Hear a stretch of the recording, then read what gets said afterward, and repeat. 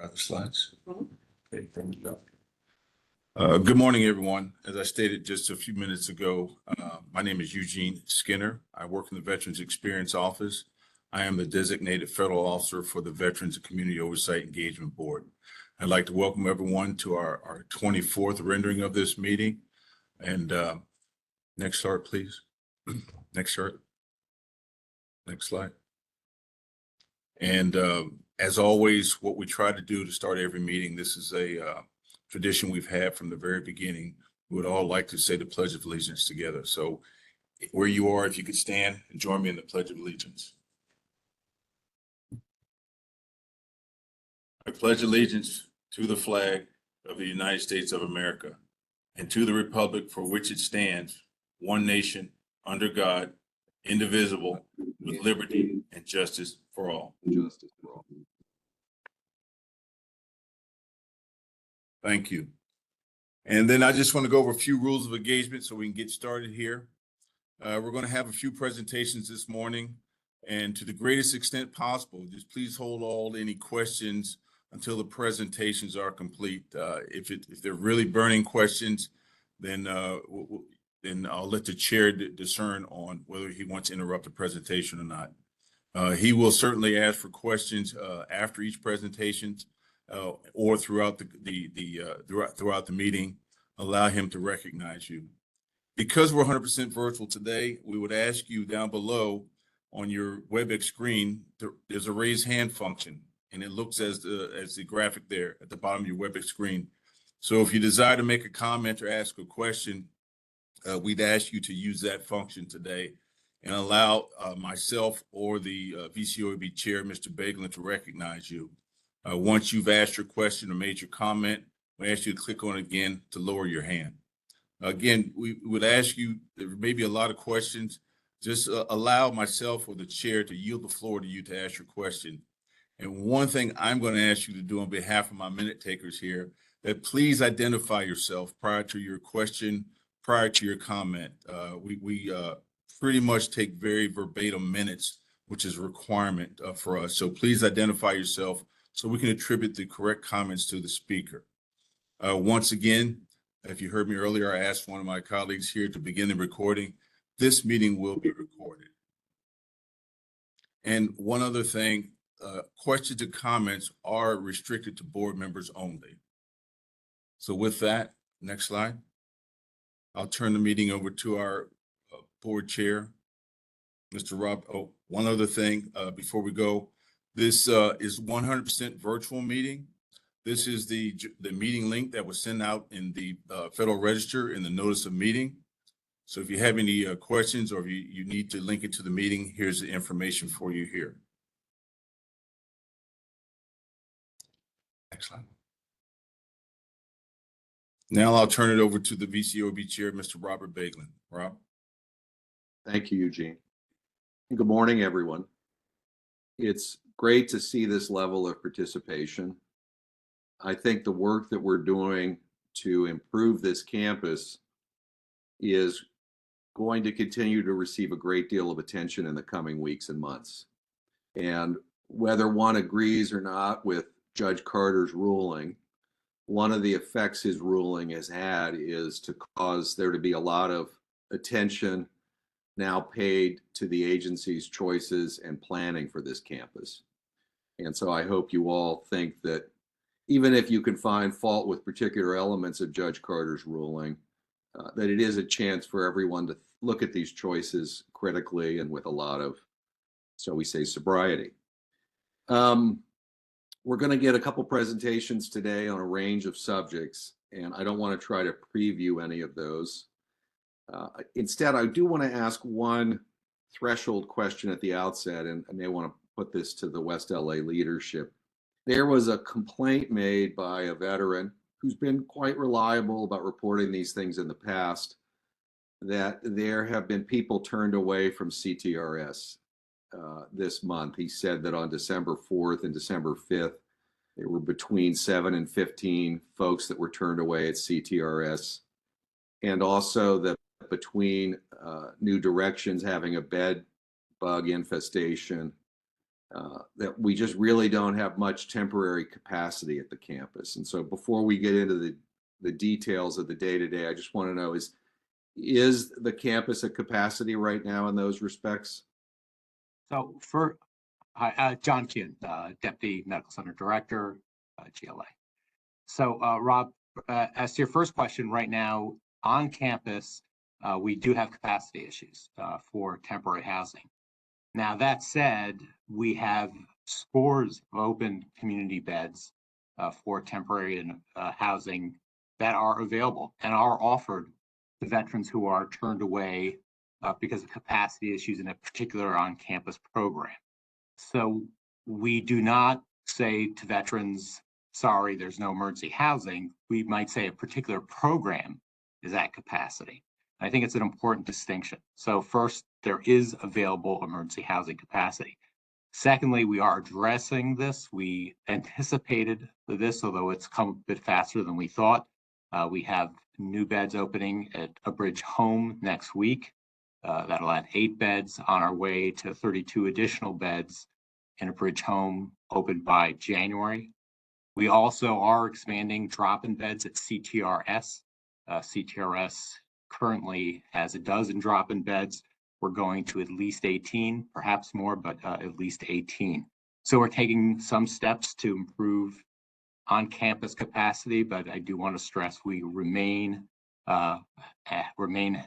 open for business, if you will, for emergency housing and offer those beds in the community.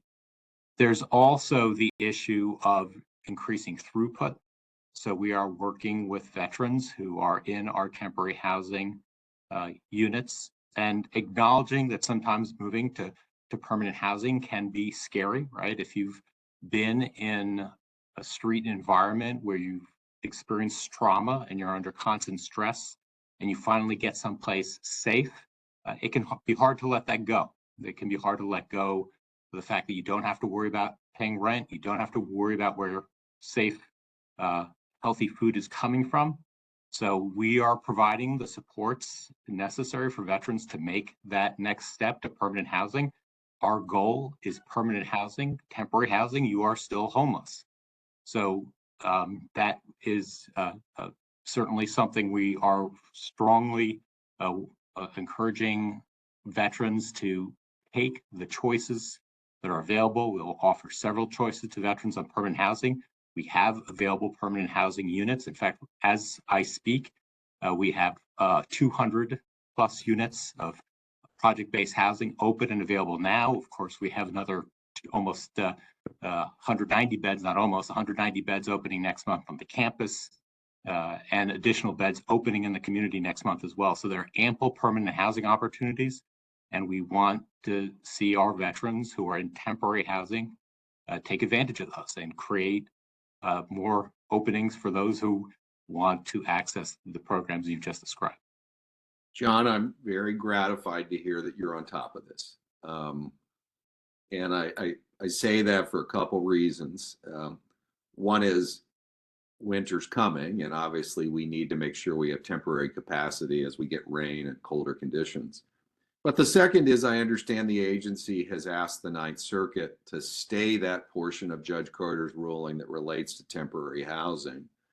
And I tend to agree the agency should, because I don't think a federal judge should be dictating where you place temporary housing, which is my understanding of what Carter's trying to do. I don't think that's the proper role for a federal judge. But if we end up in a situation like this again, where we're turning people away because of lack of temporary housing on campus, people might think Judge Carter's intervention is more correct. So I would sure hope that if the agency is going to take the position that it can best decide how to allocate resources to temporary housing, that we make sure that this capacity issue doesn't bite us ever again. So thanks for that explanation. That's all the preliminary comments I had for this morning. And I have to say, General Sutton had back surgery this week, and she sadly is still recuperating from that. So she's not able to join us. So I'm going to turn it over to the next presenter. Eugene, who is the next presenter? That's Ms. Meg Cabot, Chief Good Staff. morning, Meg. Good morning. Can folks hear me okay? Yes, ma'am. Okay, excellent. I'm going to apologize, but not really, for my very loud sweater. It's ugly sweater day today here in VA Central Office. We work hard and play hard here, so um, that's why I'm wearing this sweater. It's great to see you, Rob, and it's great to see the rest of the folks here as well. I really wanted to jump on and say hello. This will be my last VCOEB meeting, which makes me very sad because I feel as though the work that we have done together has been really important and really has helped move the ball forward in the great work that's going on campus there in LA. I was there last, I guess, when was that, John? Around November 30th, I guess, and participated in the most recent ribbon cutting, the MacArthur Field, one of the MacArthur Field buildings, which is absolutely gorgeous. It was a beautiful day. There were literally hummingbirds and butterflies buzzing around while we were doing the ribbon cutting. We had a couple of the residents share their experience, as well as other leaders in the community speak. It was a really beautiful event, and you know, really just so proud of the ongoing work that continues there. And there just continues to be so much construction. It's really amazing. I first visited the campus back in the fall of 21, and I cannot believe the change. So I want to just keep giving my thanks. I know we don't always agree on exactly the best direction or the next steps that we should all be taking, but the dialogue is so important, and really want to thank Rob for his leadership, but really thank all of you for your active participation, as well as my teammates out there in LA. So I think that's it for me, Rob, unless there's anything specifically that you wanted me to talk about or address this morning. You're still on mute, Rob. Thank you, Meg, for continuing the effort, not only to join us, but to make the trips out to see the progress on campus. I think it is super important for DC leaders to get on the plane and come out, and you've shown a great willingness and readiness to do that. So thank you. Thank you, ma'am. I think Next, our we'll go next to the presenter is Miss Morton, Barbara Morton. Hello, everybody. It is a pleasure to be with you here today. And I also wanted to echo a sincere thanks for this body's efforts, you know, over years to really make sure that we collectively together can move the needle and have the best outcomes for those that we serve. I'm sitting temporarily in the seat that John Bursler used to occupy. And so my hope is that we will have a new chief experience officer at VA who will probably parachute in here, I would imagine, early on in the next administration. But it's really been my pleasure to just get to know a little bit more of your efforts. I had the opportunity to meet with board members probably about a month and a half ago, and really started to get a sense of just the true commitment. I mean, this is really kind of emotional in the bones of this group. And I just want to honor that, because I think it's really, really incredible and impactful work, you know, now and going forward. We're definitely in a season of many transitions. I also want to thank the board members. I know some of your terms will be concluding, and we will be having new board members coming online, and just appreciate the passing of the torch, as we are going to be doing here also at VA, with a new VA senior leadership team coming in January. So with that, I'll turn it back over. But again, really appreciate being part of this group and appreciate your efforts going forward. Thanks. Good morning. I think Rob Merchant is our next. It is. Good morning, everybody. And thank you all for being with us today. It's always great to be on with some of my great colleagues from across VA, including old friends like Barbara, who I've known and worked with for many, many years. Just to update the board on some things that have happened that you're probably all aware of, but I think it's good to document them for the record. Since we last met, there have been some significant developments on our campus here in West Los Angeles, and some results that are really showing that the solutions that we have in place to address this crisis are working. In fiscal year 24, VA Greater Los Angeles placed 1,854 veterans into permanent supportive housing. That's more than any other city in the country. And while we talk about big names, numbers like 1,854 for those individual veterans, it's always important to remember that those are veterans who now have a place to call home that didn't before that placement happened. Thanks in part to efforts like that, overall veteran homelessness is down 23% since last year in Los Angeles County, which is really, really remarkable. And we look forward to the PIT count coming up in January and seeing those results continue. And on the campus here specifically, Ms. Cabot referenced being here. It was November 14th, Meg, for the ribbon cutting at 671 MacArthur.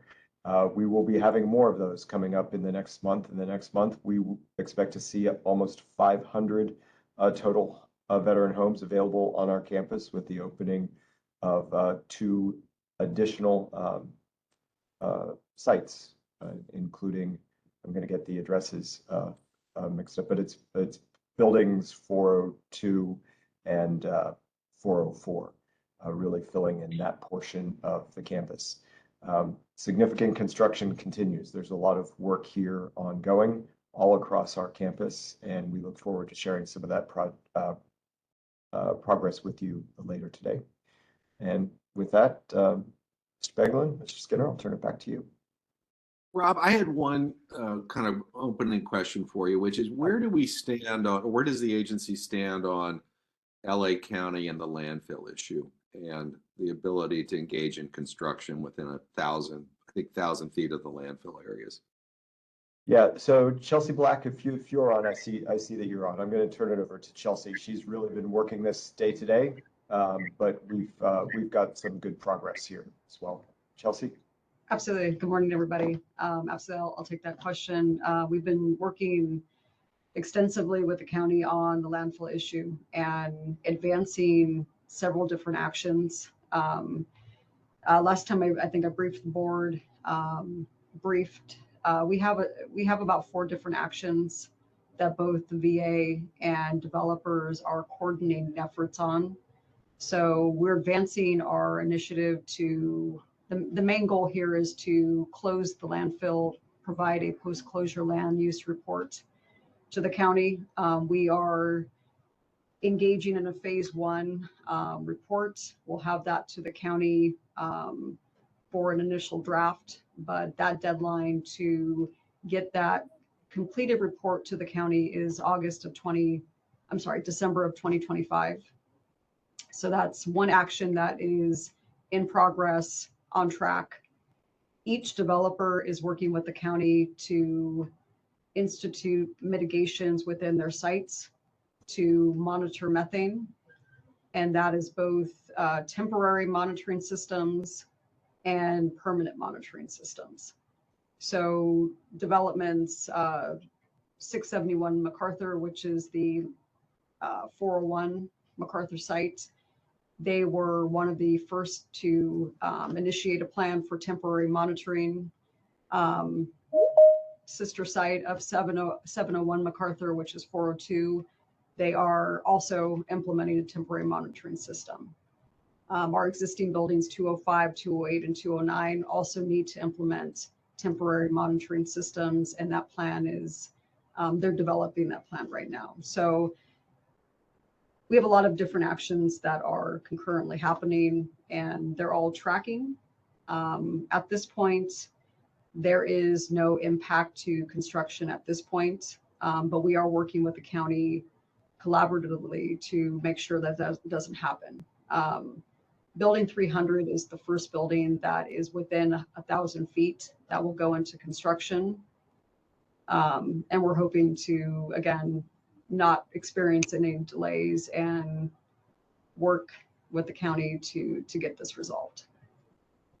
I'll stop there for questions. Yeah. Thanks for that update, Chelsea. I can tell it's a multi-pronged issue based on buildings already built, buildings under construction, and buildings for which you still need to pull permits. When do you expect you need to pull the permits for building 300, which, as everyone recalls, is kind of the critical hub of services for the residential area? We haven't yet turned over 300, so that is still pending parcel release. I would have to check on the exact date of when we expect to pull, or when the developer will pull the permits. But actually, the developer will be meeting with the county, I believe, next week to have that dialogue and make sure that, we're really hoping to see we can, the developer can implement some of those plans within their design, implement some solutions to be able to be in position to pull permits when the time is right. Great. Thank you, Chelsea. Thank you. Thanks, Rob. Rob, is there anything else you wanted to add? No, I think that covers it. Thank you all. Okay. Mr. Chair, I have a question. Sure. Go ahead, Stephanie. Just around what you were just talking about. Chelsea, who in the county are you working with, and are they being collaborative, or is this more of us being collaborative with them? Stephanie Cohen. I can say that we're working to address your first question. We're working with the public health, so the Department of Public Health. They have a local enforcement agency that is an agent of the state. This is really a state requirement that we're trying to satisfy. So they are being very collaborative. It is a very complicated issue, and I think the county understands it to be just as complicated as we do, because as Mr. Beglin said, I mean, we have developments that are already occupied, we have developments in construction, and we have those that are going into construction. So we have so much activity on this campus, and they're really trying to work through the issues just as we are. And so we're tracking with them, and they're being very helpful at this point to make sure that we hit the deadlines and, again, just advance development the way we should. Okay, thank you. Thank you. But it also sounds like, Chelsea, like all municipalities, the county is taking the position that even though stuff may have been built without having raised this objection before, they are going to raise it now, right? They are going to force you to do the post-closure report. Correct. And then the question is what kind of accommodation we get in the interim? Do they give us the permits for building 300 before that post-closure report and the period that runs from it? Correct. Yeah. And that's Okay. what we're push for. Mm-hmm. Obviously, I think building 300 is super important to the development of the residential portion of the campus. So I think we'll really look to you for updates on whether or not the county is cooperating to make that happen. It arguably is the most important building, single most important building, because of the services it'll provide to a large number of residents. Yeah, I agree 100%, Rob. And, people like Stephanie used to work with the county. We may be able to help you in your relationship with the county.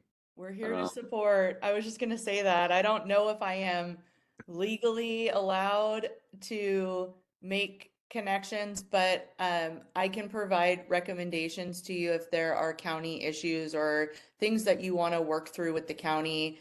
I'd be happy to help, and I am not going to offer Jim Zenner, but Jim Zenner and I can handle the county with you guys. I appreciate that. No, I will definitely lean in, and any help is truly appreciated. It's a very complex process, and but so far we have been really working collaboratively, and they really want to assist us, and we appreciate that. So, but I will definitely reach out. I appreciate the help for sure. Okay. I think our next. Real quick, Rob, if I could, our Jim Zenner, our commission has requested a brief from Department of Public Health. They have not prepared it yet, but when they do circle back around with the department, stating that they're ready to give the brief to the commission, I'll make sure to flag that for VA leadership and VCOAB Thanks, Jim. leadership. Great. Thanks, Jim. Okay. All right. I think Keith Harris is up next. Good morning, Keith. Good morning. Let me do a quick mic check. You hearing me? Yes, sir. We can hear you. All right. Okay. Just two things I want to mention today. You heard Mr. Merchant mention the point in time count. Those results came out since we all last met. We saw a 23% decline in the LA continuum of care. Nationally saw a 7.5% decline, so it was good news in both cases. Obviously, great news in LA, and more proof that the work we're all doing in partnership is having a positive impact. Tied to that, I wanted to talk for a second because you've all talked as a board about the importance of continuing to evaluate the scale of the need in Los Angeles. I believe it was one of your recommendations that we concurred on. We closed down chat. I thought we Eugene, closed down. sounds like you're off mute. So I just wanted to fill out the piece around evaluating need and the analysis we hope to do around that. I may have mentioned before, VA has a gap analysis tool. It's something I and my team worked on about 10 years ago under Secretary Shinseki. It's a pretty sophisticated tool in terms of looking both at need in terms of numbers of homeless veterans and the type or stage of homelessness they're in, but also the assets available, the housing assets we have and the placements we can achieve with those. And the updated version of that tool is being built out by the VA Central Office, the analytics team at the Homeless Program Office right now.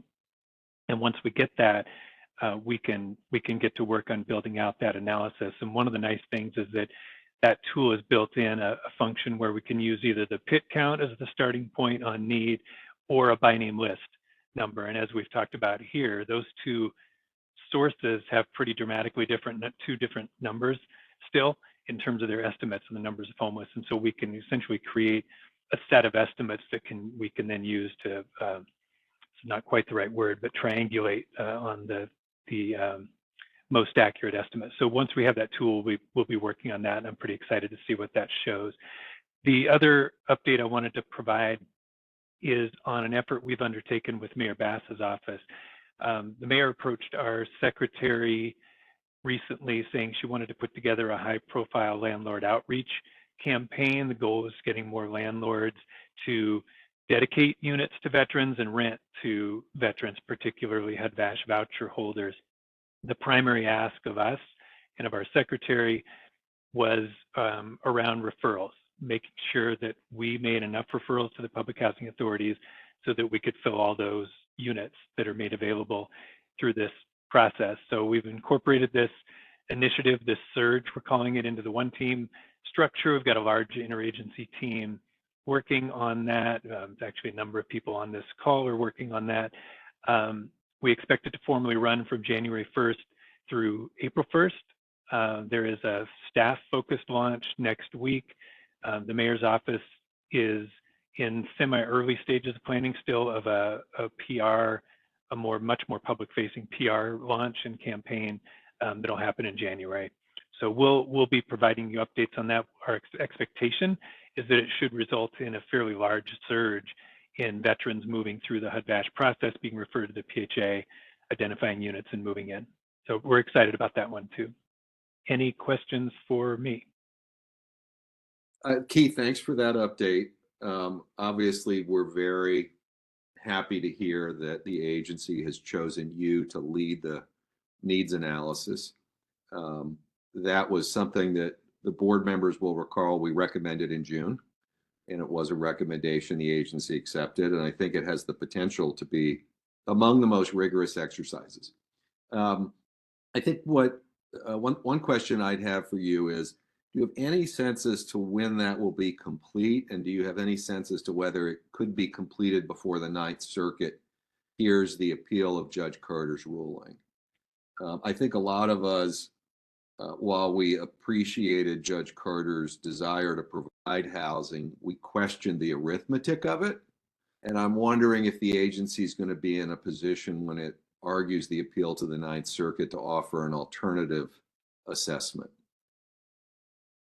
I certainly understand the rationale of the question. I don't feel like I'm able to speak to the legal side of this and the use of the results in the proceedings. In terms of more general timeframes, it's mostly a matter of when we receive the tool. And the last I heard, they were aiming for this month, but I have not gotten an update in about a month on that. So I don't know for certain once we have it, I would think that's roughly a month, possibly 2-month process. So we could hear about the results by the spring. Yes. Terrific. Terrific. Okay. If anyone else has questions, can they just raise their hand with the system? Okay, well, not seeing any further questions for Keith then. Keith, thanks for your update. Sure thing. Thanks, Rob. Next thing we're going to roll into is our public comment session. Prior to this morning, we've only had 3 participants request, or public members to request time on the agenda. And so what we're going to do is once again, just remind you that each public commenter has 5 minutes.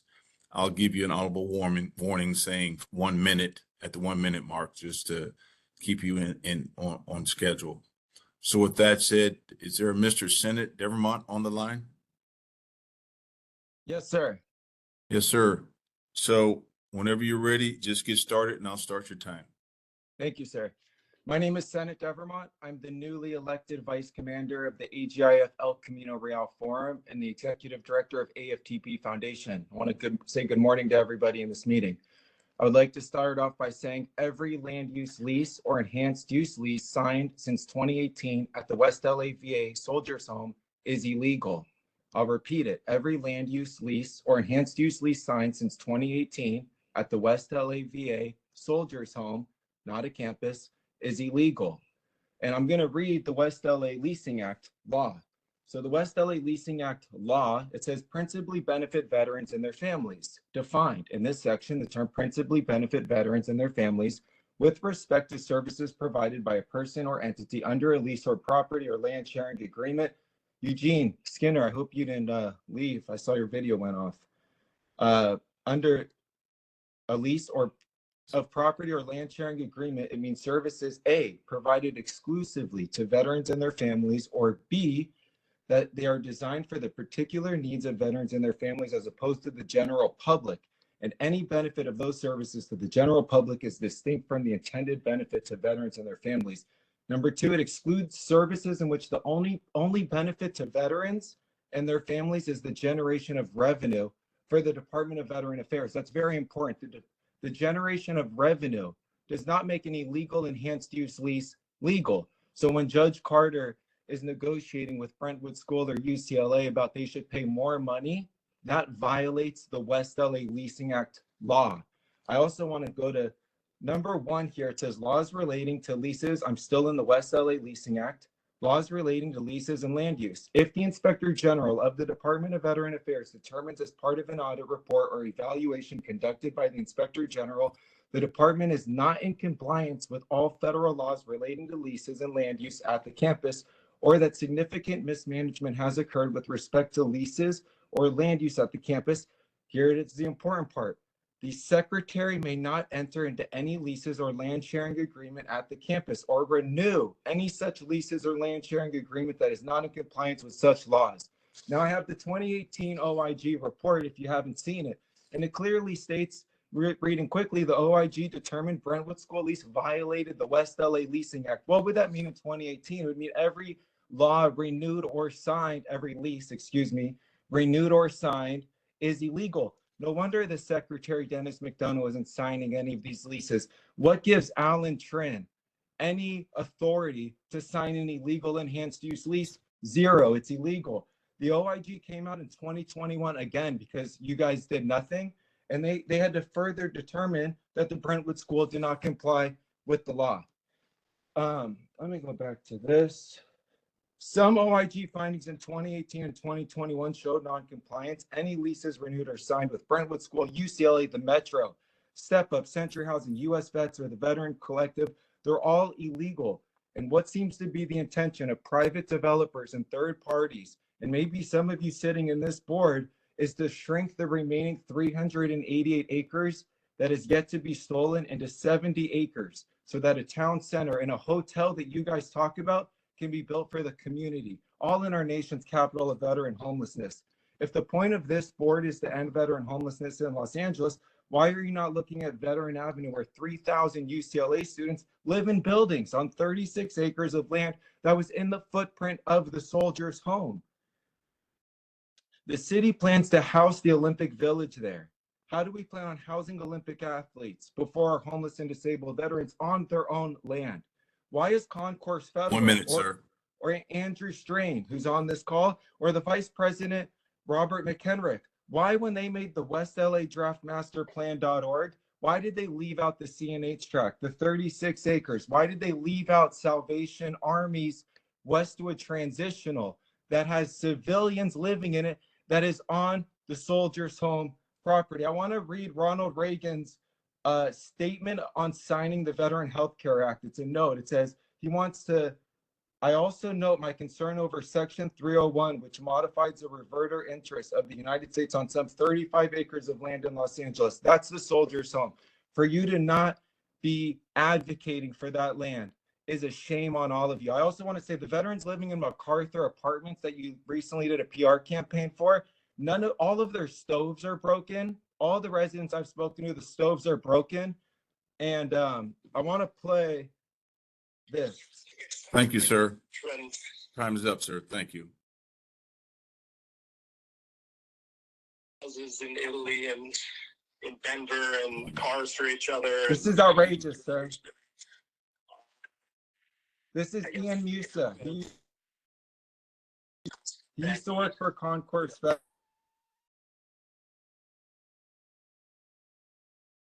And also double the rent. They're charging. Shame on all of you.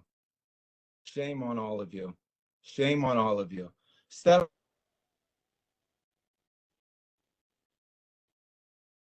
Sorry about that.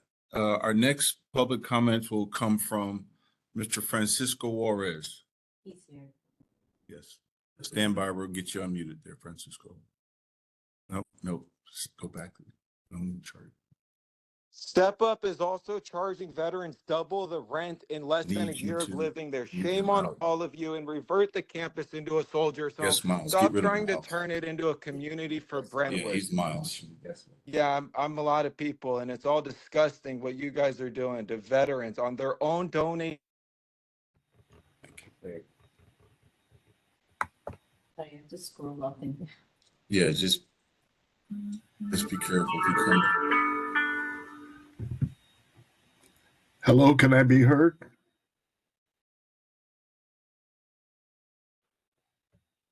Yes, Francisco, we can hear you. When do you want me to start?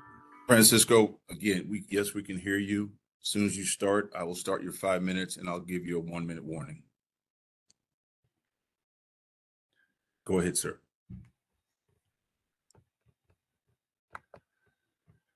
Over the objections of the NHDVS Coalition's decades-long advocacy to save the home, the CNH tract, and the beachfront properties, the master plan including an element for a publicly accessible 450,000 square foot mega mall and a hotel disguised as a town center. He came in 2 ways. Grossly violate the deed-restricted land use mandates, the rule of law, and federal law.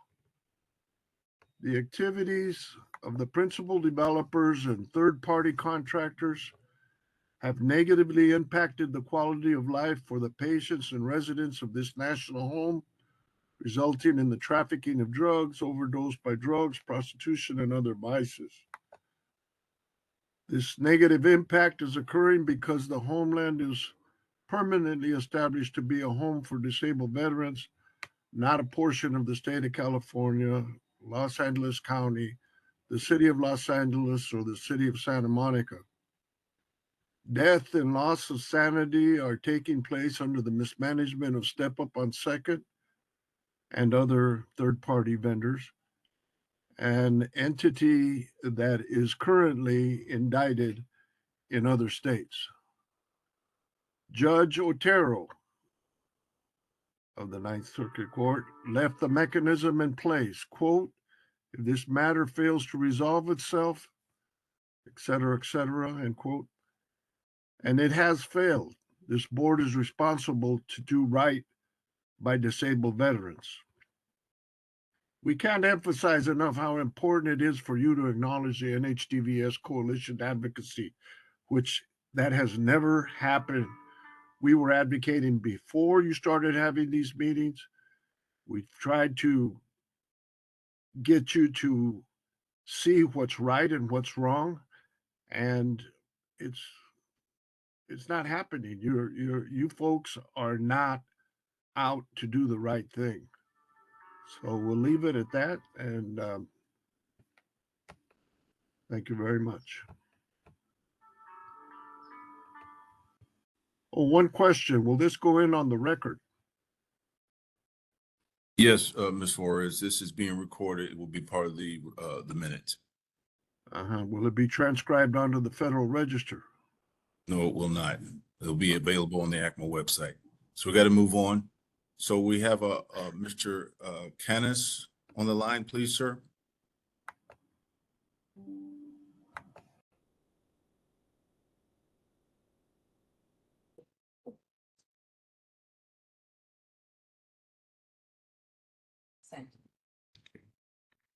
Can you hear me, sir? Yes, sir. We can hear you. My name is start your Robert comment. Chen. Go ahead. I am a resident here on the campus. I live in a step-up building, and I've been here for approximately 4 years at the West LA VA campus.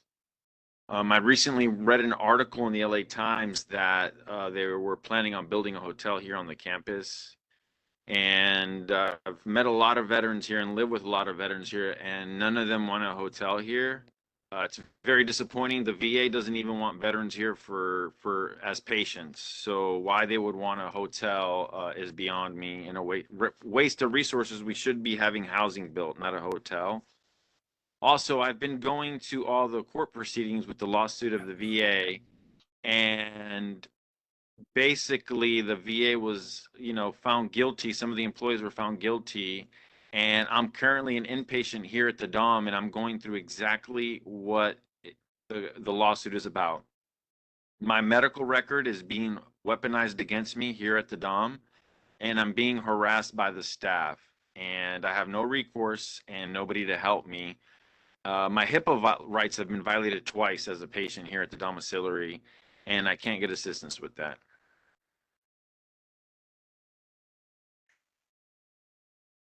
And just to close the record, I want it to be known that there is absolutely no case management being provided to the veterans that live in the step-up property. We're not being helped with our educational or vocational resources at all. Thank you very much. Thank you, Mr. Canis, for your comments. Rob Baglin, that is the last individual that signed up for public comments, that registered for public comment. I think we can move on to our next agenda item, what would be the Veterans Collective. Are they on the line? I believe I saw them. Can I ask a question first, please? My hand is raised. Go ahead, Stephanie. I would like to ask VA staff to follow up with the last gentleman that just spoke. And I would ask that some follow-up be done. Thank you.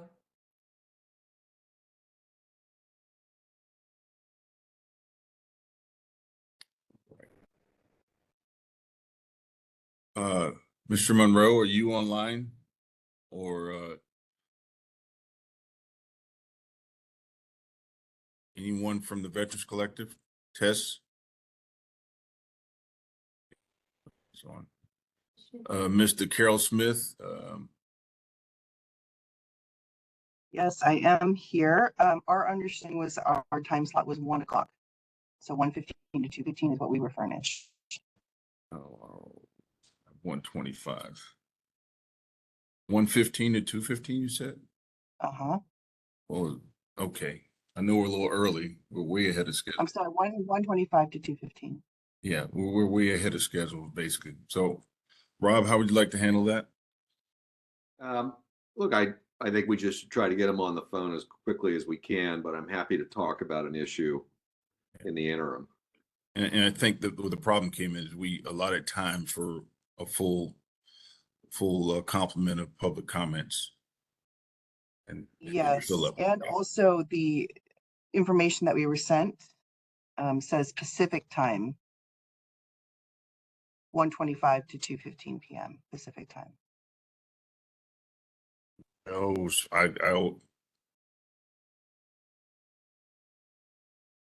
Well, that's definitely a point of order. Let's make Yeah. sure all the agendas in the future recite Pacific time correctly.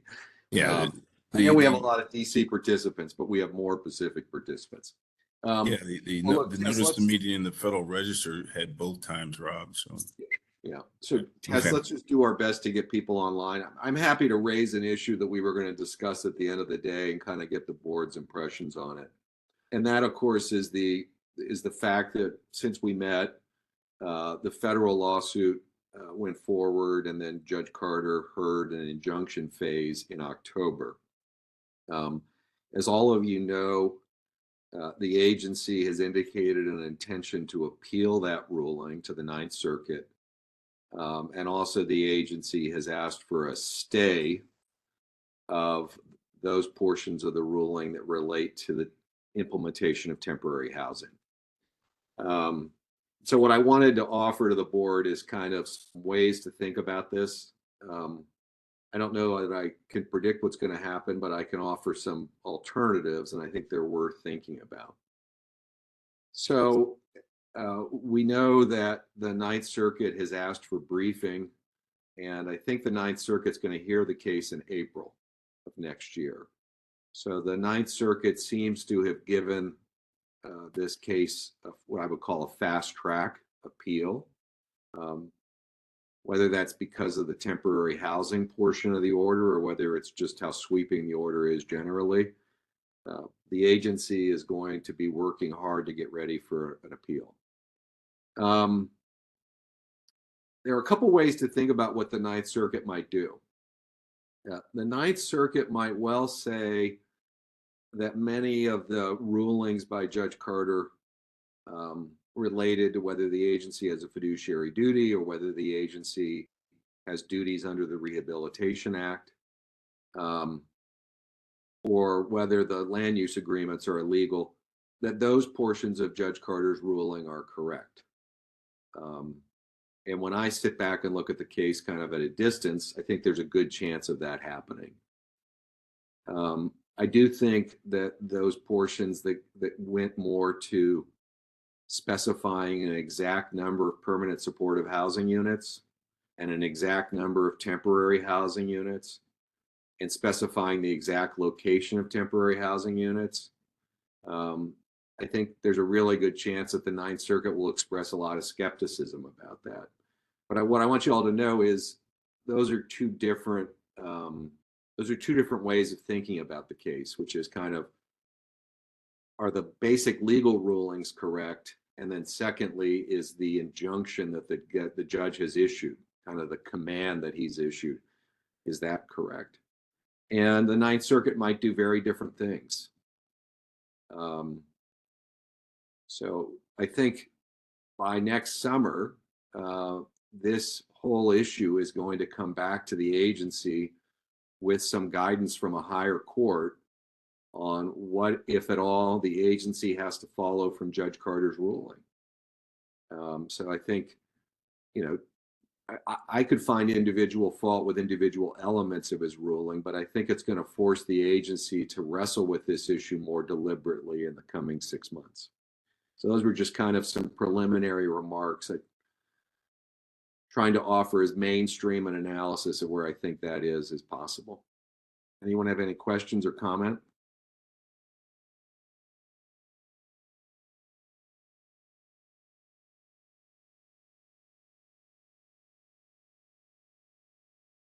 Good morning, Stephanie. Hello again. I have comment when nobody else does. Stephanie Cohen's for the record. I appreciate the analysis, Rob, and I think I've always had concerns about the number of units that end up on the campus, and that's something that I've raised several times throughout the last 2 years. And even before I was on this board, I raised this discussion with many members of the VA team and with the board members. I wonder what the opportunity is for discussion with a federal judge around the number of unit count. I mean, what we don't want is to be irresponsible here and comply with a federal order that then gives us units that are going to sit vacant.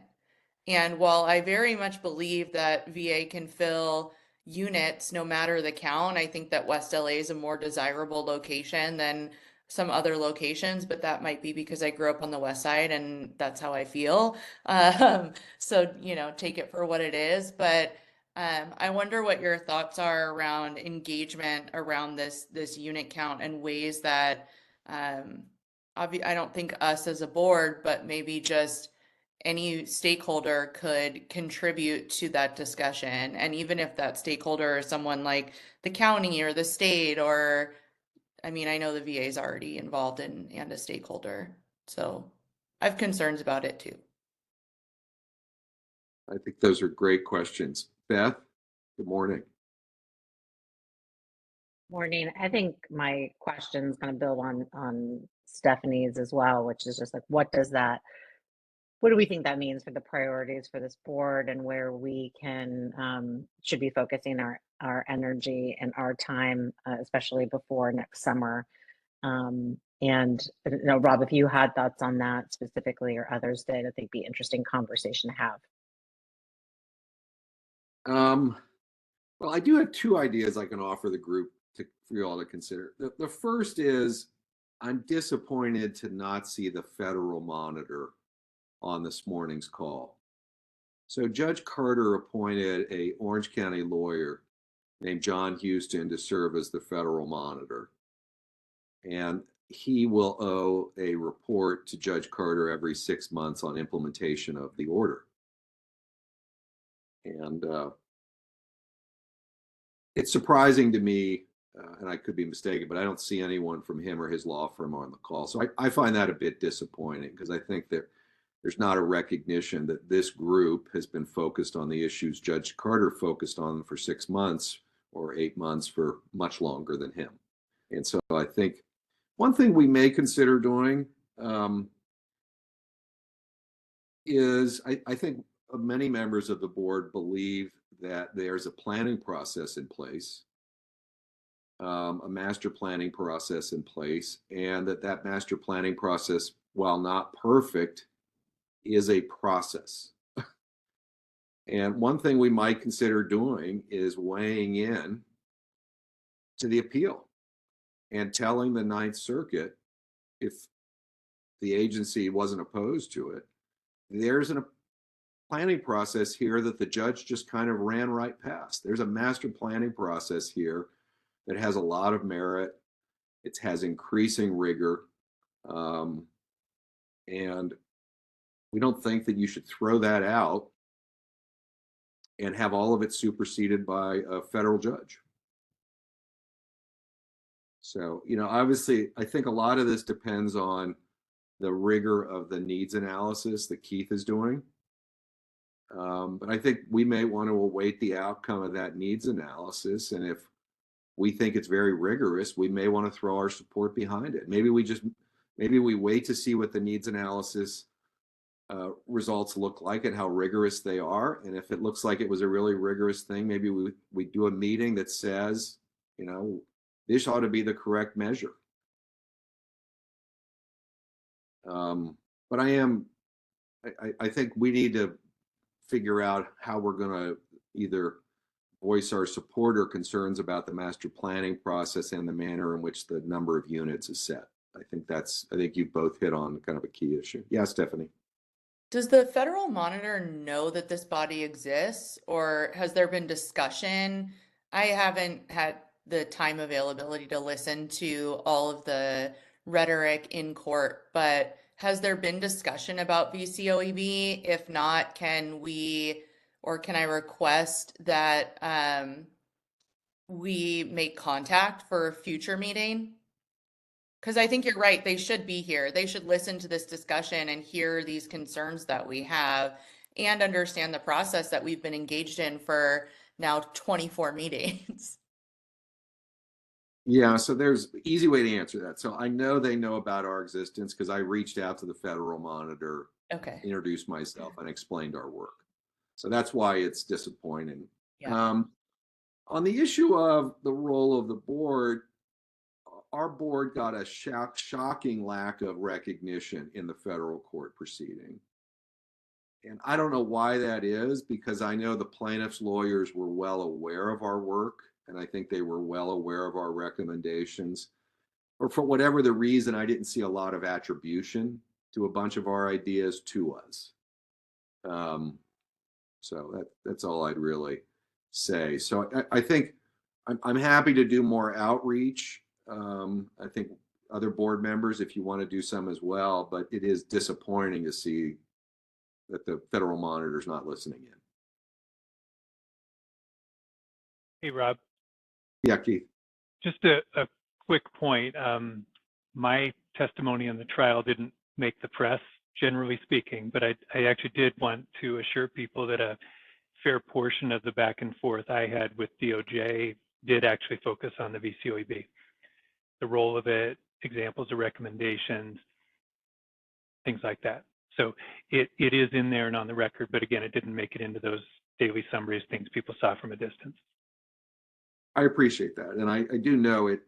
I know that the Justice Department wanted to use it to say there was this process in place for raising ideas, offering contrasting perspectives.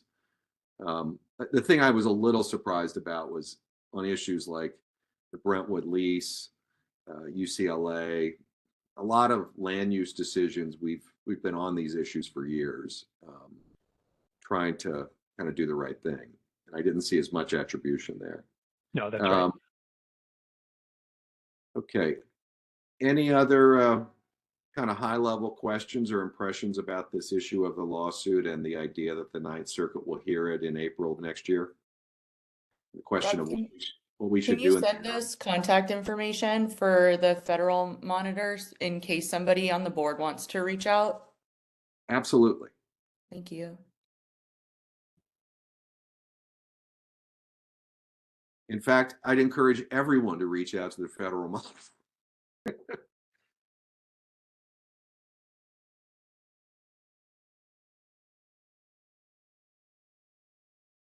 Rob, I understand it talking to OAM that they're still trying to round up some of the Veteran Collective folks. Who we have next are the Veterans Garden Project after them. I'm not sure if they're on. However, I do know that Chelsea Black is on. If it's not doesn't create an issue, maybe we can move their briefing up to this time slot. Chelsea, are you available to do your master plan update in this time slot while we wait on the Veterans Collective to round their folks up? Absolutely, I can flex as needed. Yeah. Okay. So, okay, keep going. Keep going. Yeah, that's it. You found it. Okay. All right, Chelsea, the floor is yours, ma'am. I appreciate that, sir. And hi again, everybody. Appreciate the time today to walk through some discussion regarding the master plan update. Wanted to provide some information on where our next steps are leading towards that update. And if somebody can advance to the next slide, that would be helpful. Excellent. Okay, very good. So wanted to start off quickly and just, kind of set the stage for what we've been doing. Master Plan 22, we have been in full force with huge progress, lots of work involved with focusing on housing, focusing on critical infrastructure improvements on campus. As we mentioned before, we're up to 307 units of housing on campus with 2 more developments in the next couple weeks, rounding to about 500. So housing is going very good. We've improved infrastructure. We have improvements to water, power, sewer, storm drain, all of the infrastructure needed to, again, create the capacity on this campus to really, function smoothly for veterans moving in. So we've been really focused on that, executing the projects under Master Plan 22. Concurrently, we've also been looking at our community. So looking at the services required on this campus, looking at topics such as security, transportation. We've been looking at opportunities to partner with canteen services, trying to get some of those initial amenities out in our campus. So we've been engaging with canteen services to see how we can provide some of those initial services like grocery services, coffee shop type of amenities, really trying to advance some of those initial stages of creating those community services on our campus. And of course, it doesn't, come without the great partnerships of working with the PD, working with OE&M. So we're all really tracking on some of those initial steps to getting services on this campus. Our next steps with master plan updates under the West LA Leasing Act, we have a 3 to 5 year window to provide that update. So the master plan being signed in April of 22, our window of opportunity will come in 2025. And so really this year, we're going to be embarking on that work to get our procurement together, get our requirement together, to really see what we need to do to execute a master plan update that's going to be relevant to the campus that we're creating today. We've talked about the litigation and kind of some of those things coming out of that. And I think that's what, we're trying to incorporate as well. What is going to be required of the VA to execute on this campus in terms of housing. Master Plan 2022, we have 1,200. We can go up to 1,600, looking at that in the next update. But again, what is that, what is that optimal number? We really want to do some thoughtful analysis of looking at the demand, looking at the quantity of housing on this campus, looking at the types of housing. Do we need to add some additional, affordable housing, assisted living? So looking at all that as well and taking that into account for the analysis, but wanted to provide a quick preliminary timeline for this board for feedback. We want to be active partners in terms of the next steps of doing this update. So providing this timeline in the next year, early next year, we will be putting the requirement together. That includes putting together the scope of work, what's going to go into the procurement. Early summertime, we will start the procurement process with contracting, and we're really hoping to get an award done for our actual work to be, the master plan work to be executed. And we want that contract award to be early FY26. So from that point, again, once we get the contract awarded, we start that engagement, we start that update, and that is going to really be a lot of engagement. We want to make sure that we reach out to stakeholders out there and, actively include feedback and, again, look at what we really need on this campus, like we talked about before. What is that true number? What is that true type of housing and community services that we need? Leading all the way up to secretary approval, December of 2026. That's what we're focusing on. So I will stop there for any questions, any concerns, and any feedback. Again, we really want to partner with the VCOAB and other stakeholders to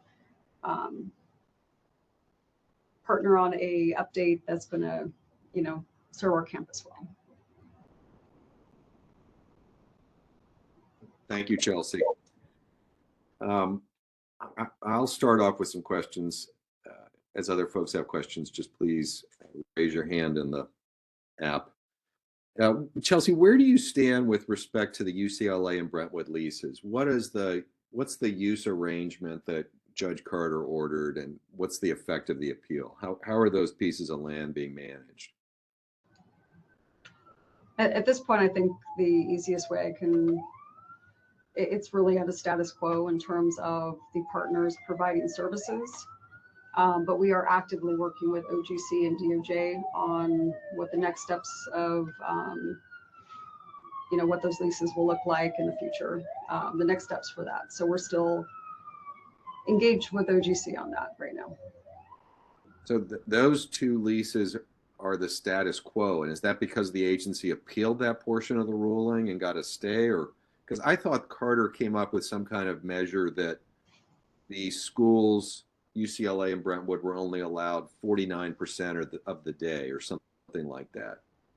Rob, this is Rob Merchant. I think if someone from council is on the line, they're best positioned to answer those questions. If not, I think on these particular questions, we need to be a little bit cautious about how we answer them. I don't see anyone from council as I'm looking through the participants, but I think they probably are best suited to answer those. Okay. My second question for you is, I know that there seems like there's a lot awaiting the Ninth Circuit decision and kind of the resolution of the appeal. But, there is the possibility that the Ninth Circuit will say that some portions are correct, some portions are not, and it has to go back to the trial court to correct the portions that are not correct. So you realize you still may not have certainty even next fall. And I just want to know,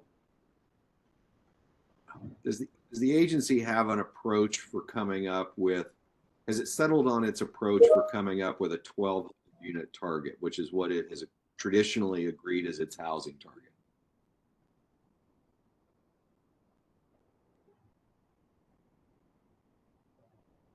I think we're still working towards kind of looking at all of these different aspects of not only if the question is looking at if we're focused on finding a definitive resolution to litigation. I think we're working multiple aspects of how we're going to move forward with update and looking at how housing is implemented on this campus. And I think we have plans in place to kind of work multiple different courses, if that makes sense. Yeah, let me see if I can. We're not being driven by, I just wanted to add, we're not being driven by litigation here. We're going to create programs and housing that's based on the data, and we're going to drive our responses based on need. And we've been doing that. We'll continue to do that, and hopefully continue to see the results we've been getting.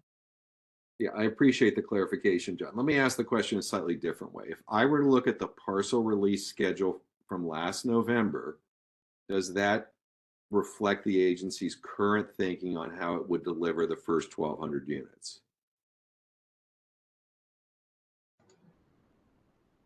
At this point, we are marching forward with the parcel release schedule. Okay. All right. Any other questions from the floor?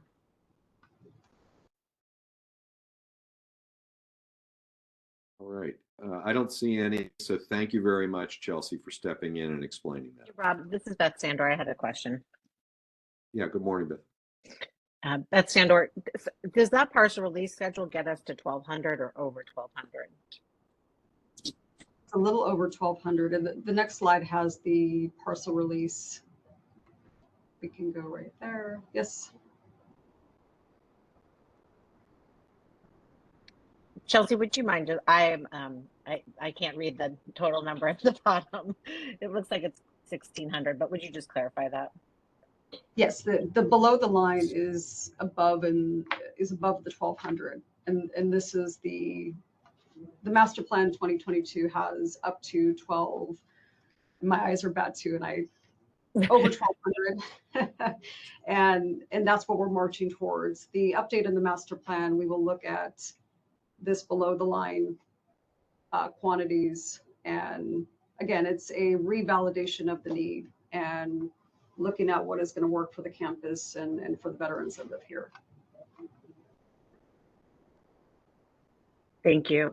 Yeah, I guess that was my only question, but I think the comment I'd like to make is just really appreciate the work that's being done by Keith Harris, John Kuhn, and others to really use data-driven, use a data-driven approach here on how do we look holistically at the resources that it's going to take on this campus, but more broadly to be ending veteran homelessness and use that information to really figure out what is the highest and best use of the housing on this campus. So applaud you for those efforts. Look forward to continuing to hear what we're learning from that and how we can ensure that the buildings that are going to be on this campus are operating optimally and meeting the needs that veterans have. So thank you.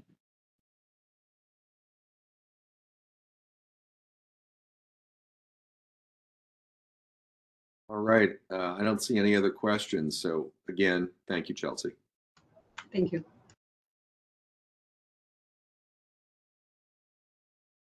Chelsea, thanks a lot for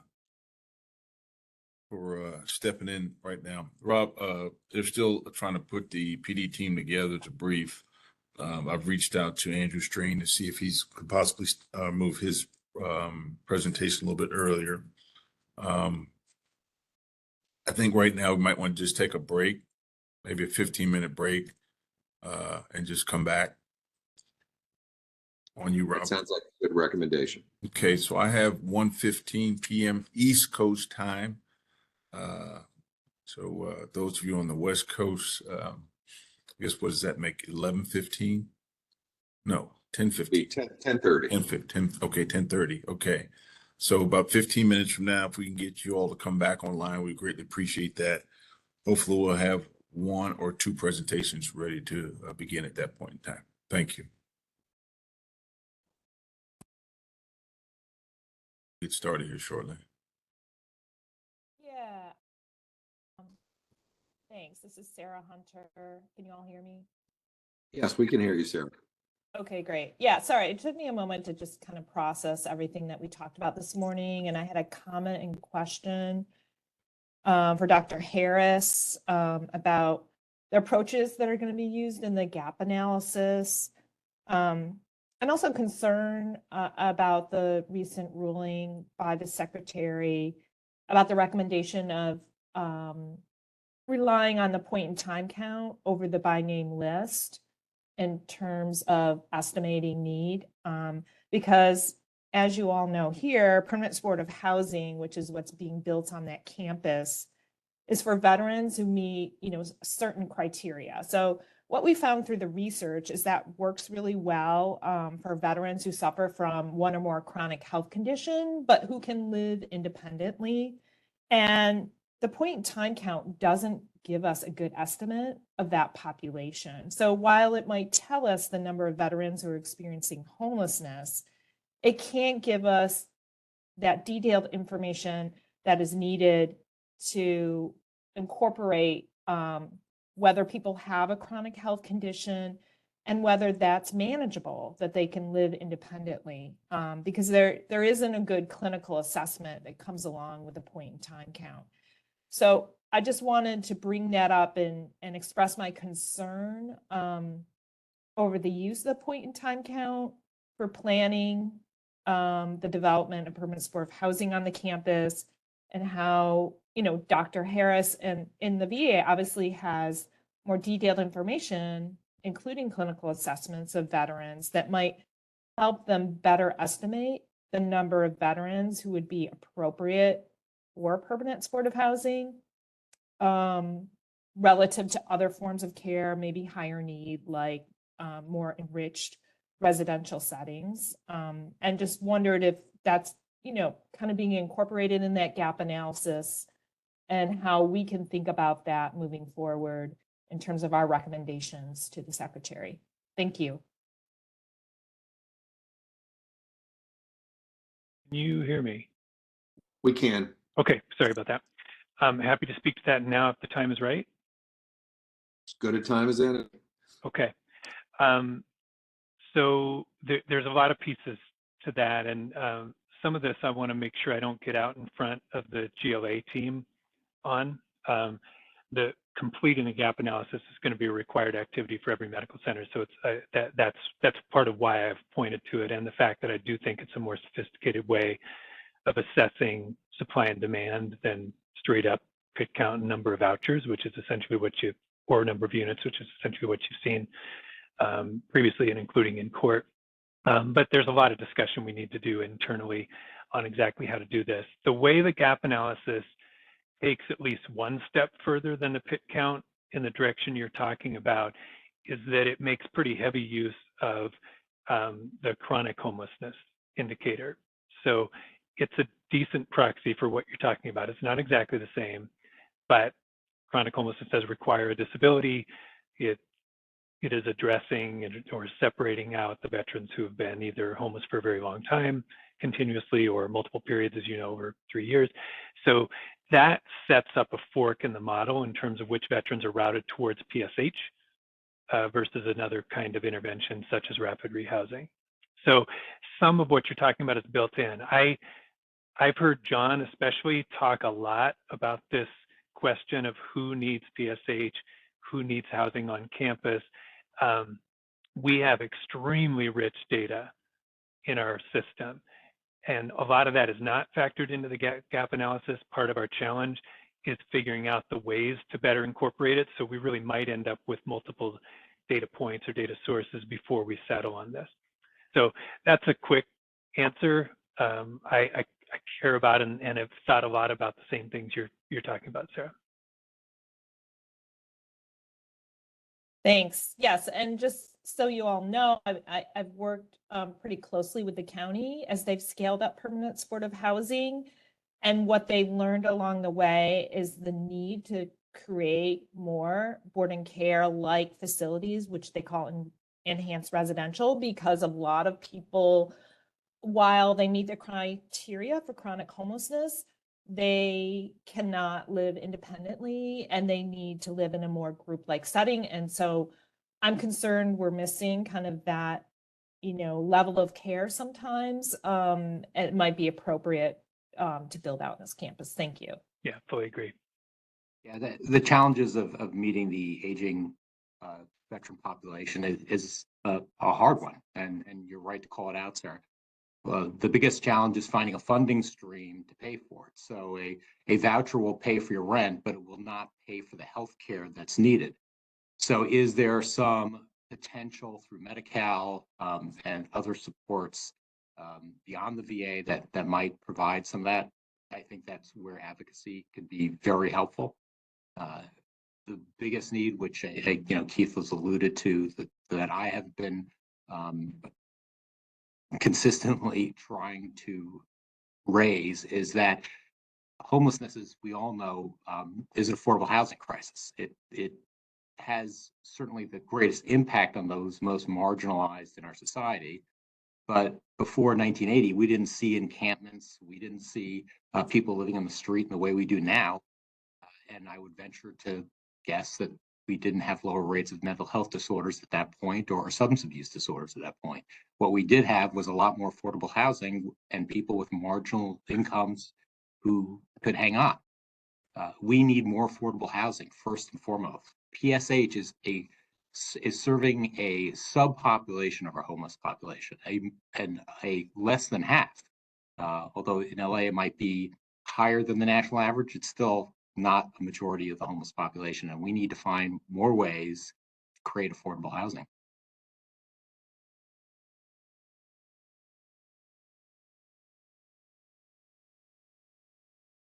All right, John, thanks for that comment.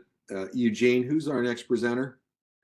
Well, right now I've asked Andrew Strain. He's going to step up to the plate. We're still waiting for the PD to round up their folks. So I've been in communication with Andrew. And okay, I'm sorry. Well, maybe we'll roll into the PD's presentation. I just got notification that they are online. I don't see them online.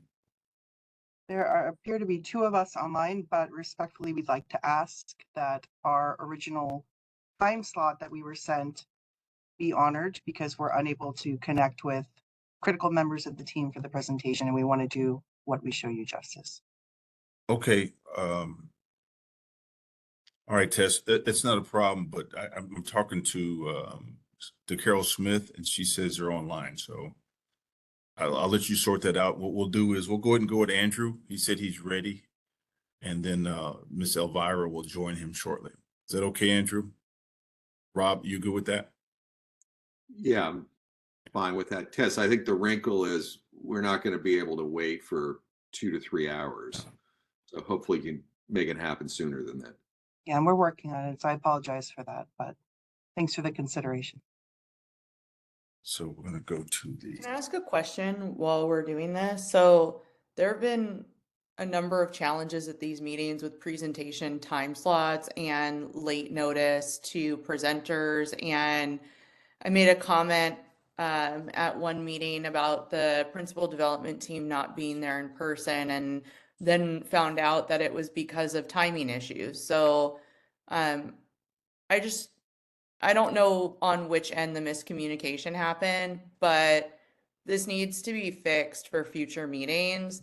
It's it's not okay that we are asking them to stop their whole day to come here and present at a time that they weren't slotted for. So I know that this is a new format, but this isn't the first time that this has happened. And as a board, I would ask that we be respectful of their time as well, because as a working professional, when people mix my schedule up, it screws up my whole day. So I, as a singular person on this board, would like to request of the chair and everyone else that we try to work with the schedule that was provided. And if that means we have to take long breaks, we take long breaks, but it's not appropriate for us to continue to ask people to change their schedules around to make presentations to us. Thank you.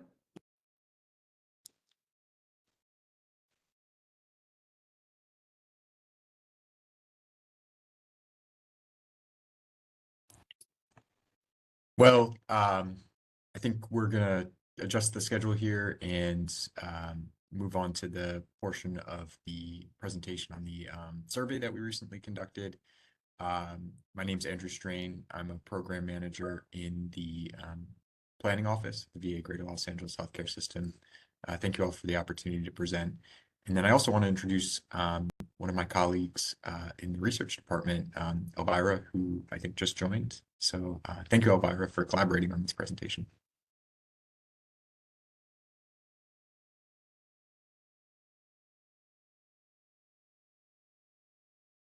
Let me just try a mic check. Elvira, are you able to? I'm here. Hear? Yeah. Hey, great. Okay, sounds good. So I think we were asked to present on the survey that was conducted earlier this year. The survey ran between February and May of 2024. In a previous board meeting, I think we presented some early results, but what we've done since then is loop in our research service, who is kind of best equipped to study this data and do more formal analyses on what we were seeing in this survey.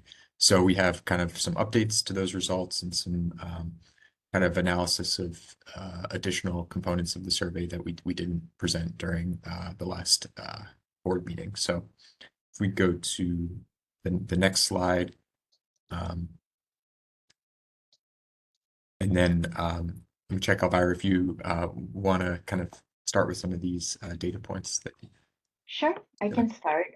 Just to give you an idea in terms of the total sample that we had was about, we had 446 respondents to the survey. Out of those, we had a total this doesn't add up to 100 because we had separate questions for each of the categories. One is we had about 64%, which is at 286 that reported being veterans, and about 7%, 32 people were family members. And out of that total veteran, We asked how many lived at a GLA. That was about 11%. And out of the total veteran population, how many were actually receiving services at GLA? That's 52%. We also had some input from people who reported being VA employees, about 19%. And then we also had employees or members of veteran service organizations at 8%, community volunteers 6%, and about 5% that reported being other. Before you go on, Elvira, let me make sure I understand. So you took survey results from people other than veterans? Yeah, so I don't, so we give them an option to identify themselves. And so the sample included people that were non-veterans. And then we also had a sample, we had people who reported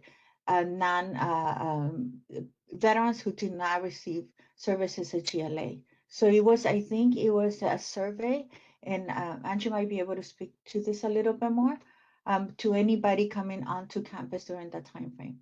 Is that correct, Andrew?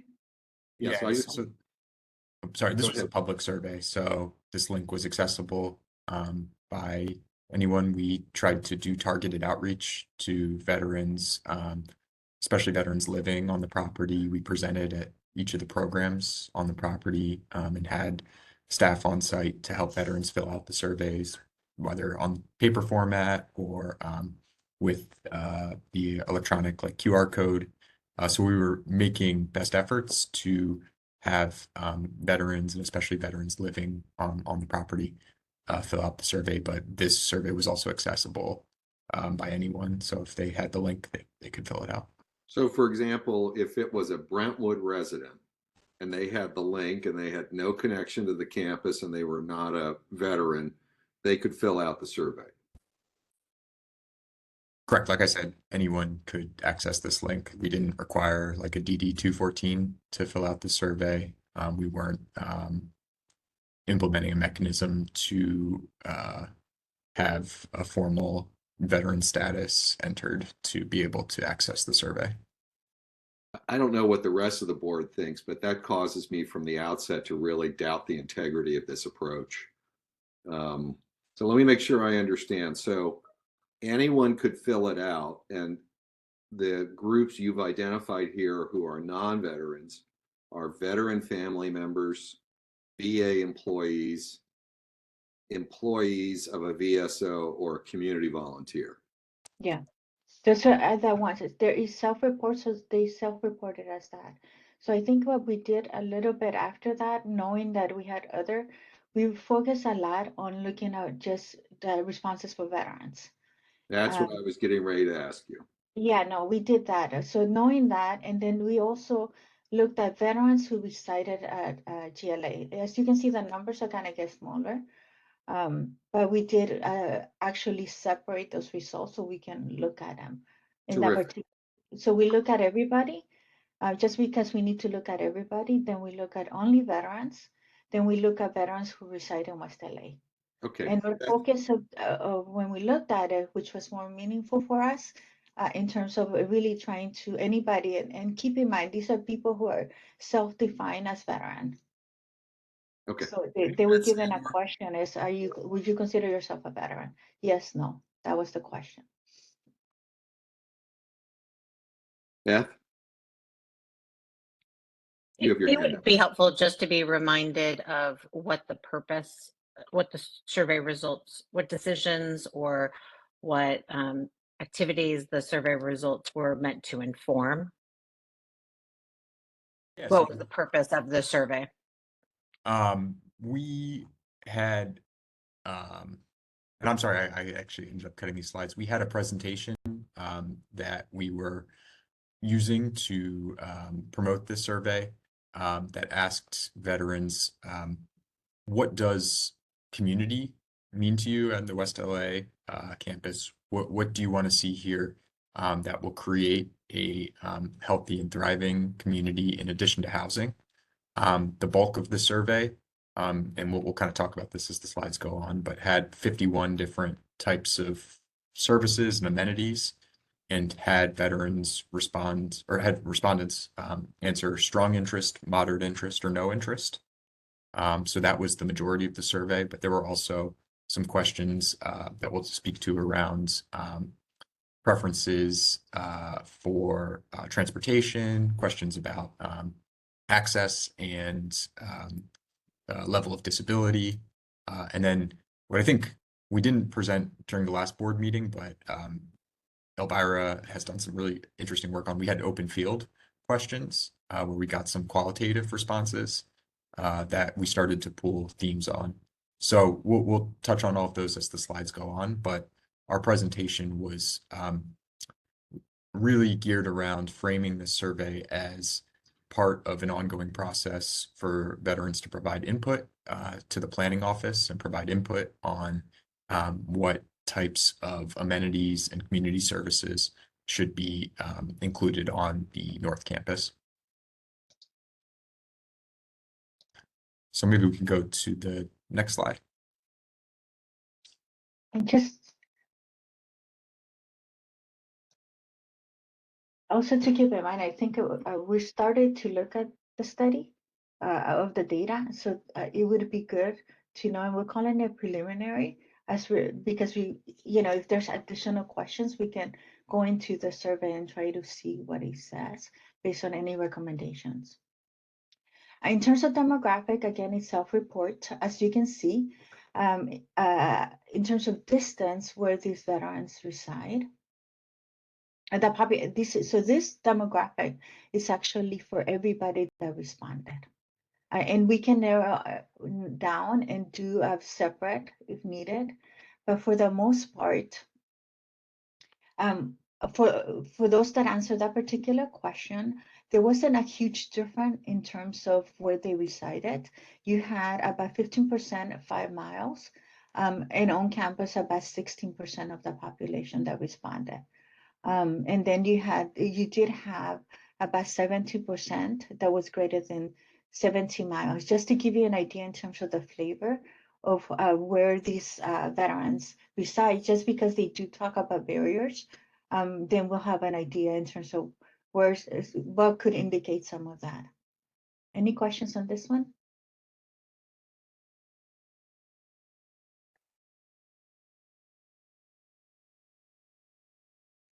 Next slide. And this gives you in terms of transportation. And then this is how we broke it down in terms of, so we had all participants, and the numbers of the total sample is gonna be slightly different because not everybody answered the question. So on the transportation questions, we had all participants, which was 324 respond that they either used their personal vehicle, they walked, or they use public transportation. The main one for all participants was personal vehicle and public transportation. For veterans only, and 252 veterans responded. It's very similar in terms of personal vehicle and also public transportation. We dig a little bit more, there is slight difference around those living on campus where they do have some personal vehicle that they use. They do they walk more. So that would probably be because they are on campus, and they tend to use more public transportation than your other, than those veterans, than your general veteran population. And keep in mind that when it says veterans only, it does include the veterans living on campus. So on this preliminary, we just compare veterans, anybody reporting veteran, and then we took out just the ones living on campus to compare and see how different they were. Any questions there?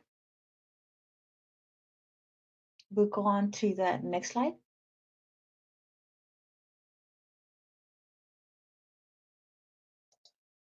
Oops. Did I freeze? Can you hear me? Yes. Okay, I think I froze. Do you want to go on to the next one, Andrew? Yes, so for level of disability, we could go back one, Margaret.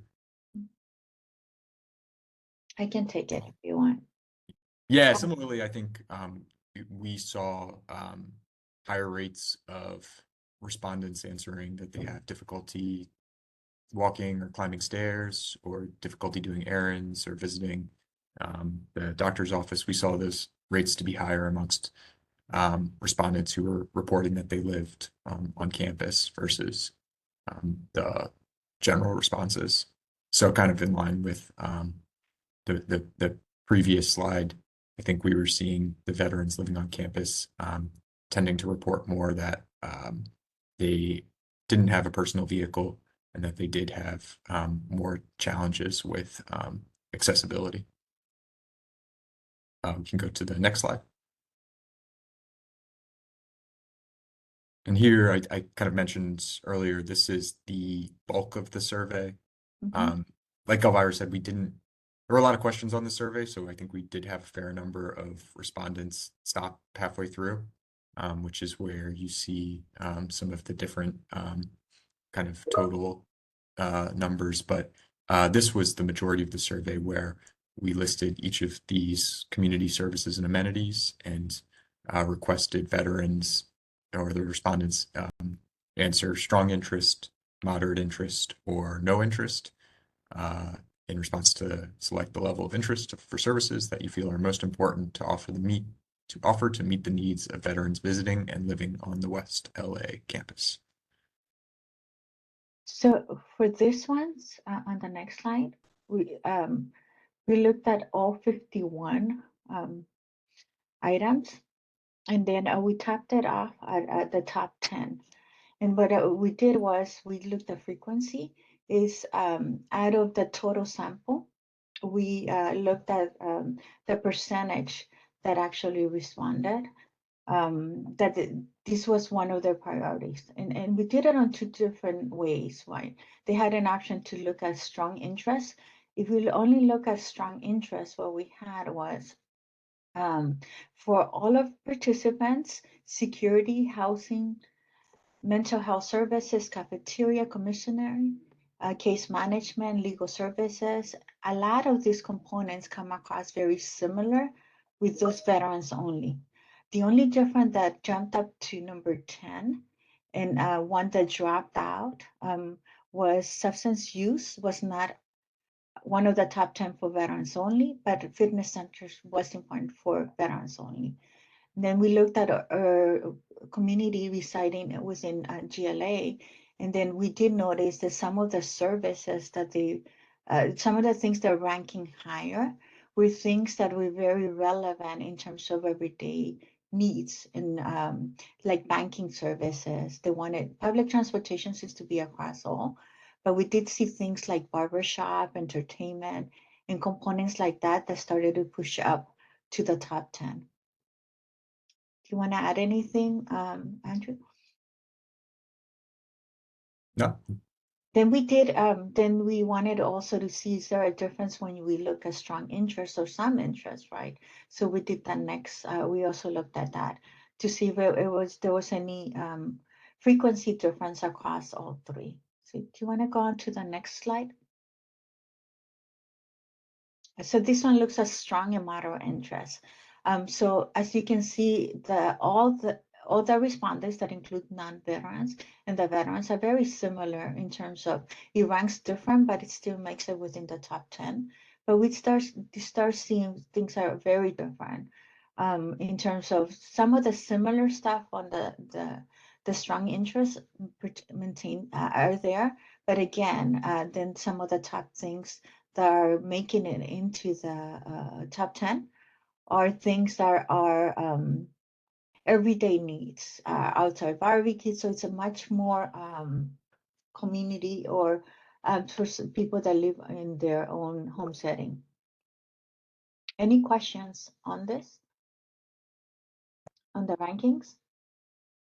One other that I just wanted to call out here is the peer support and social wellness activities was kind of in top 15, no matter which way you looked at it, but rose to the top 10 when you combine strong and moderate interest. And I think that's one we have some additional updates on towards the end of the presentation, but kind of jumped out to us as well as something that could help potentially span across a lot of these services where peer support, social wellness activities could help kind of accomplish multiple of the high interest areas. So we'll speak about that a little bit more as we go on here. So I have a quick question for you. This is Rob. So it looks like among the veterans who reside at the campus, a convenience store or a grocery store was second highest in interest. Why is that not in red as well? So what we're calling out in red is Things that are not different than the veterans only. They're pulling up. I So think it they is both different. make it, so it's both an interest for veterans on the top 10, and it's also an interest for both veterans residing in GLA. If you look at veterans, number 10, it's what this is saying is these are new things that are appearing as the top 10 compared to the veterans. But it's still, but I agree with you, it's even more of an interest. It becomes number 2 for veterans residing in GLA. So it's still, but it's still within the, but if you look 92, 98%, but it's a bit different. I mean, if they rank it, but it ranks on the top 10. But that was a question for us at this point. Yeah, I mean, the reason I think it's so significant is apparently among the residents who resided at campus who responded to the poll, they're listing a grocery store as a more urgent need than additional housing for veterans. Mm-hmm. Is that a fair reading of the survey response? Or I guess it's the same. They're both at 98%. It's still ranking high. They're both high for them. When you look at a strong and moderate interest, that's why we wanted to see strong, right? So strong and moderate interest is they do want it in a sense. But if you go back to strong, we can look at it and it would rank in terms of all the things that you want, right? We would just keep the strong, but we wanted to give you both options in terms of what's coming up. Yeah, I mean, I guess a related question is, had we this to do all over again, probably a better question to ask would be, do you want a convenience store or do you want a grocery store or do you want both? Yeah. Because they're very different things, of course. A We- convenience store is a 7-Eleven in my book. And Yeah. that's not a thing that is adequate for a residential area. Yeah, so they like, I think there's specific things that they want. We were able to dig a little bit on the qualitative because we had a couple of open-ended questions, so we can give you a little bit of flavor of what they're saying on some of those. Okay, let me recognize Nicole Branca. Good afternoon, Nicole, from where you are. Hi, everyone. Yes, I'm calling in from New York. This is very helpful, and you may be getting to this later, so I'm happy to withdraw my question if you are.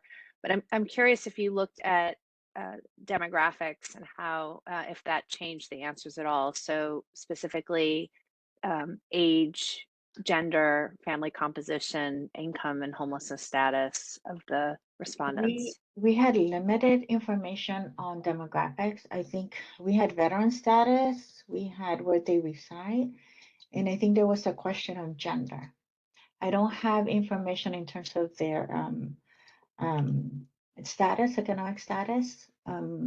So I think we had 1 or 2 questions that we started to look at. But we looked at locality as a way to describe and disability in terms of just to give us a sense of the veterans. But I think the only other question was gender that we did ask. Okay. So I think this will be very helpful for planning purposes, but should be noted that if it's not representative of all the veterans that will be on the campus, we should just consider that when I know there are some buildings going in for families, and I think there's a disproportionate number of senior veterans on the campus right now. So just something for us to think about as to layer onto the conversation with this data. But I do think that what you do have will be helpful for the conversation. Right. Yeah. So I think the next, I'm bringing it back to our research experts to be able to see how we can actually add some of those components and break it down a little bit more. But we can definitely, I'll look a little bit more in terms of what more I have on demographics. I know that I saw gender, but I'll see what other questions are available. Okay, thank you so much. Sure. The next slide. So what I found, and I think my strength is qualitative, is we did have open-ended questions, and sometimes you get a flavor of what they want. So for this question, we looked at specifically what are the aspects of visiting VA, West LA, and that they like the most. And just doing a theme, just really looking at themes, I came up with about some of the major themes were healthcare. They do appreciate and like the healthcare that they have, and there's a few quotes on items that they describe. They like the fact that the campus is accessible and convenient. And on the number section, that's how many people endorse healthcare. That's how many people endorse accessibility to be some of the things they liked. They like the open space, and it gives you a flavor because it's beautiful. They like the greenery and peacefulness. It gives you a sense in terms of what they're appreciating of West LA. They like the facility that is peace and quiet and safety. And it's a very nice facility. They like the fact that the people, particular vets, the fact that they have the ability to be around their peers. They like the activities, and some of the things that came up with UCLA games are great. Activities are wonderful. The golf course and Japanese gardens are incredible. And then they like the parking, the ease of finding parking and valet parking they mentioned. And about 8 out of and this is, and we only focus on all veterans here at this point. And then the other question we asked that was open-ended, next slide.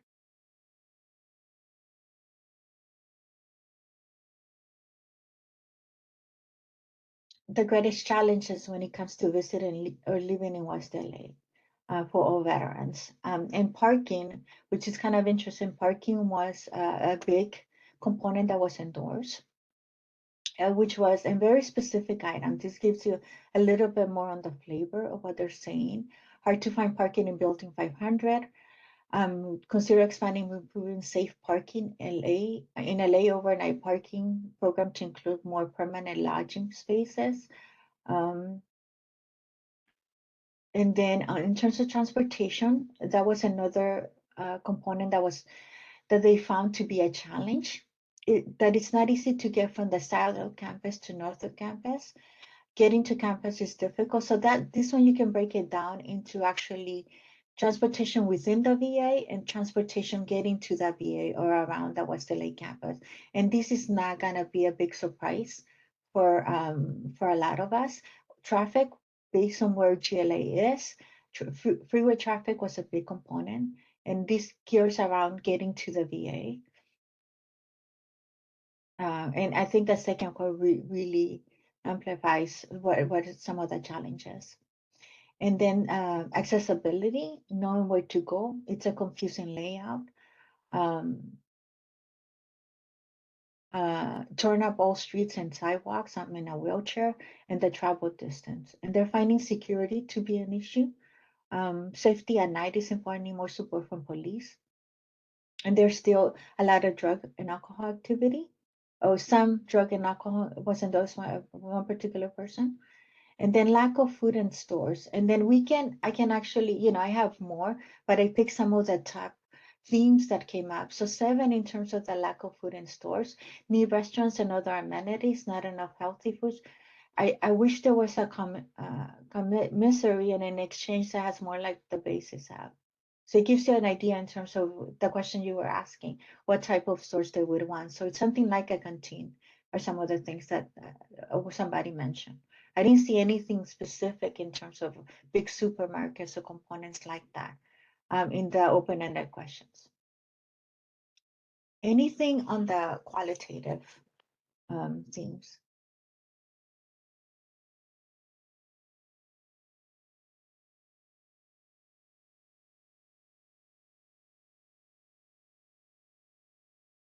And then we can go on to conclusion. Do you want to take this one, Andrew?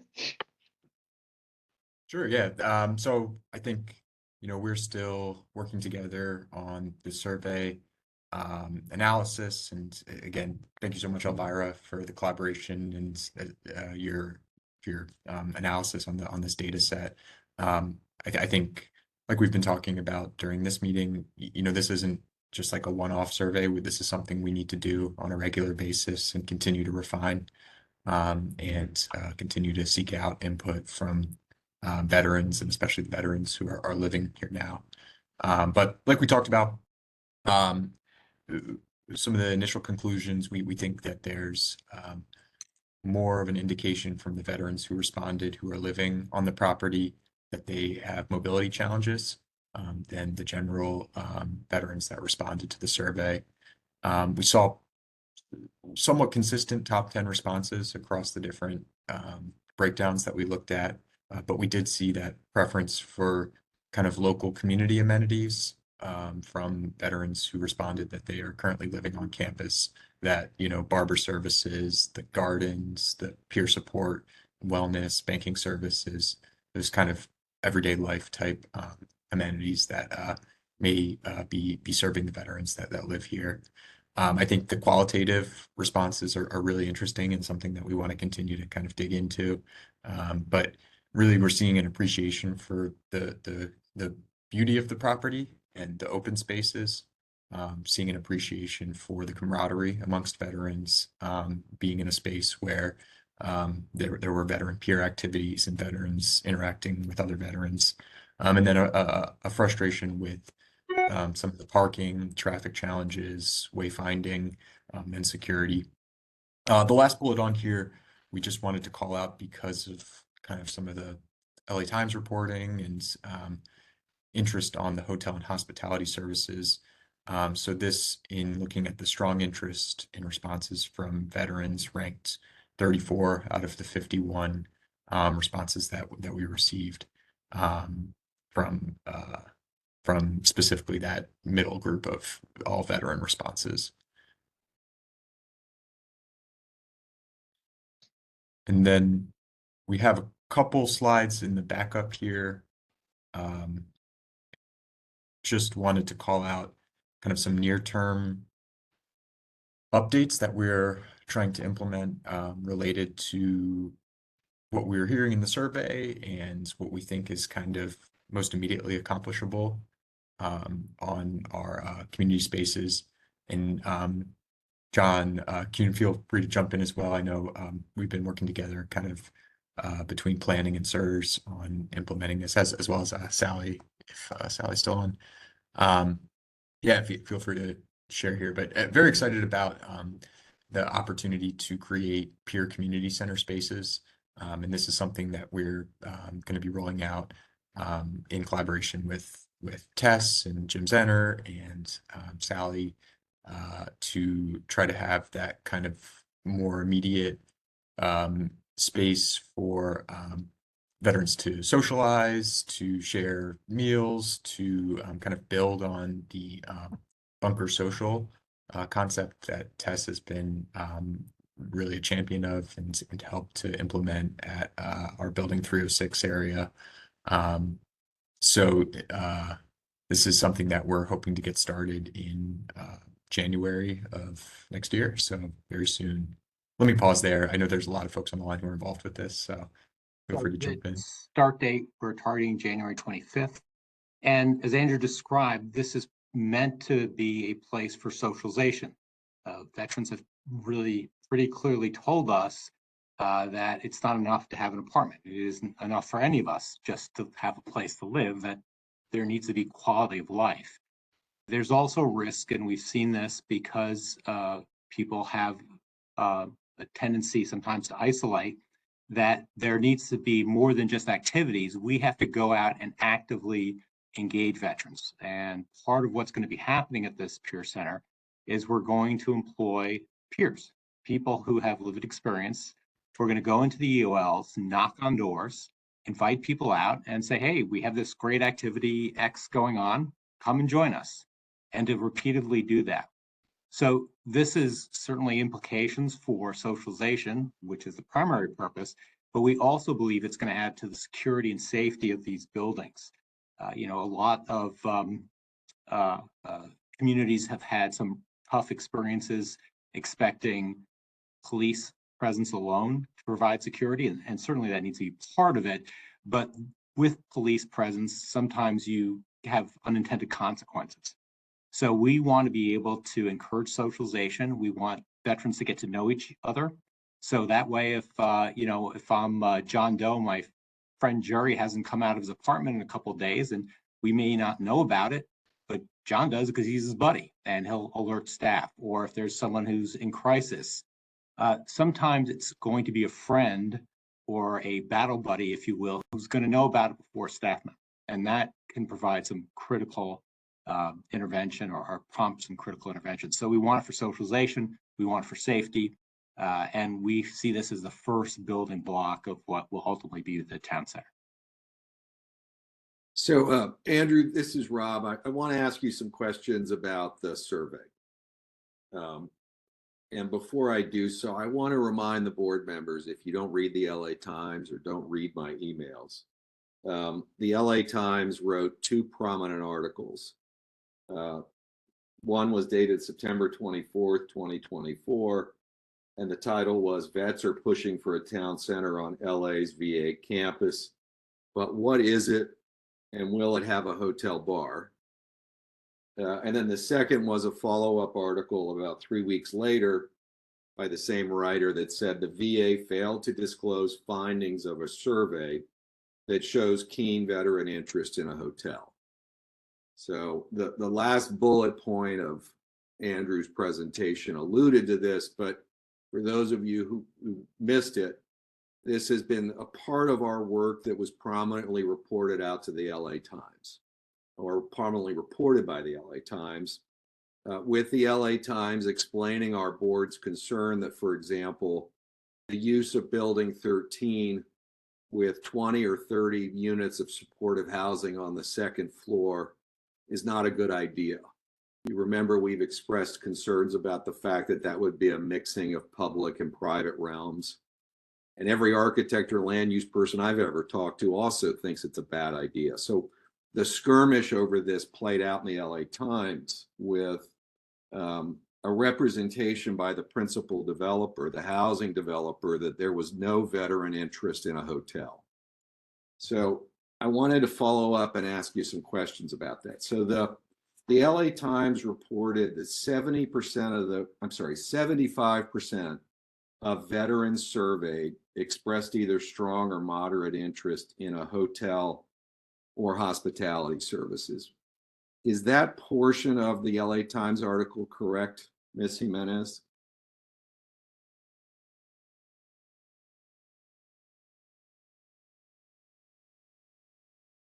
Hey, I'm not sure if that was for me or Elvira, but Sorry, I was on mute.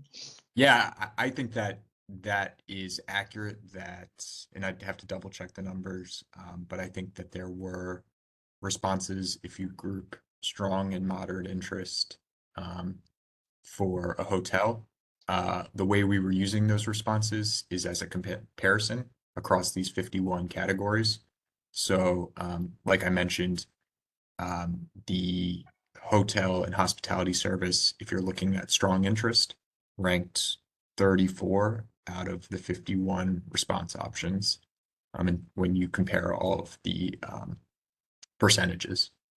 So as you saw kind of on the slides, 7 and 8, our top 10 responses were typically in the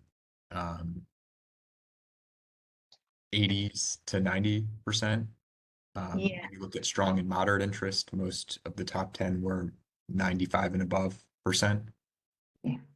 So in terms of ranking, that would be, but in terms of percentage, for those that express strong interest for the hotel was 56. For those who express moderate interest was 31.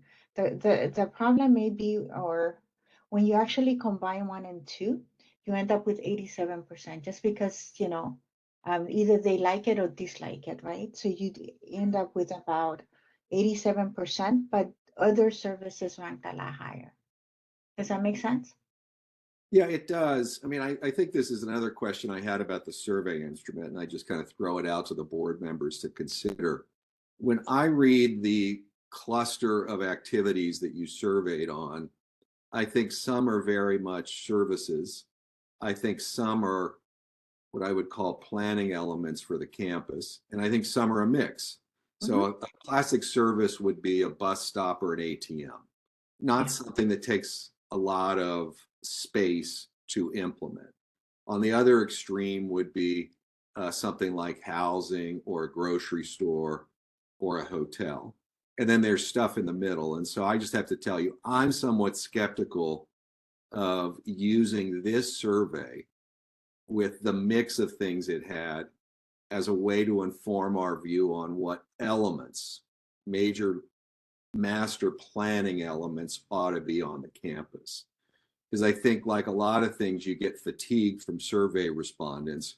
They give the top 10 things that are of concern to them, but that doesn't mean that certain elements that are outside the top 10 aren't important for land use planning.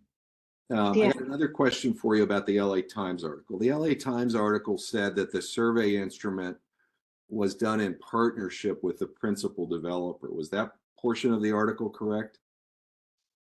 Yeah, we definitely partnered with Tess to help set up all of these presentations that happened to Building 207 was one of our key presentations to the veteran population there. But across the campus, we were trying to work with all of our partners who have access to veterans. So like we presented at the Calvet State Home. I'd say we did that in partnership with the Calvet State Department of Veterans Affairs. Tess was really instrumental in helping us spread the word here and share those survey links amongst the veteran network. And who came up with the survey instrument itself? Was that VA, the principal developer, some combination of the two of you? VA came up with the specific questions. That's right. Yeah, that was the VA. Stephanie Cohen, you had your hand up. Did you still want to talk? Yeah, I just have a question about the Peer Community Center and the partners that are going to be involved or plan to be involved. Is there a tie-in with the Veteran Peer Access Network in LA County? And if not, can there be some sort of tie-in? Yeah, I don't know if Jim's still on the call, but they will have a presence at the center, as will SSVF.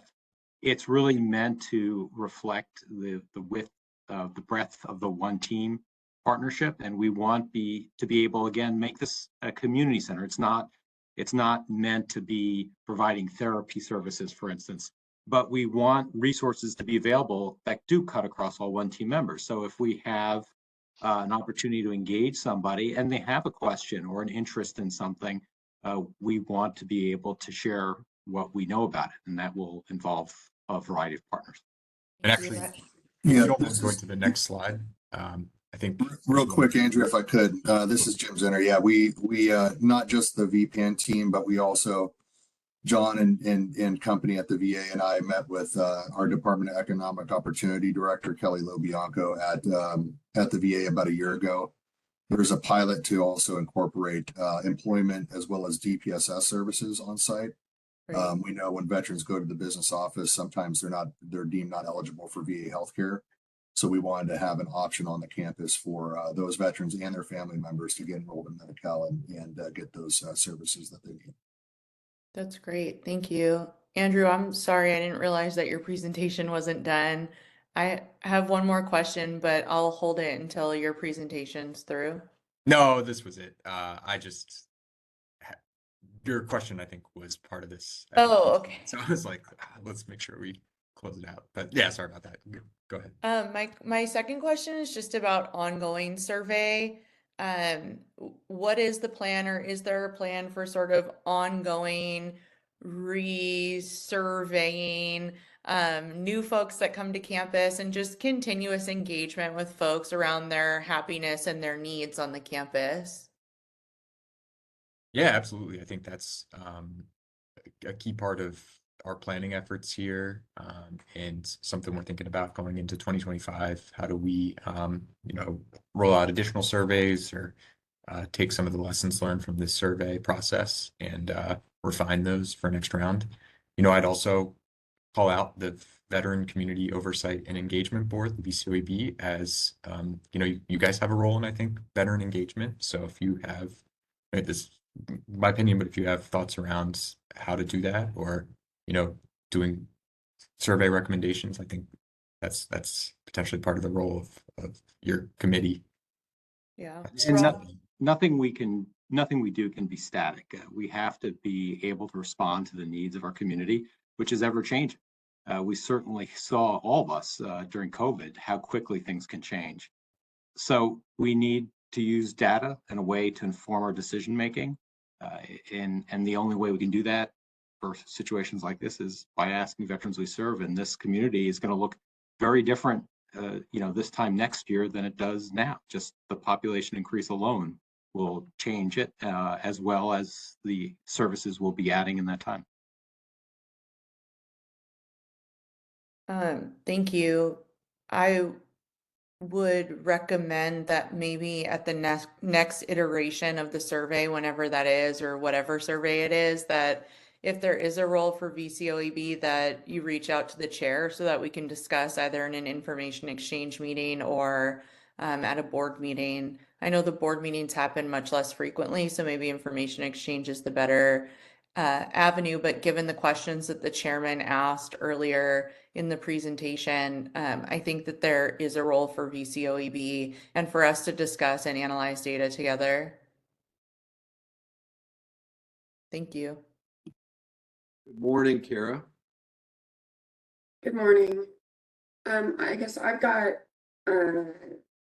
two comments in regards to the survey.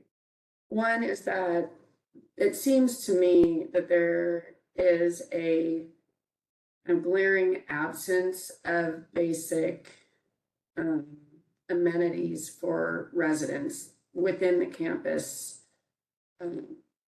So the first one off the top of the list is grocery shopping. I think the closest market is about 1.5 mile walk, which is a great distance for those that don't have a car. And so I would like to see more data around some of those essential services that are maybe not necessarily veteran specific, but that are resident, that every resident, regardless of population, needs. And then I guess the other request that I would have for the folks engaged in completing this survey would be, rather than asking the question, what services are you lacking? I would ask, how are you fulfilling these services? So where are you getting your groceries right now? Where are you banking right now? And try to delineate what would be kind of basic day-to-day needs, and ask the population living on campus how they are satisfying those needs now. With the increased population, I think it might help us map to how those services may become more scarce in the surrounding area as more people move onto the campus. So I do want to share, and Carrie, you're very right. We do need basic services here.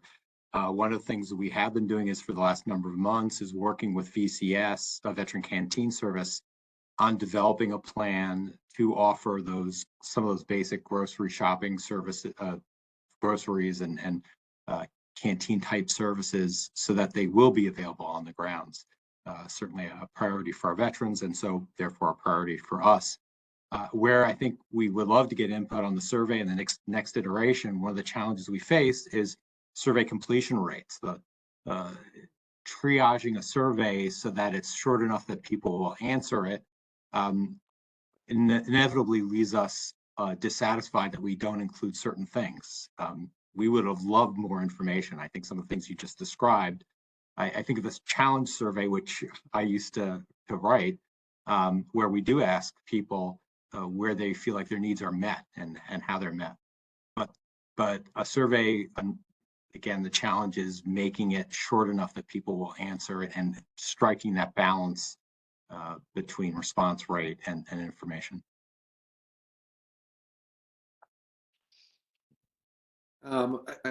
I think Kara's suggestion about surveying people about how they're meeting their needs currently is a really great one. And it's something I would like to think the agency will consider doing with interviews. Those strike me as great open-ended questions to ask people. I think the richness of some of the survey data that I saw was some of the open-ended questions. And it's a good place to build up. Even if you survey, I think if we dig a little bit more on these open-ended questions, it will give you an idea, what kind of challenges, and then we can move on how to figure out how they're actually managing, right? When they reside at GLA or when they go to GLA. Yeah, but I mean, even maybe sending out people to conduct the interviews in person, you might get much more of a response than having someone type it. It's a conversation about how often do you shop for groceries? Where do you go? How do you spend your day? What are the activities each day that are most important to you? I wanted to ask some big picture questions, Ms. Jimenez, about the whole survey instrument itself. So who did the survey link go out to? I was involved in the analysis, so Andrew will give you a little bit more in terms of the data collection.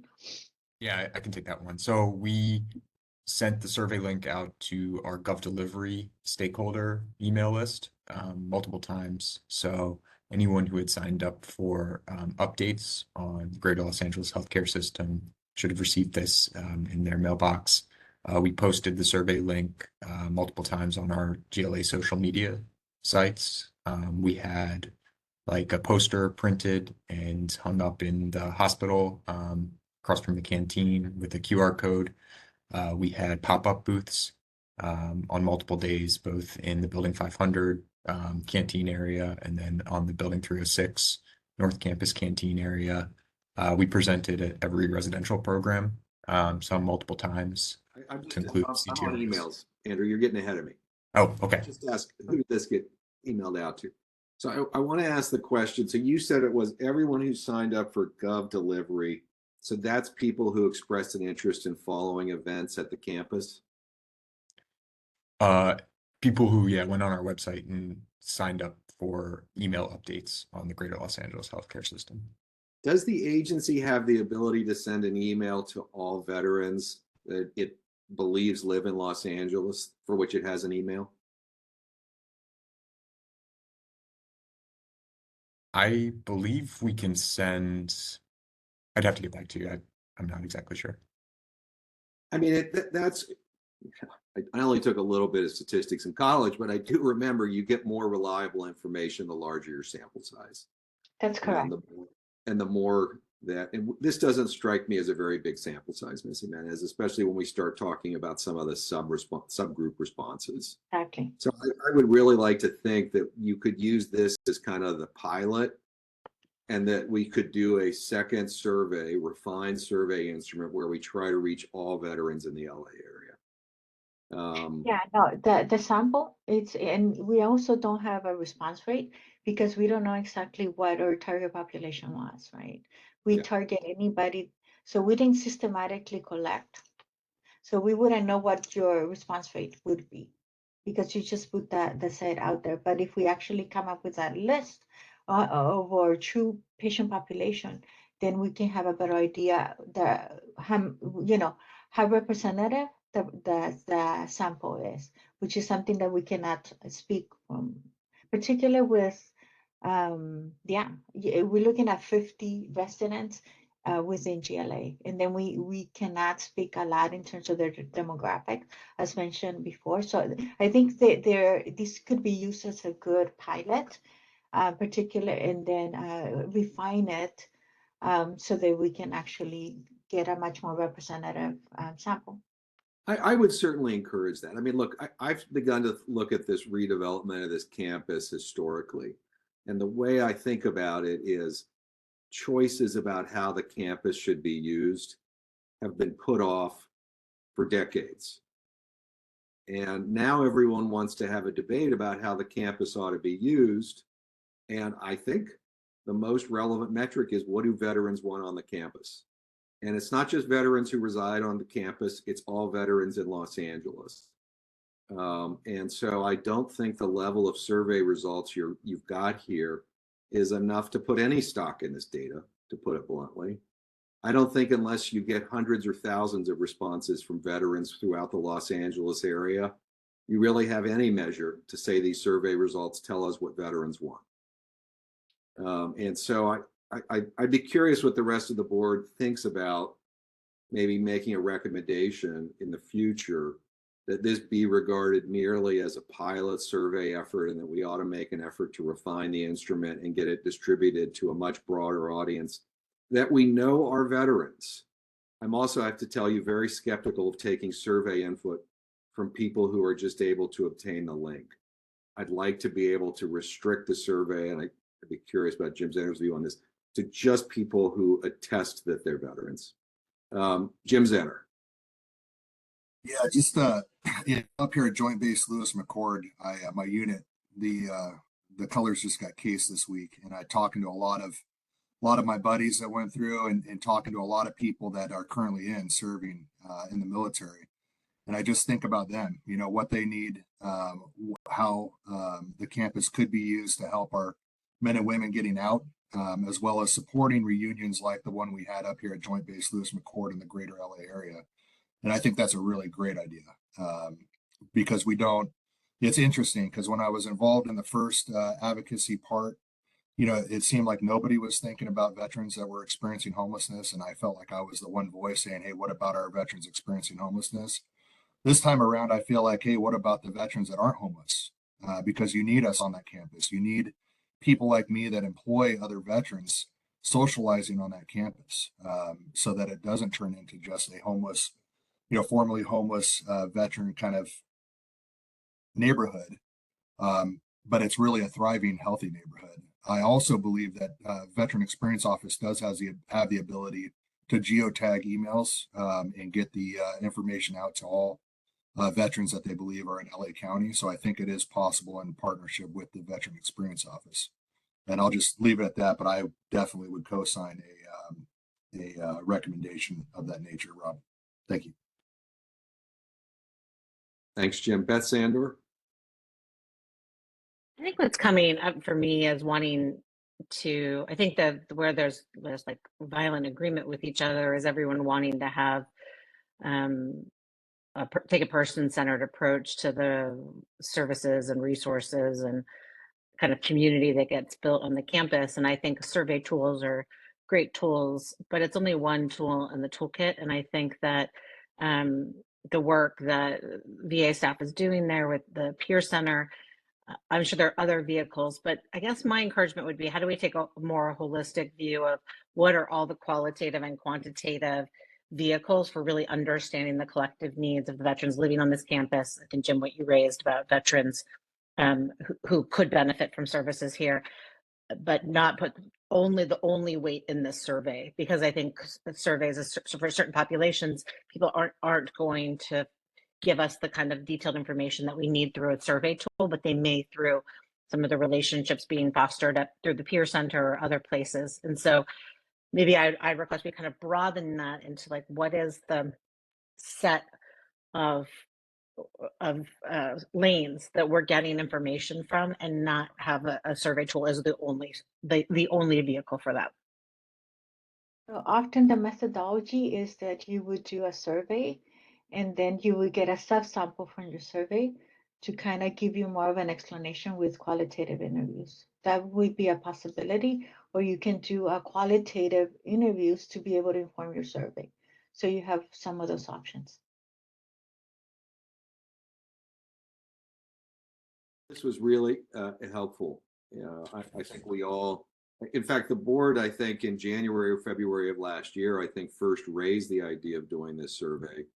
And so I'm glad that VA went ahead and did it. But My instincts are we should regard this as a pilot, and we really should make an effort to do an email outreach that's a push to everyone who we think is in the LA area who's a veteran. Any other comments? Okay, thank you again. So Rob, who we have up next, we've kind of moved them up on the agenda.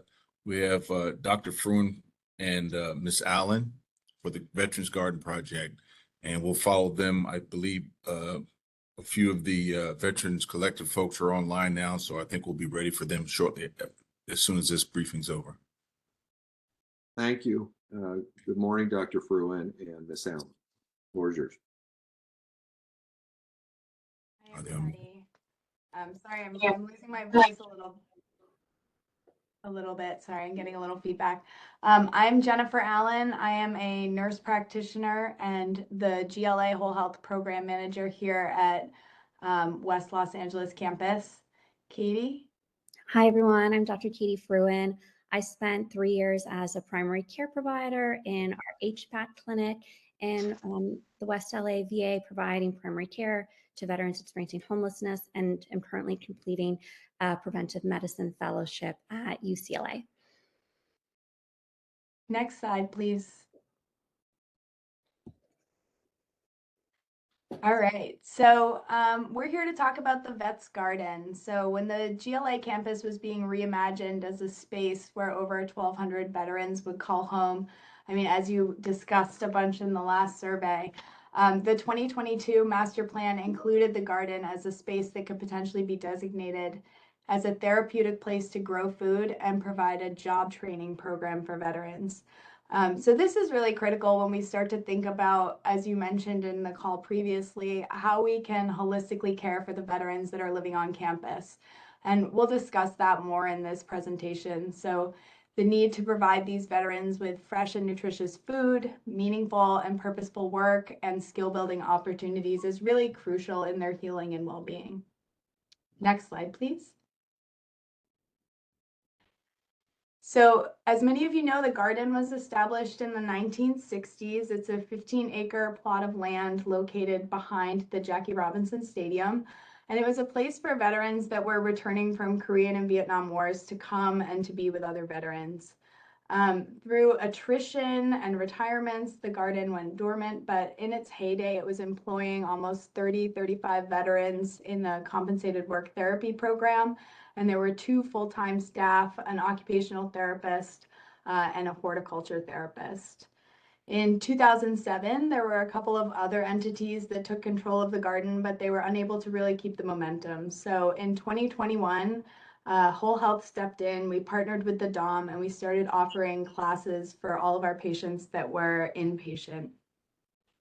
Next slide, please. So these are just some testimonials from some of the veterans that were in the first iteration of the garden.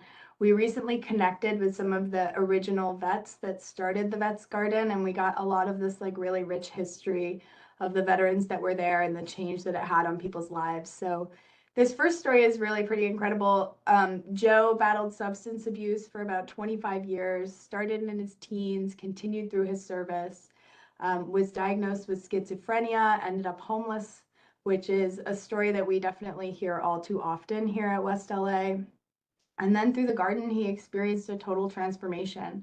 He ended up being promoted to a supervisory position in the garden and was overseeing 15 vets, and he maintained half of the garden at one point. In recent months, we had a female veteran that came to the garden from the DOM program. She was unhoused.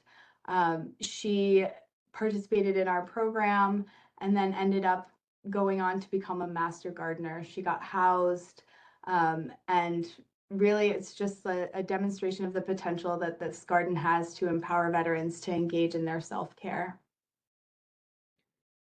Next slide, please. So why restore the garden? Reactivating the 15-acre garden within the VA campus is a really unique opportunity for us to provide a nurturing environment, that green space that you were talking about in the survey, where veterans can come and reconnect to the land, reconnect to themselves, reconnect to each other, and build community. And then through the garden, we empower veterans to improve their health, to promote their nutrition security, their community building, and we support the veteran transitions to new employment, fostering a sense of purpose and belonging in their post-military lives. Next slide, please.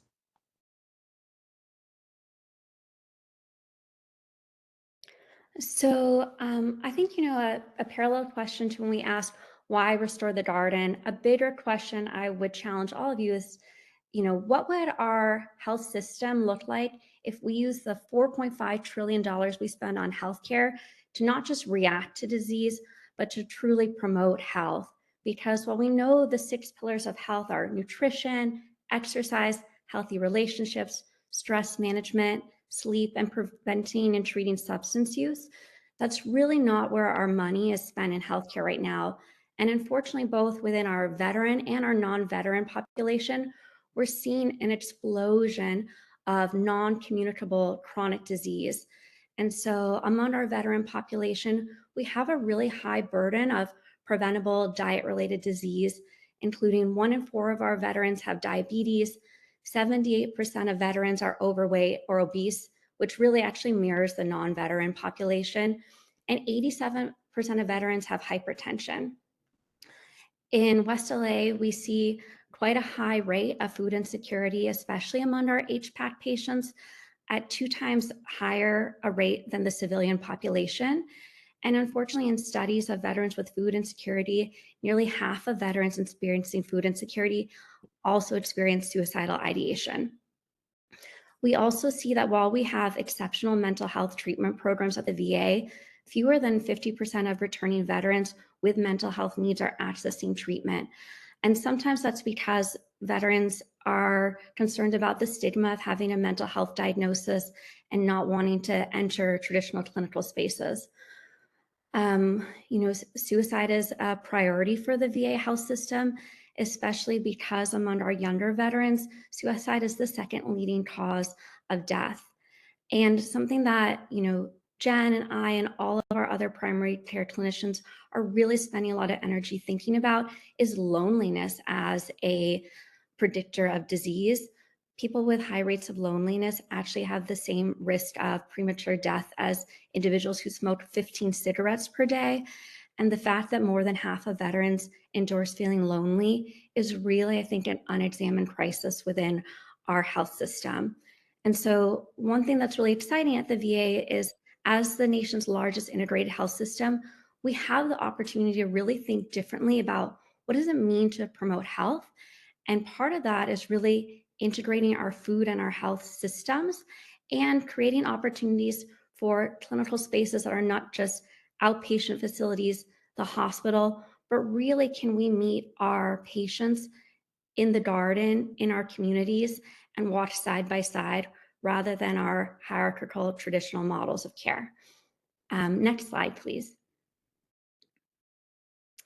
And so, while the West Los Angeles VA really has one of the oldest agricultural therapy programs in the country, farming as a therapeutic modality has gained a lot of interest in recent years, in part driven by the VA's priority around addressing mental health and preventing suicide. So a really exciting recent development was that the Senate actually appropriated $2 million to the Office of Rural Health to create the VA Farms program, or the VA Farming and Recovery Mental Health Service program. This was a program to really study how farming as an intervention could both improve veteran health and also prepare veterans for post-service employment in agricultural sector. Next slide, please.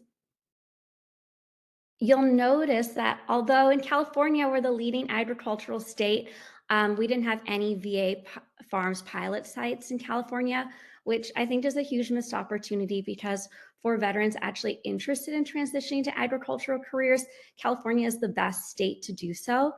And unfortunately, this funding was allocated in 2017. The program started in 2019, but because of the COVID pandemic, from talking to VA clinicians involved in this project, there were a lot of issues with implementation and data collection. So these VA sites across the country are actually really looking to us in West LA because we have the oldest program and the largest farm to build the evidence base of how we can heal through the next slide, please. So what is the solution, you ask? Like Katie said, we really have a very unique opportunity here at West LA with the largest population of food insecure veterans, 1,200 veterans potentially living on our campus. If we restore this garden and dedicate it to healing veterans, we can grow food, we can build community, we can provide education and meaningful training for employment. Next slide, please. So who are the partners thus far? We anticipate there will be many partners. This is a big project, right? But thus far, VA Whole Health, our dedication is really to empower veterans to take charge of their life. We focus on well-being. We focus on helping veterans to live their best life. Grow Good is a nonprofit that perhaps many of you have heard about before. They work with the Bell Shelter. They've been working with them for the past 13 years to create an urban farm that's actually adjacent to the shelter. The urban farm provides produce and employment and training for the residents. And then, of course, UCLA Health. We've partnered with the VA. They've partnered with the VA now for over 70 years, and they really understand the importance on focusing on creative and innovative solutions to this epidemic of diet-related disease that Katie was really talking about. Next slide, please. So here's the dream.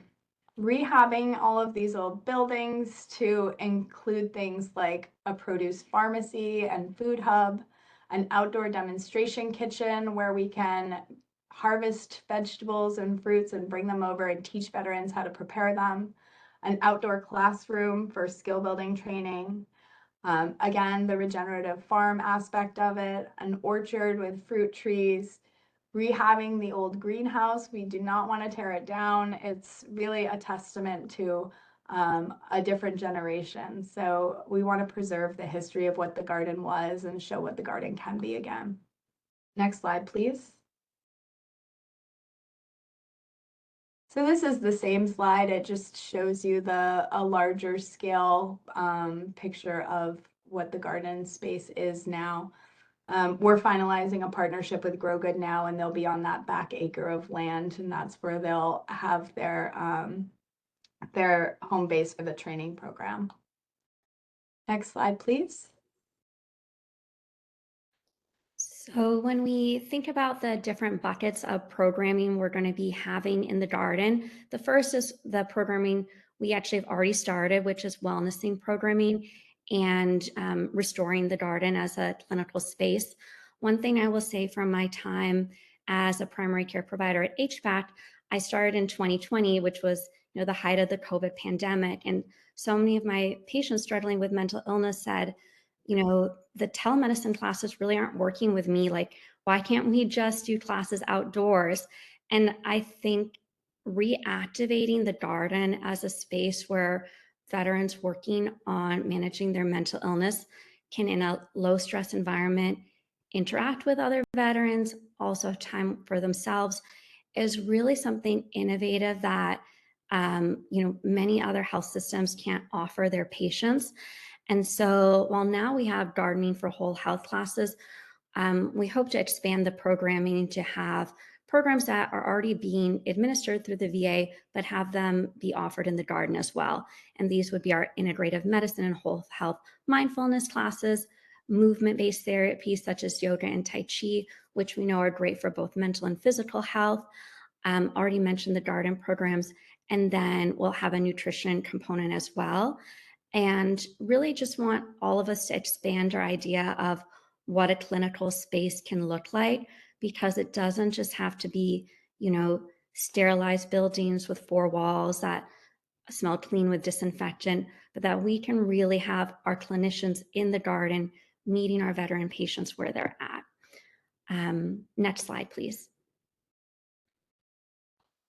Oh, and so for all of you, if you're veteran patients or if you know any other veteran patients, this is our current schedule of programming. So we have our gardening for whole health classes on Mondays, Wednesdays, and Fridays.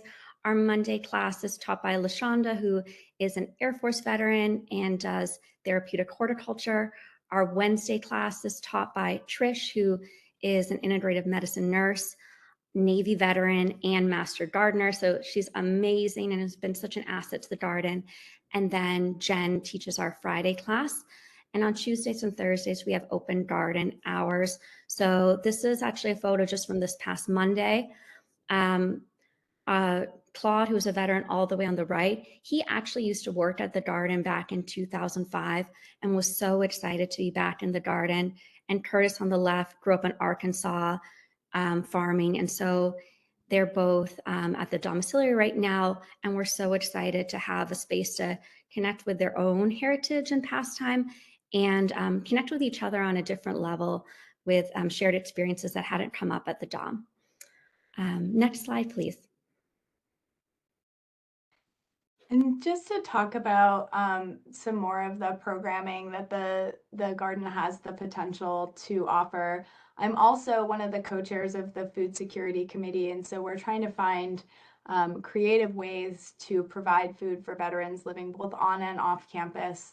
And the garden actually has the potential, if maximized, to grow food for almost 1,000 veterans. So that's pretty incredible.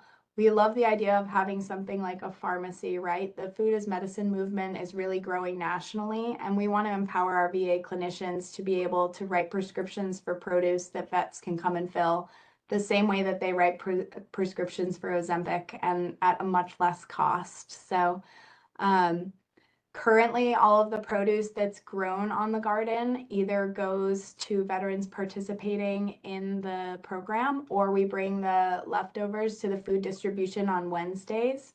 It also helps to supply our healthy teaching kitchen. We had a initiative, we were working with Westside Food Bank. They were saying the #1 most requested thing is tomatoes, but food banks have a really hard time with tomatoes because they're hard to store, they're hard to transport. So we did something called the 1,000 Tomato Project, and we partnered with UCLA Health. We planted 1,000 tomato plants.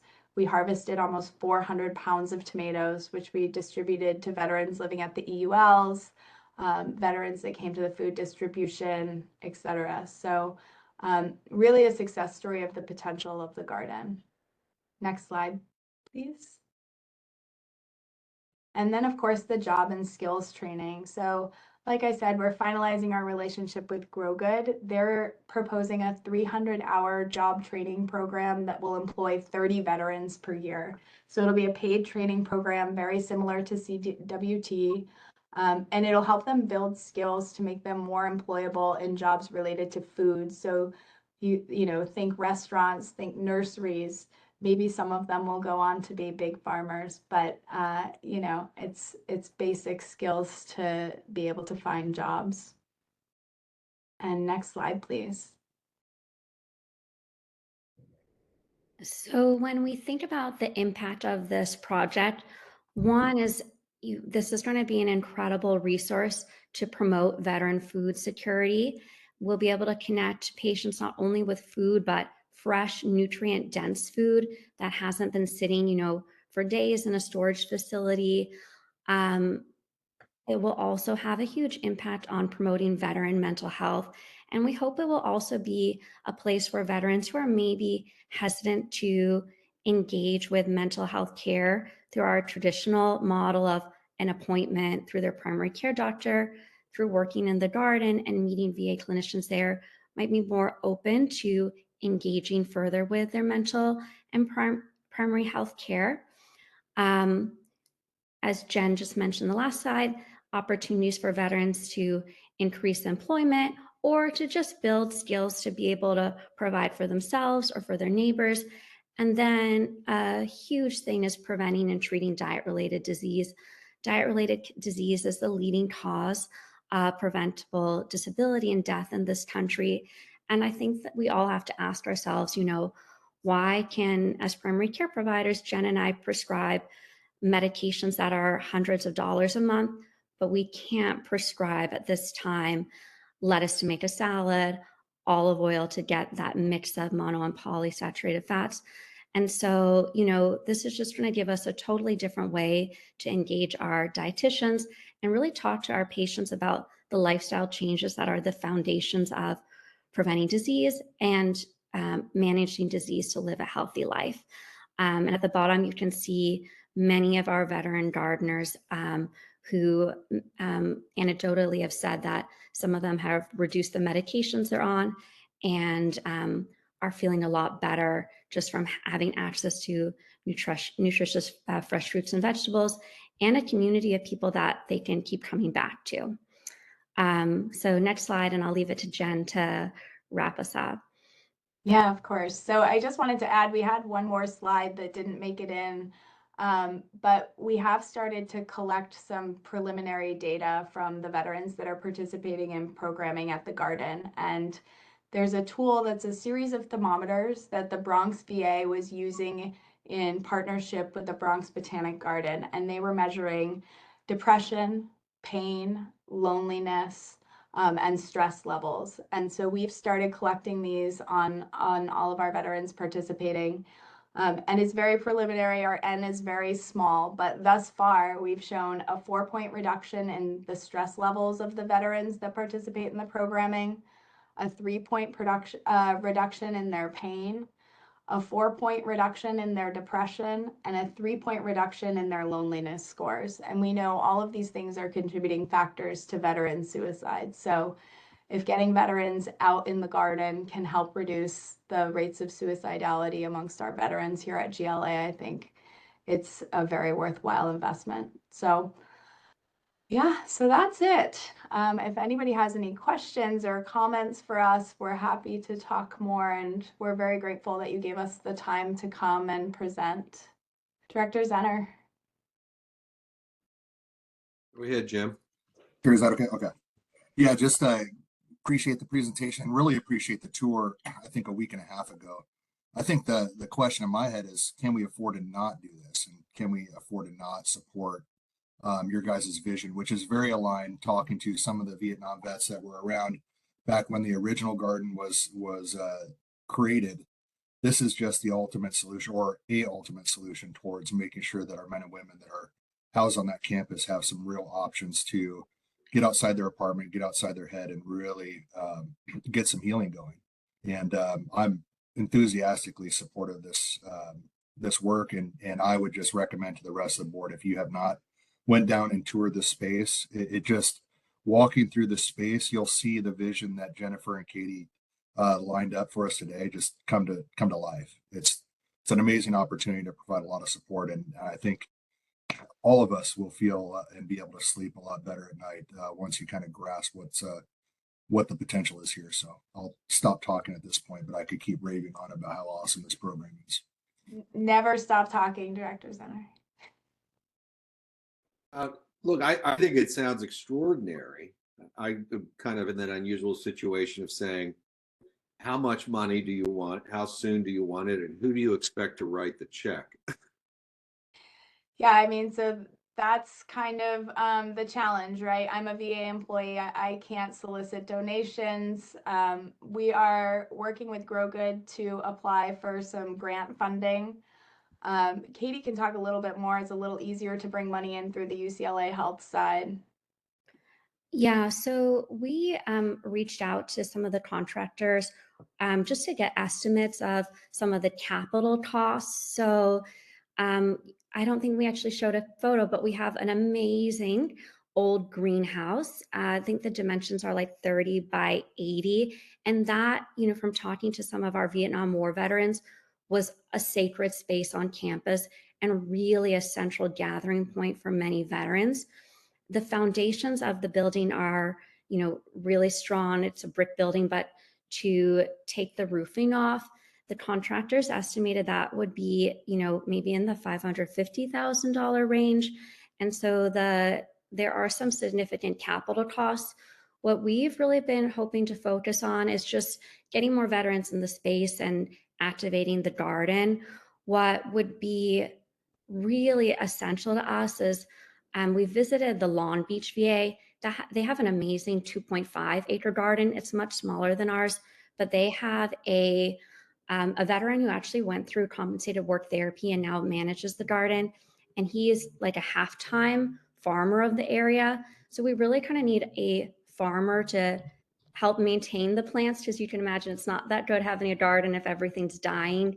And right now, we're limited in how we can expand production without having more staff on site. So we have a fundraiser through UCLA, with the thought being that if we could fundraise for a farmer position, UCLA could hire them as a contractor and they could come in as a without compensation credentials to the VA. And so that's really where we're starting. And then, right now we just got a donation of beds for the garden, but we don't have soil to fill the beds. So there are also just some basic supply costs like soil, seedlings, fertilizer, kind of the basics of keeping the garden flourishing.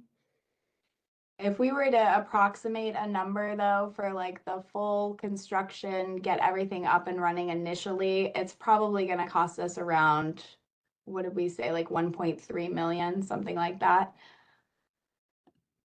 That would be with all the capital costs of the greenhouse renovation, building an outdoor classroom so that, especially on really hot sunny days, we have a shaded space to be working, and then building a demonstration kitchen, which I think is just going to totally revolutionize how we talk to our patients about nutrition, because we can actually prepare meals with them.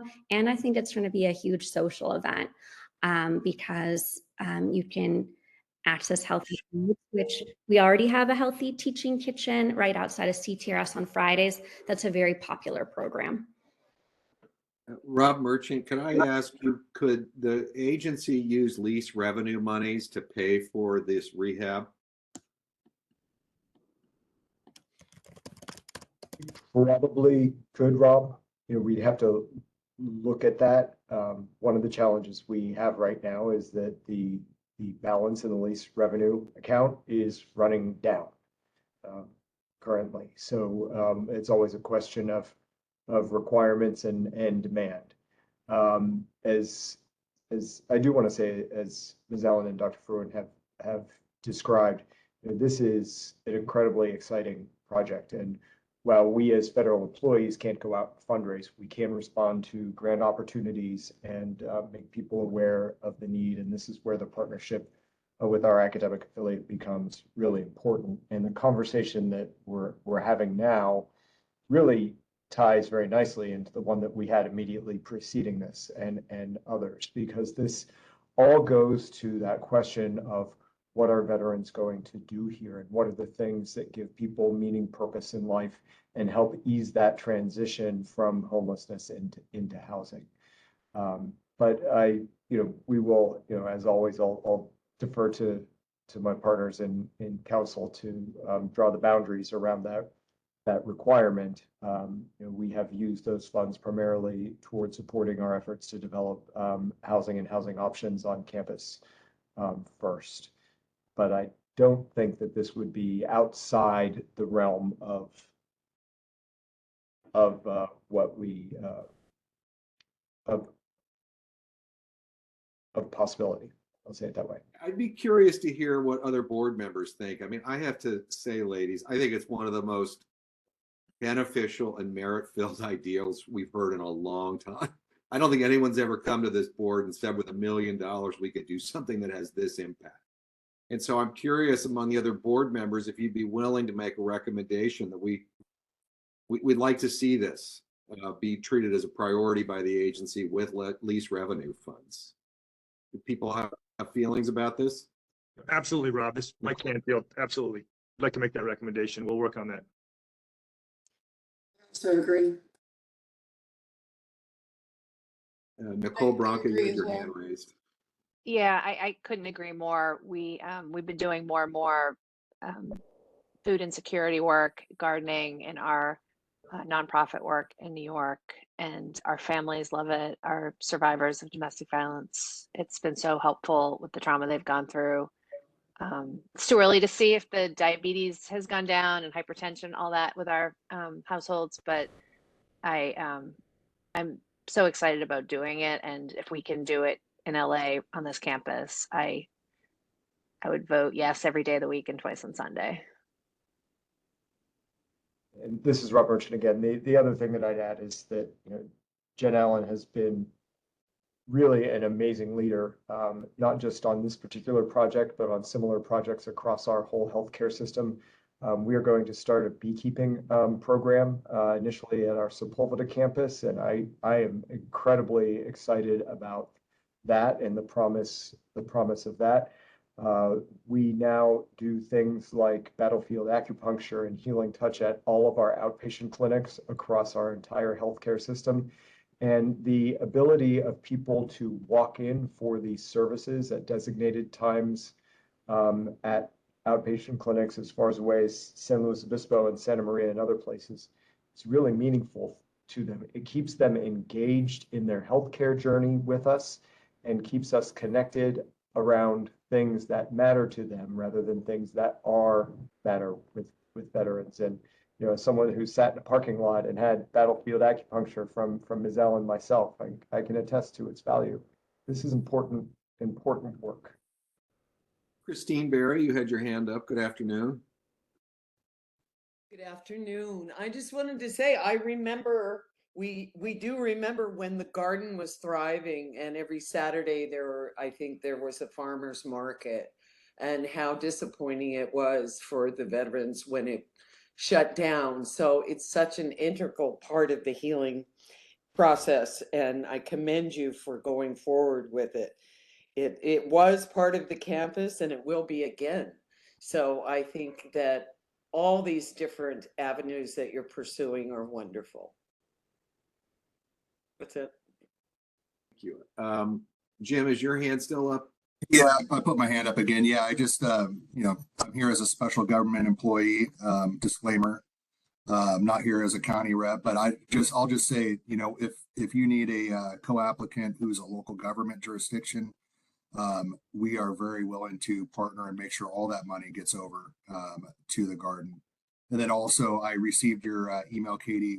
I'm going to make an introduction to our philanthropic partners over at Southern California Grant Makers. That's another option.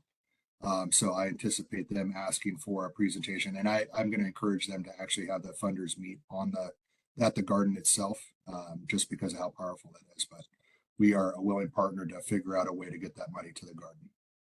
And one other thing is, and I don't mean to bring up a sore spot, but UCLA and Brentwood School, it seems like this is a golden opportunity to help a lot of veterans out in a very meaningful way with a very limited amount of money.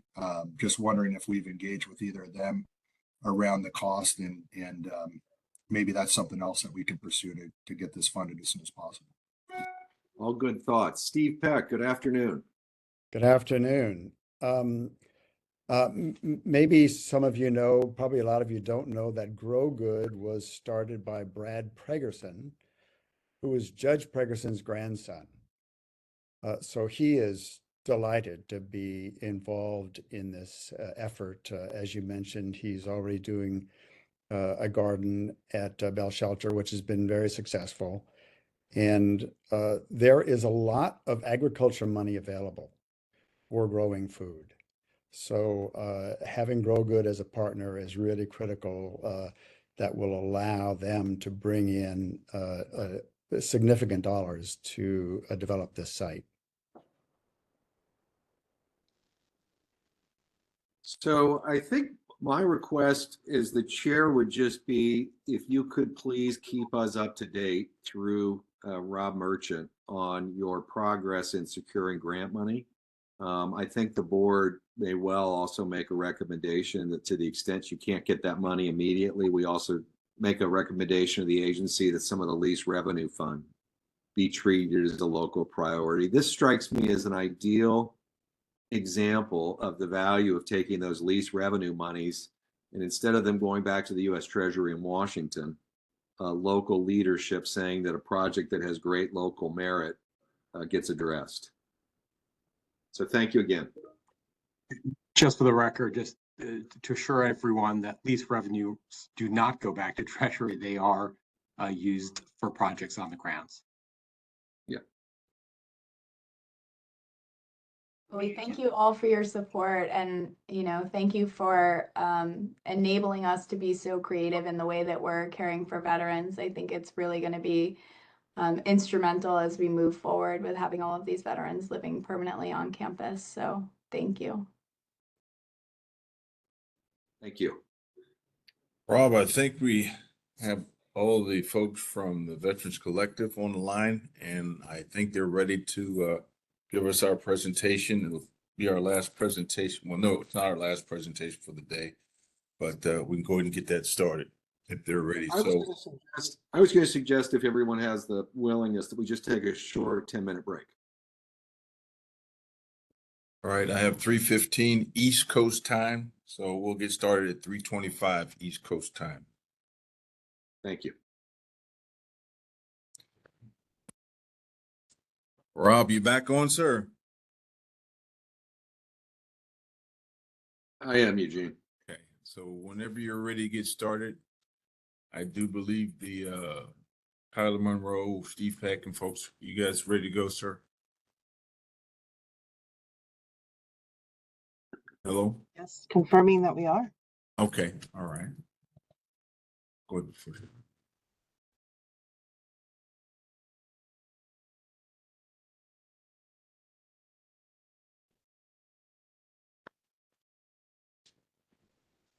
Well, hello, everybody. The Veterans Collective is honored to present to you today. We're going to go ahead and get started. So if you can just go to the next slide. It's fantastic to be able to present to you all of the progress that's gone on since the last meeting, the last VCOAB. There has been so much progress in respective areas, different areas that are absolutely of importance. As you heard, that includes things like considerations of what veterans would like to see in the community, a particular interest in safety and security, which I've outlined some of the measures that we've taken most recently here and engaged in with VA.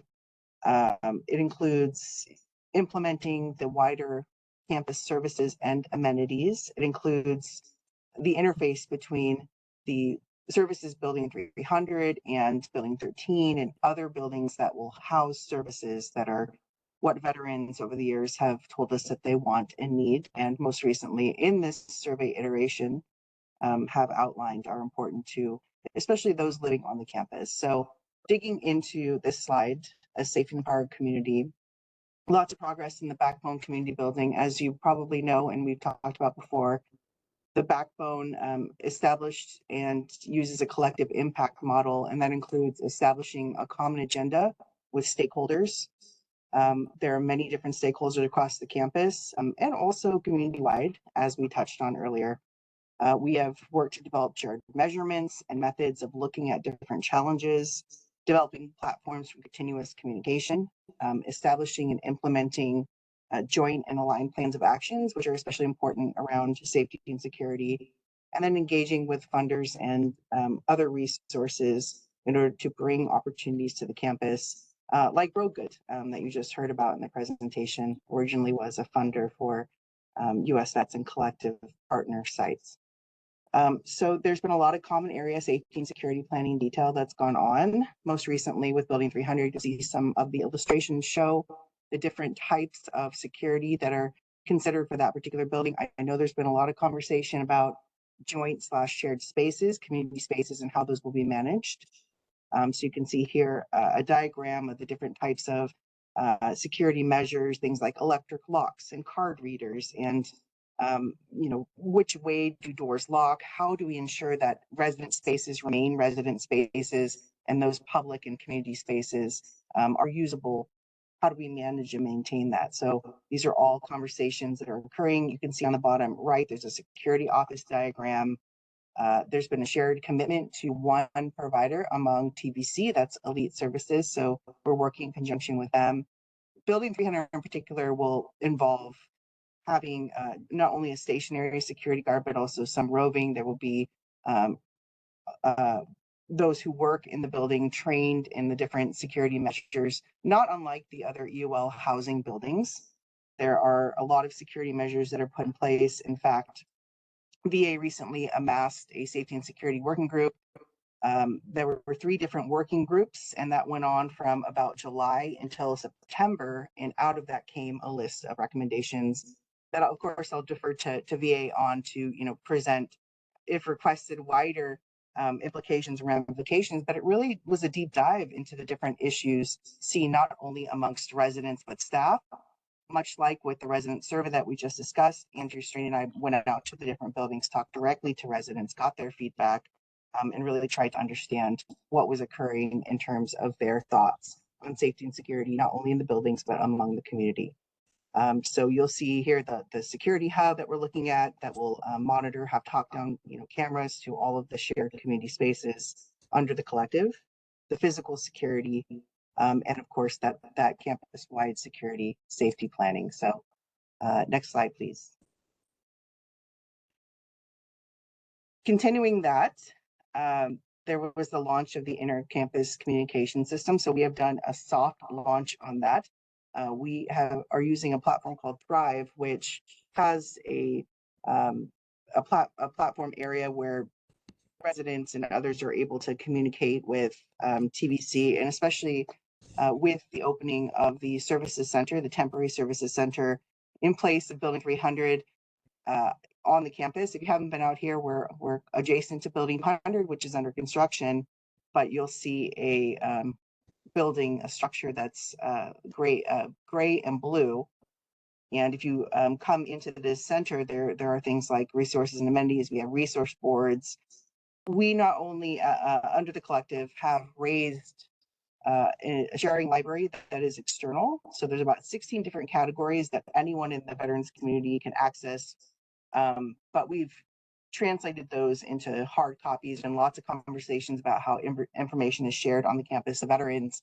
How do we get word out? How do we communicate with each of the different buildings? So these are really granular things, but I think really speak to some of the conversations that were had earlier this morning about getting out information. We've been working carefully with VA on vetting and engaging community partners. Things like the nutrition working group, which is one of the partner and provider alliance members, working in conjunction with the food bank that's going to go in Building 300. So how do we make these connections early? How do we make sure that everyone's rowing in the same direction? And how do we do it ensconced in VA departments with subject matter experts all around us, and make these connections happen the way that they need to in order to serve veterans in the best ways possible? So there's a lot of systems thinking that goes into that. There are multiple different categories that are examined, not just those 16 different resource categories, but things like security, transportation, amenities, those wider discussions about the things that veterans would find valuable on the campus, nutrition, there's faith-based resources.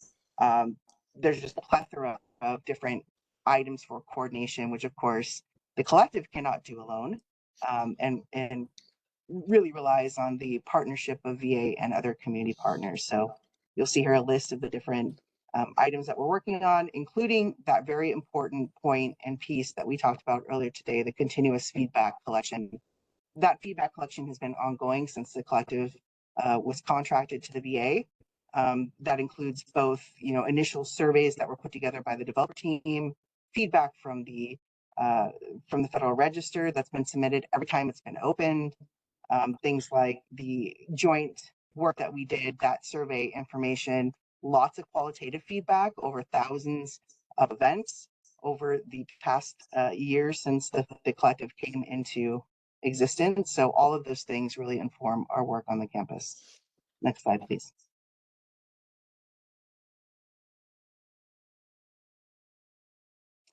All right, so I wanted to talk about the services and amenities progress.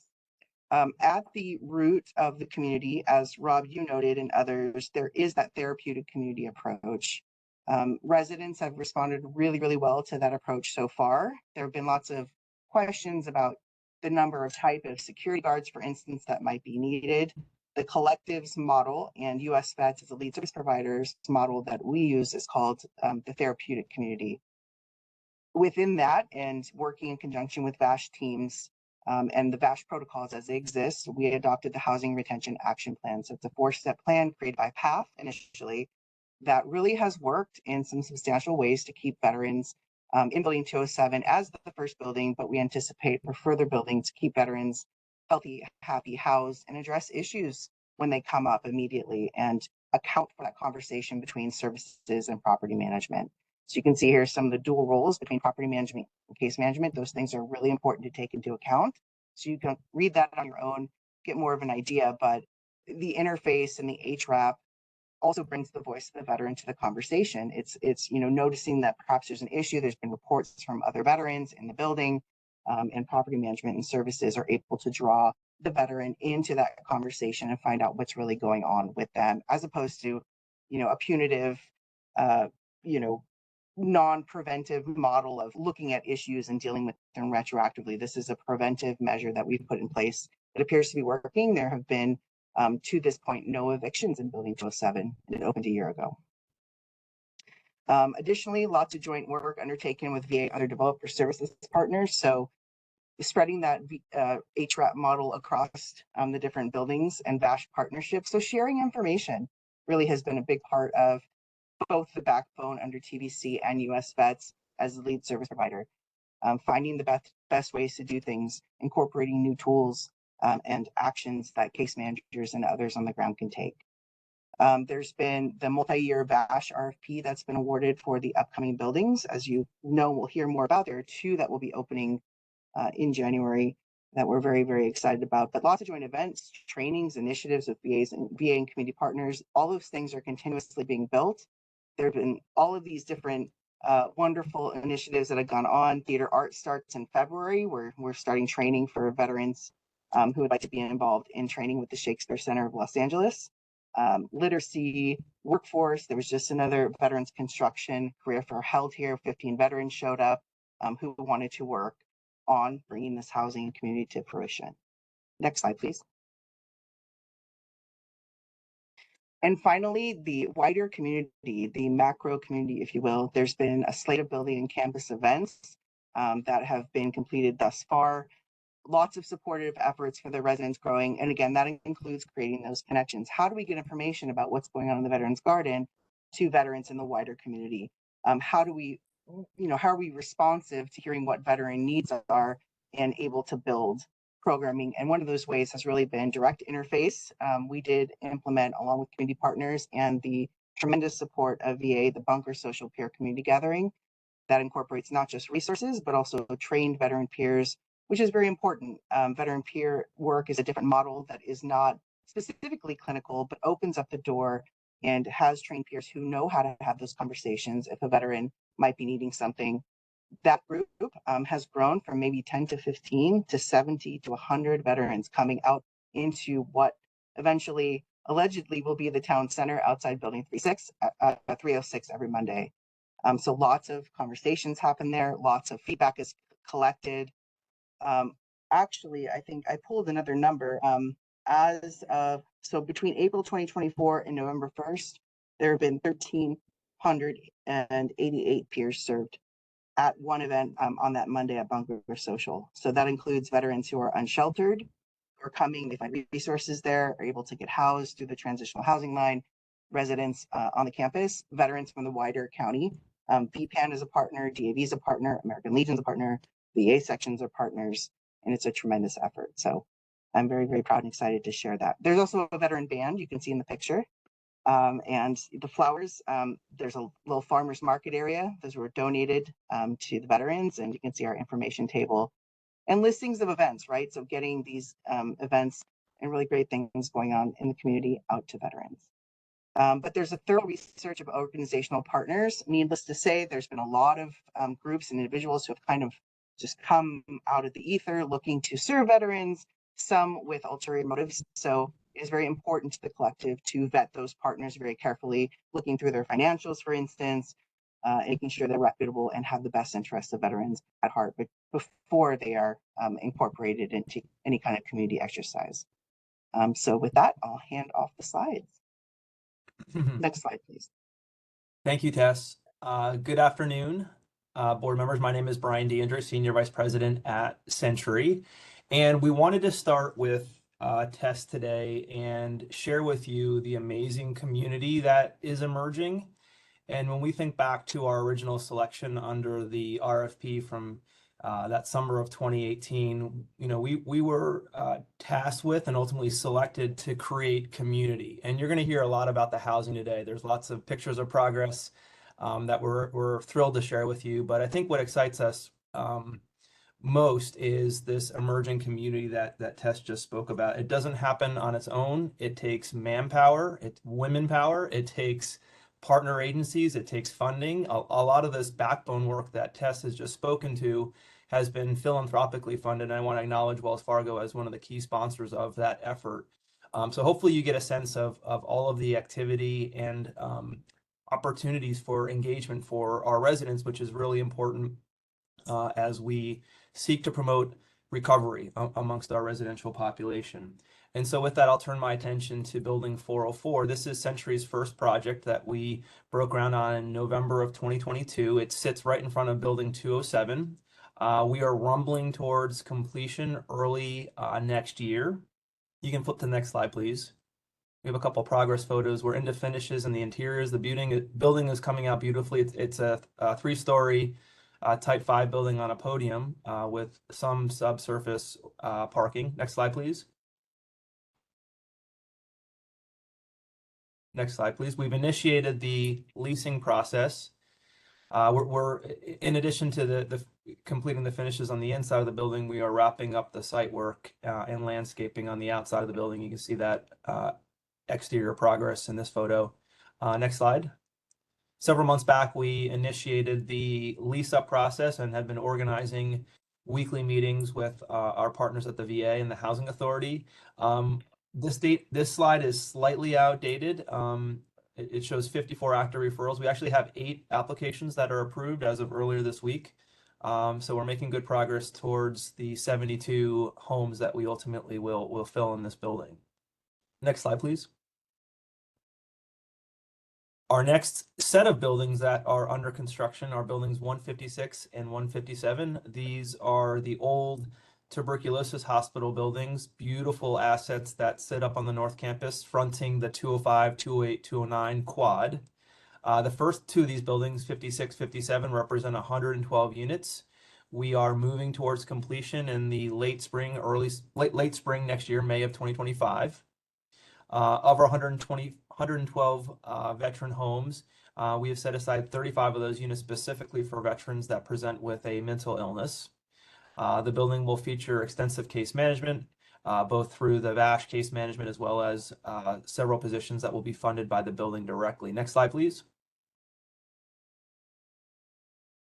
The building is a beautiful example of the Spanish Mission Revival architecture. You can see the cupola up on the roof, the south facade of building 157 in the lower right-hand corner.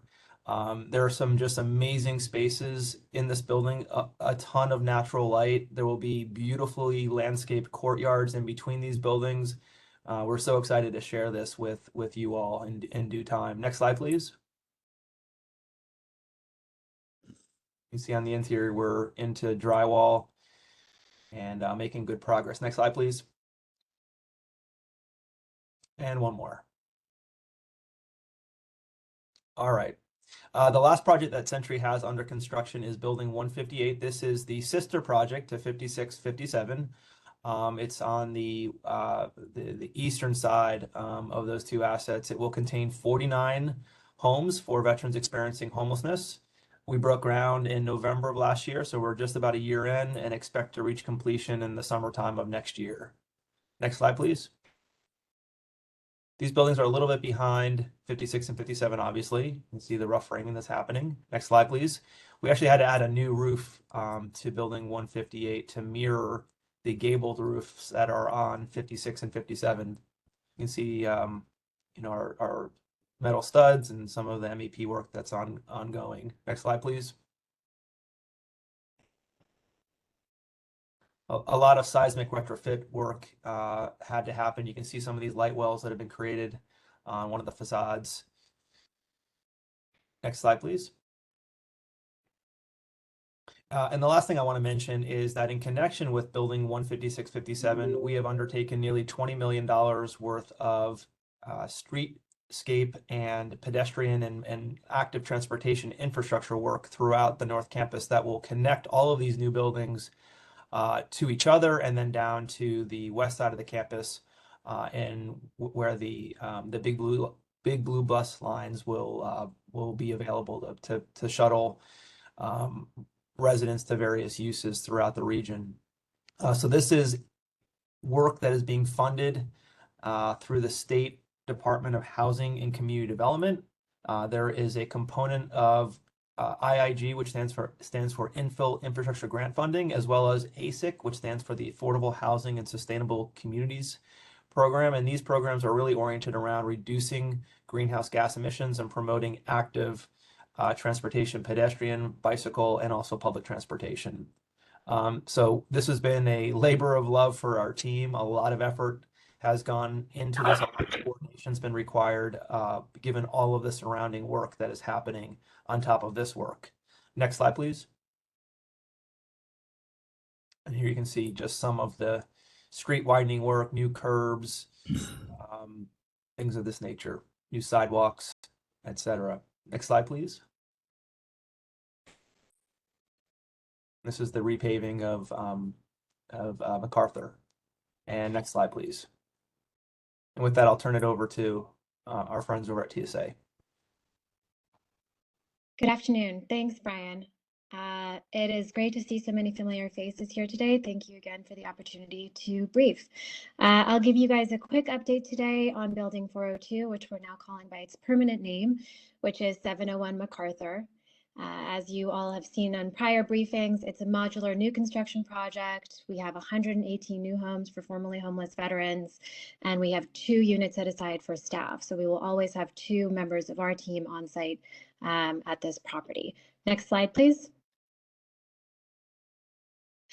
As you can see, we are nearing construction completion. We're on track for early 2025, hopefully by the end of January. As you can see, it is a garden style building. So there's a lot of outdoor space. It's on 3 acres, ample landscaping, walkways, and open areas for veterans to gather on this parcel. The top left is the primary entrance, which again, there's still some work left to be done, but we're looking forward to finishing up the landscaping and all the site work and being complete sometime in January. Next slide, please. That's just another angle from MacArthur. That is our future community room. I also want to mention that we are happy to have completed the phase 1 infrastructure work that was all along MacArthur earlier this year, which gave way for the Century team to step in with their really important ASIC work that will benefit all projects around this area. So we're glad to be working in partnership with them on all of the MacArthur work. Next slide, please. So this slide, like Brian's slide, is a little out of date at this point. We're really pleased with the progress that's been made. We have 187 referrals at this point. Our team has been doing interviews and processing applications on site at the DOM, at CTRS. I know the GLA and OEM teams have done so much to help drive referrals to this project. So we have more than 1-to-1 ratio at this point, and we look forward to getting as many veterans approved and into their homes as quickly as possible. That's it for me. Next slide, please.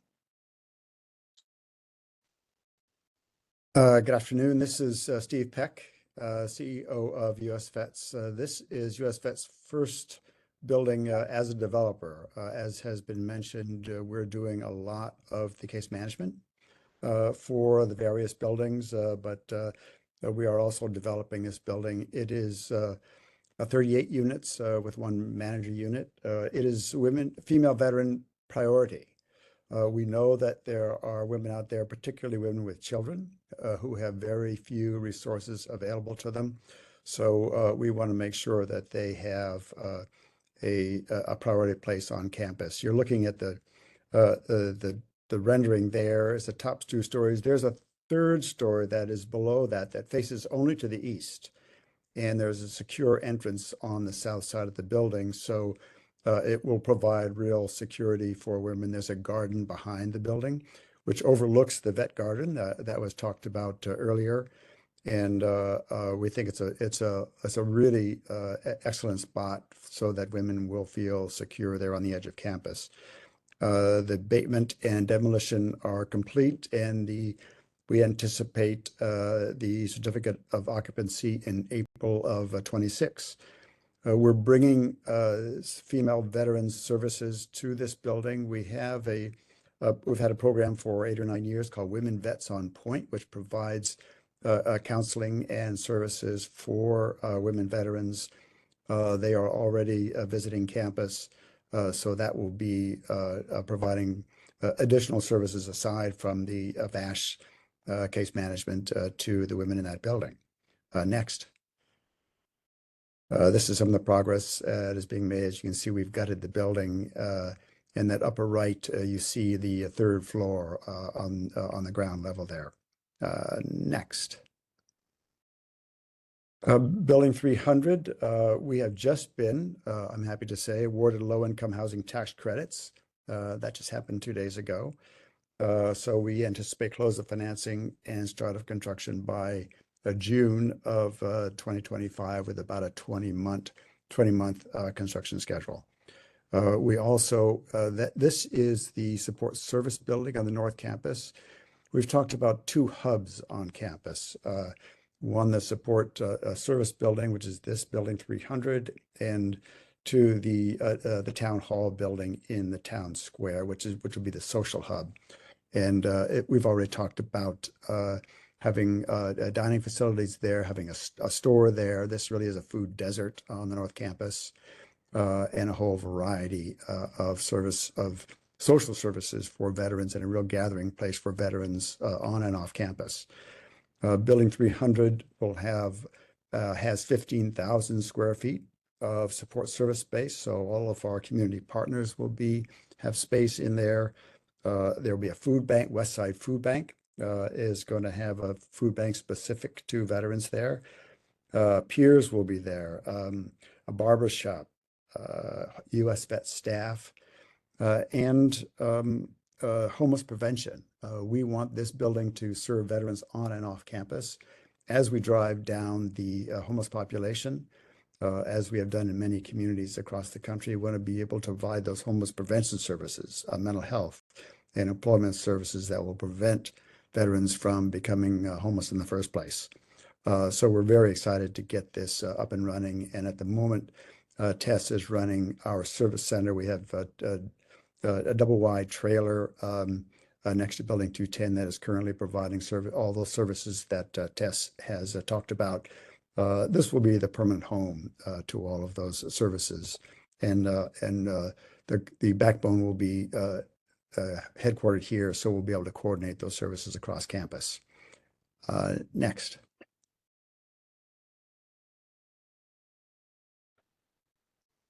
This goes over to TSA. Yes, can you guys hear me? A little louder if you can. Yes, okay, great. Yeah, that's why I dialed in from my phone. I apologize. I will speak as loudly as I can. Yes, we're so happy that Building 300 did receive that tax credit allocation so they can kickstart the hub for the North Campus. We, on the other hand, are pushing full steam ahead with the town center projects, 408 being the first one. We will be applying for tax credits in January. We look forward to starting construction late in 2025. As you can see, that's our most recent rendering on the bottom. We're building 100 new units for formerly homeless veterans, and we're really looking forward to taking us into the next phase of this project at West LA VA. So thank you, and next slide. Thank you, Parisa. And like Parisa said, Building 409 is the second development in this same area. This is the phase 2 area of the campus in and around what is currently known as the town center. This project contemplates 117 units.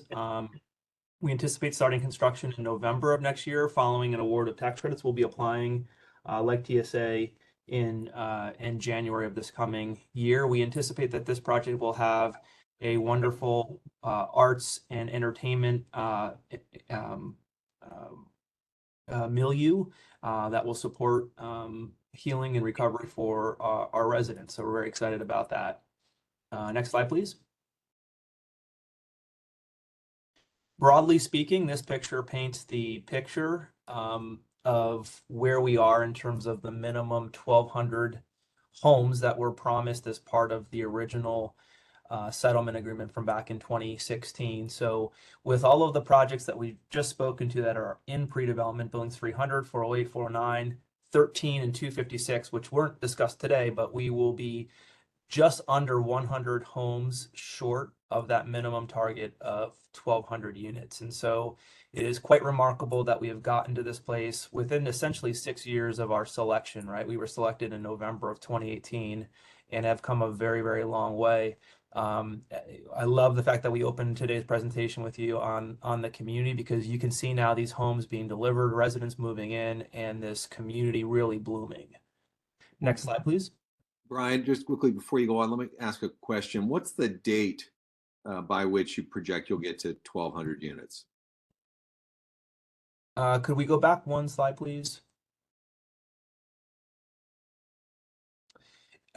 Rob, is the question, what is the date by which we expect those 1,200 units will be delivered or Yeah, fair started? enough. I'm just saying, with this pipeline right here, what's the approximate date for that 1,100 units, I guess, that you have forecasted? You know, I would want to take a look at the placemat and get you a good number. I don't want to promise a date. I just would want to look at that. It's within reach, I'll say that, and then we can follow up with you with a specific target that we're working towards. What about the category under construction, phase 1? Do we know when you're going to get to it looks like 780 units? Yeah, so 401B, that's I don't know if core companies reported out to you, but that's our second phase that is going to be delivered soon with buildings 402, 404, right? So those are all, within the foreseeable future. 56, 57, 58, all will be delivered next year and begin getting leased up. And then 210, Steve just reported on, which I think was an April 2026 delivery. So within about a year and a half, all of those homes under construction will have been delivered. Great. Okay, so within a year and a half, we'll see almost 800 units. Yep. Okay, thanks. Yep, you got it. All right, next slide, please. So, what has enabled all of that progress are the incredible financing commitments that we've received from the private sector, from the public sector, from the VA itself. This slide shares with you where all of those commitments have come from, organized by project status. So completed projects under construction, projects that are closing, and projects in pre-development. In total, we estimate close to $900 million of financing commitments have been leveraged, and that number will surely go up as buildings 408, 409, 256 move forward in the year ahead with their financing applications and anticipated awards. So, we will, when all is said and done, be well north of $1 billion in financing commitments that will have enabled this transformation. Next slide, please. If I can add to that, we just received a $10 million philanthropic donation for the Wellbeing Center in Building 300. So, and have a number of meetings with people with real money, billionaires with a B. Hopefully, we'll be bringing more of that in. Thank you, Steve. And that's a great segue to the next slide, which is the Veteran Promise campaign, which I think you're best equipped to speak to. Indeed. I preempted myself. So we're continuing to have meetings with the foundations. This latest $10 million donation came from the Schmidt Family Foundation. We've been talking to them for many years. Rick Caruso is going to be visiting campus. A number other significant family foundations will be visiting us. So at this point, our Veteran Promise campaign has raised about $100 million. Our goal is $188 million, and that will include an endowment that will continue to provide funding for the support services on campus. So we're making good progress, but we've got a ways to go. Thank you, Steve. Next slide. Steve, would you like to bring it home?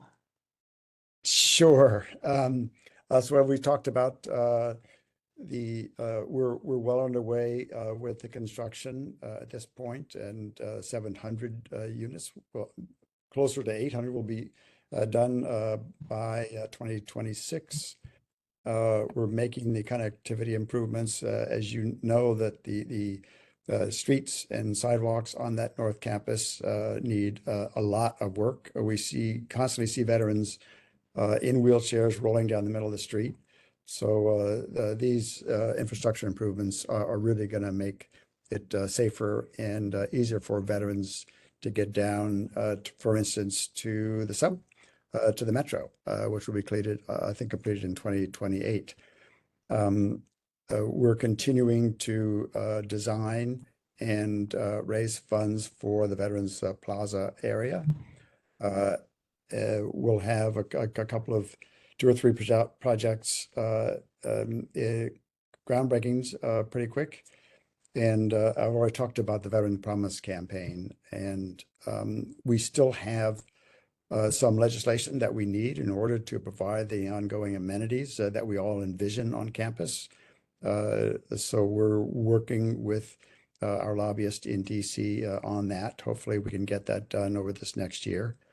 And I think all in all, together, we've made remarkable progress. I'm not sure anyone anticipated we'd get this far this soon, but here we are. And we have a lot of momentum for the future.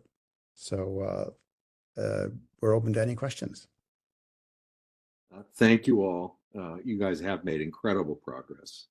It's great to see how many housing units. I wanted to ask a question to begin with about the infrastructure.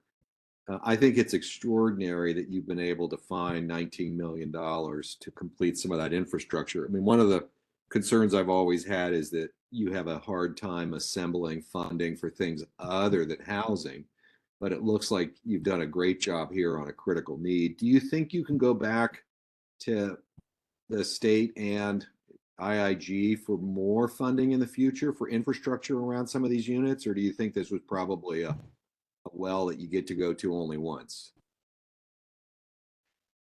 I think it's possible that there could be future ASIC or IIG awards. You know, those programs are constantly evolving. The latest ASIC round is out, you know, so we'd have to, it really depends on what is the nature of the improvements. Do those improvements reduce greenhouse gas emissions?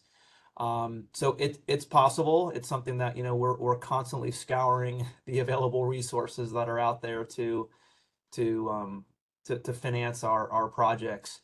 The IIG capital that we accessed was of a variety that was really meant for multi-phase kind of catalytic projects. So it was a very perfect fit for this project.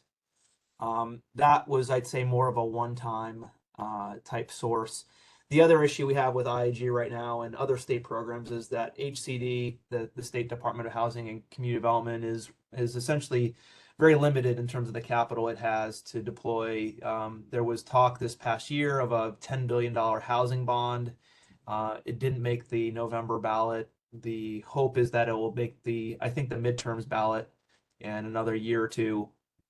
So we'll see where that goes. But we definitely need more resources at the state level. At the county level, we have some new resources that are available to us through Measure A. Those will be rolled out in the months and years ahead. That is very encouraging. But yeah, we were thrilled that the state invested that kind of capital on federal property to enable this transformation, and just very grateful. Yeah, well done. Nicole Bronca. Hi, everyone. At every board meeting I've attended, I've asked this exact question, and it's never been incorporated into this presentation. I'm still looking for the unit size breakdown for the developments.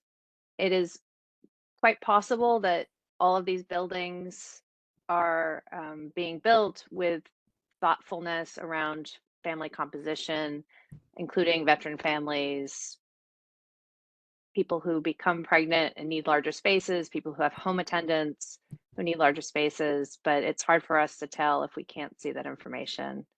So would ask again if we could incorporate that into the next presentation. And then anything you can offer today so that we can get a better sense of what's available.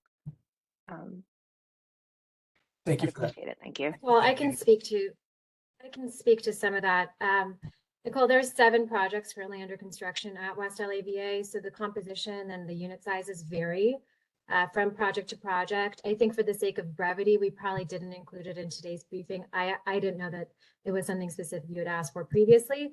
That having been said, we can easily put the information together for you. It exists, and just have our partners at OAM share that with you directly.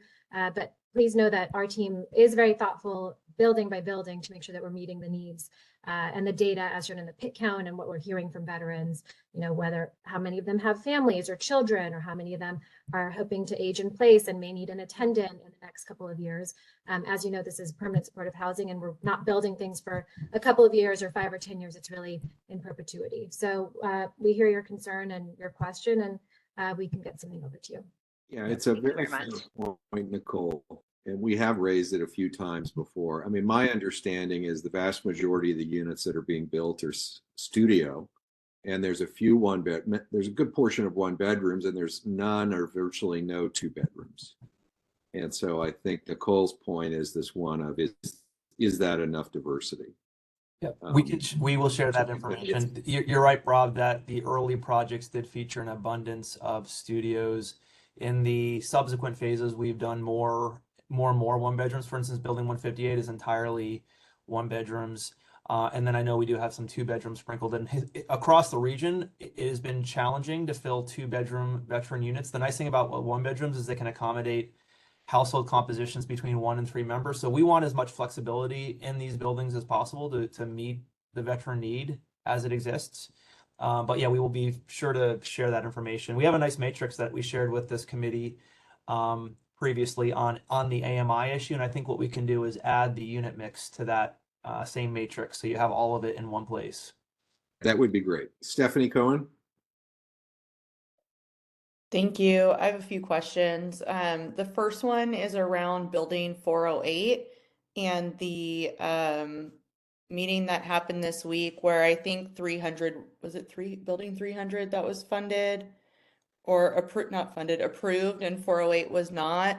Does 408, so you guys are going to resubmit, I assume, right? And then how does that hold up, or does it hold up the project or around the parcel release schedule? I think they don't meet every month, I don't think. So I'm just curious how that non-approval contributes to the timetable. Thanks, Stephanie. Yes, 300 was selected. We were next in line. Like I said, we'll be reapplying come January. So at this point, it's not going to hold us up too much. We're working internally to figure out what our new timeline will be in terms of shovels in the ground. So we'll be working with the VA on the parcel release. But the slide we showed earlier already showed a Q4 construction start. We're not anticipating anything later than that. We're still just trying to figure out internally when it would happen in hopefully 2025. Okay, so you went early. So not anticipating a major, the benefit of the new round being in January is that it's not, hopefully not going to push back our timeline too severely. Okay, So perfect. Thank we'll you. know more in the coming weeks. My next question is something I ask about all the time is voucher allocation. Where are we in terms of voucher allocation to projects, and then the worry, or maybe it was a past worry and isn't relevant anymore, about the county reaching their cap?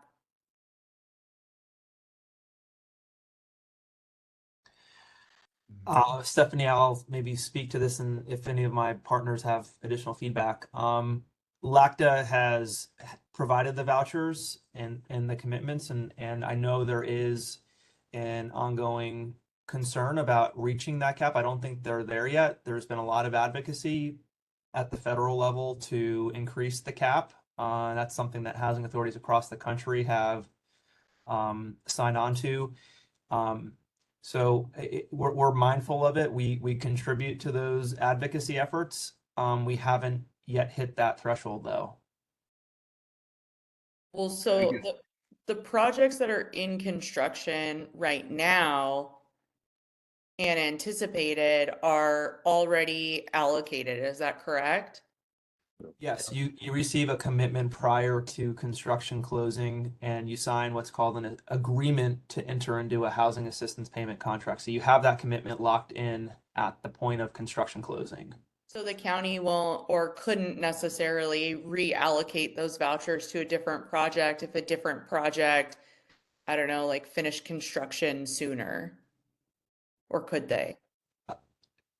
That would that is a contract that we sign with the housing authority. Oh, okay. They just Okay. have to be prepared to deliver have those vouchers available at the point that the building is being leased up. Okay. And so we really are not clear on whether or not there will be vouchers available for future projects because we don't know what other projects are going to come through the county pipeline. Is that fair? Keith, do you have more on this? Maybe? Yeah, I want to wait for my turn. Oh. But I could jump in here. Yeah, I want an answer. Now that I've interrupted anyway. No, we know you've had to work on this. I have, and I guess bottom line up front, I actually don't have newer information than I've shared previously.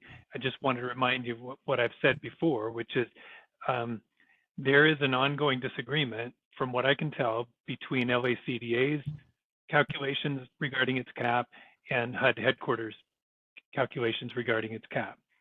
And whether they hit the cap or not is therefore not known. It's also a consistently moving target because it's based on a percentage. It's based on a denominator. HUD is likely to issue they could get new vouchers either this year or future year. That would change the calculation. That would push out the cap. The reason I raised my hand is I think one thing you could do as a board here is request a presentation about this particular topic and invite not only LACDA, but invite HUD headquarters. Let's have everybody in the same conversation because that's the piece that doesn't seem to have happened yet. Yeah. I've asked for that and haven't been able to get that myself. So something for you to consider. It unquestionably has potential bearing on the development of the campus, our ability to hit 1,200, all of that. It's a really important topic, and it shouldn't be this kind of an ongoing unknown. And Brian, Steve. Quick question. Who would be the program office within HUD to ask for? It's PIH, Public and Indian Housing. I actually have a POC I could send you, Rob, if you'd like. Okay, go ahead, Stephanie. I was just curious, Brian, Steve, Parisa, if you guys have had any conversations with the county supervisors about this topic and this issue so that if and when there is a time for a push for LACDA for the county with HUD, that there's political support. Do they even know that this is potentially an issue? Yeah. I'm not certain, Stephanie. I mean, we haven't gotten to the place where LACDA has not been able to issue commitments, and we have essentially 3 additional commitments in hand now between 256, 408, 409 that are all moving forward. But I agree with you that it would be helpful to have, in particular, Supervisor Horvath be aware of this issue. Yeah. I mean, I can't tell you to do it, but I would recommend that you prep the supervisors because I don't know when this will be an issue, but I anticipate that it will be at some point. I just have one more thing to say. It's not a question, but well, maybe this first part of it is a question. Steve, is this your last meeting? No, I will be around. I am retiring as CEO December 31st, handing it off to Daryl Vincent, who might be on the call. But I'm contracted with US Vets to hang on to this project. Oh, okay, good. So that there'll be continuity. Okay. I saw a news article that you were retiring, and then I was at the Rams game that you were being honored, and I remembered, oh no, we're losing Steve Peck. So as you transition out of the role, I just personally, I want to thank you for your work in this space. I don't know if you know this, Steve, but you got me interested in veterans affairs and veteran advocacy when I was a very young field deputy, almost 15 years ago, working for the state legislature. You brought me to the location in Inglewood, and we talked about services and the way that you provide services for veterans. And we've done a lot of good work together. And I just want you to know that I personally appreciate you. I appreciate you on this project, and your commitment to this population is something that's inspired a lot of people. But someone like me, who's not a veteran, only has, not only, but has grandfathers that were World War II veterans, but I don't come from a long line of veterans. And I just really appreciate you, and I appreciate your work. And I wanted to take time to thank you in front of all of these people, some who know you very well and some who really didn't have the same opportunity that I did to work with you. So thank you. I appreciate that, Stephanie. Yeah, like I said, I'll be around, and I'll continue to advocate in DC for this site. This is such an important project. I want to make sure that it carries on. And Daryl Vincent will be picking up the ball very effectively, may I say. We look forward to meeting him. Thank you, Stephanie. I think all of us feel the same way, Steve, and we're glad that you stayed on board. While we've had our disagreements from time to time, I know we all are focused on trying to get the best results for veterans. Indeed. Beth Sandor. Thanks, Rob. Beth Sandor. Just congratulations to the team for this incredible progress. There seems like there's a lot happening in 2025 to be excited about.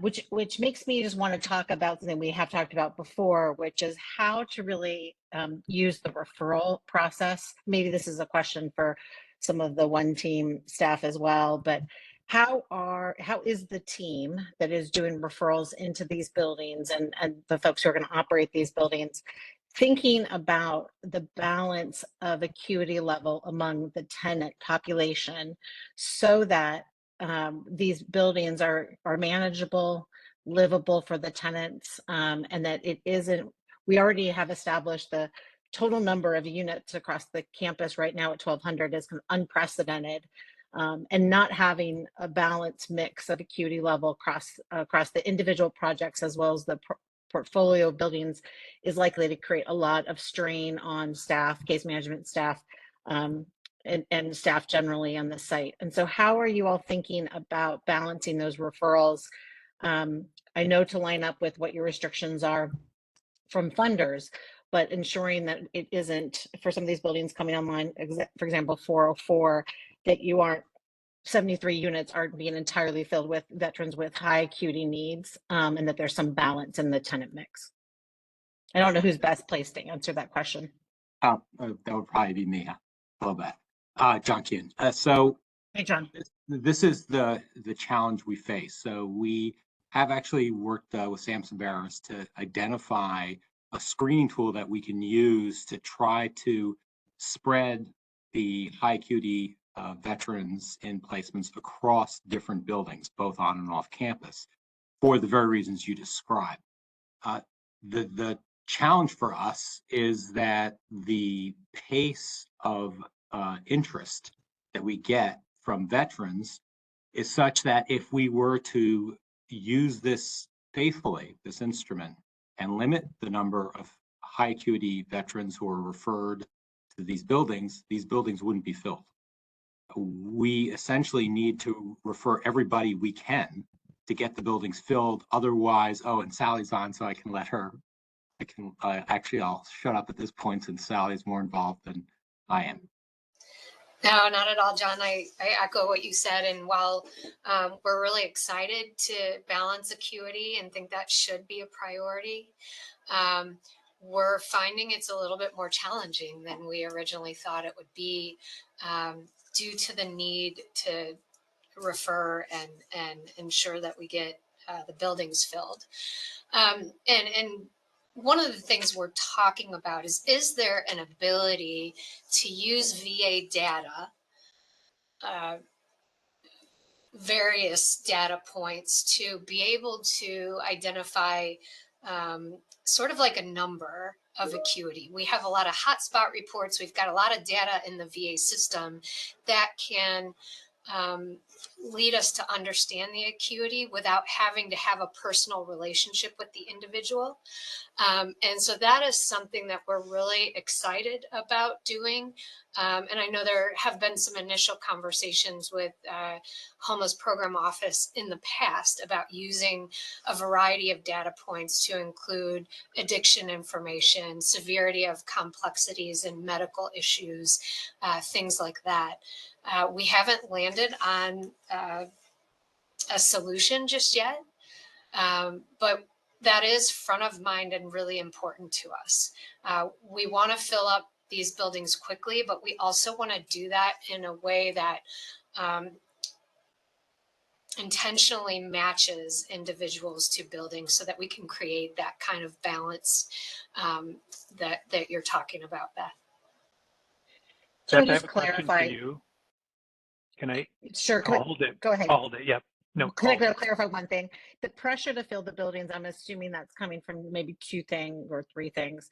One, is it related to just lease up timelines related to LIHTC, kind of political pressure, and just like urgency around housing veterans? But what are the key drivers of that urgency, and what support would you need to, I know there are LIHTC deadlines that might not enable this, but what would you need to be able to do this thoughtfully? What support would you need to be able to do this in a thoughtful way? I just feel mindful, and many of us on this board have been in this situation before.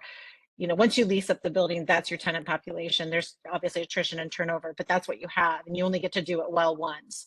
And with so many units coming online next year, how could this board support you all in having the resources and the time and the space you need to do that well so these buildings operate optimally? And I would just say, ultimately, all of those things mentioned are urgent. Okay. But I will say that the pressure to ensure that no veteran is unhoused is probably the highest priority for me in particular. But I know I saw Keith had his hand up, and we had actually talked about data points to do that. I think having the flexibility to be a little bit more intentional about how we fill the buildings would be incredible. There's a lot of work right now, Beth, going into by name list case conferencing and even refining that more, specifically to, you know, keep up with the momentum of what we're trying to do for this surge, and really put some things in place that can be used for the long term. And I will say what we're currently operating from on that by name list doesn't actually get us to that information that we really need in terms of acuity and things like that. But I'll stop there. And I think Keith might have some things to talk about regarding the data point. Yeah, and Beth, this is actually a specific for you. So you may recall that many moons ago, we actually worked with you and Community Solutions to build in vulnerability index items into homes. And we actually used that in terms of reports we provided to Community Solutions supporting 100,000 homes campaign. Those items are still there. And one of the things that the HPO team has offered is to essentially build a little acuity report out of those. And my question for you, because I haven't kept up with the literature, I know the SPDAT fell out of favor. I don't know if the vulnerability index did. I don't know if those are the best items, but we have a huge advantage in the sense that they're already in the system. In fact, we've got years of data with it. So I wanted to just ask a quick opinion. And if this is better, we're taking up PD time, so I don't know that that's the best time to have this conversation, but I would love to talk to you about that and get your take. I'd be happy to, Keith, I'd be happy to follow up offline. Like, how could we give you what information we have on that and support any way we can. Okay, sounds good. Rob, you're on mute. Oh, sorry, John. I just wanted to add also, Sally, I think, touched on it briefly, but we have a matching contract that is starting with Military and Veterans Affairs, so Jim Shop, and we hope that that will help us speed these referrals. The other downside is if we don't get these referrals quickly, this is very much a use it or lose it situation. We have a couple of PVVs where we had to let go of units because we couldn't fill them fast enough. So if the choice is not filling the units or maybe putting too much acuity in it. We're going to put in too much acuity because we don't want to lose units. So that is the economics of this. You know, the LIHTC rules are pretty inflexible, and they hit their deadlines. Yeah. Thank you all for those clarifications. It's really helpful. And I just want to, I don't know, as you are getting in the thick of this, and there are things the board can do to be supporting you to, you know, given the constraints of LIHTC and others, any support or expertise we all can provide or cover or conversations to help make this as balanced as possible. I think it will serve the entire project to have buildings that are balanced in the acuity level long term. But thank you for your thoughtfulness. This is Steve. Thank you, Beth, for bringing that up. We talk about that a lot because we have large sites. The therapeutic community really helps with that. Putting up, you know, since Housing First, the acuity level of our veterans has gone up. So we've had to add professional staff. We're working here in California with the state to add more mental health assistance. There's the California Veterans, the CVHI health initiative, which will add mental health professionals to our staff. So we're very aware that there's going to be a lot of significantly disabled veterans in this project. The emphasis has been to get homeless veterans off the street. So there's that as well. But ultimately, we would like to be able to put more workforce housing in here so that there was a good mix so that the veterans who are more able are lifting those who are less so. And the therapeutic community can help us do that. But it's going to be a work in progress, and I think we're going to learn as we go. I kind of have a follow-up question related to that, which is as to one of the buildings, it's the Frank Gehry design building that I think TSA has. If I recall correctly, the developer committed to something like 50 of those units being for veterans with serious mental illness. Am I remembering that correctly? Yes, that's correct.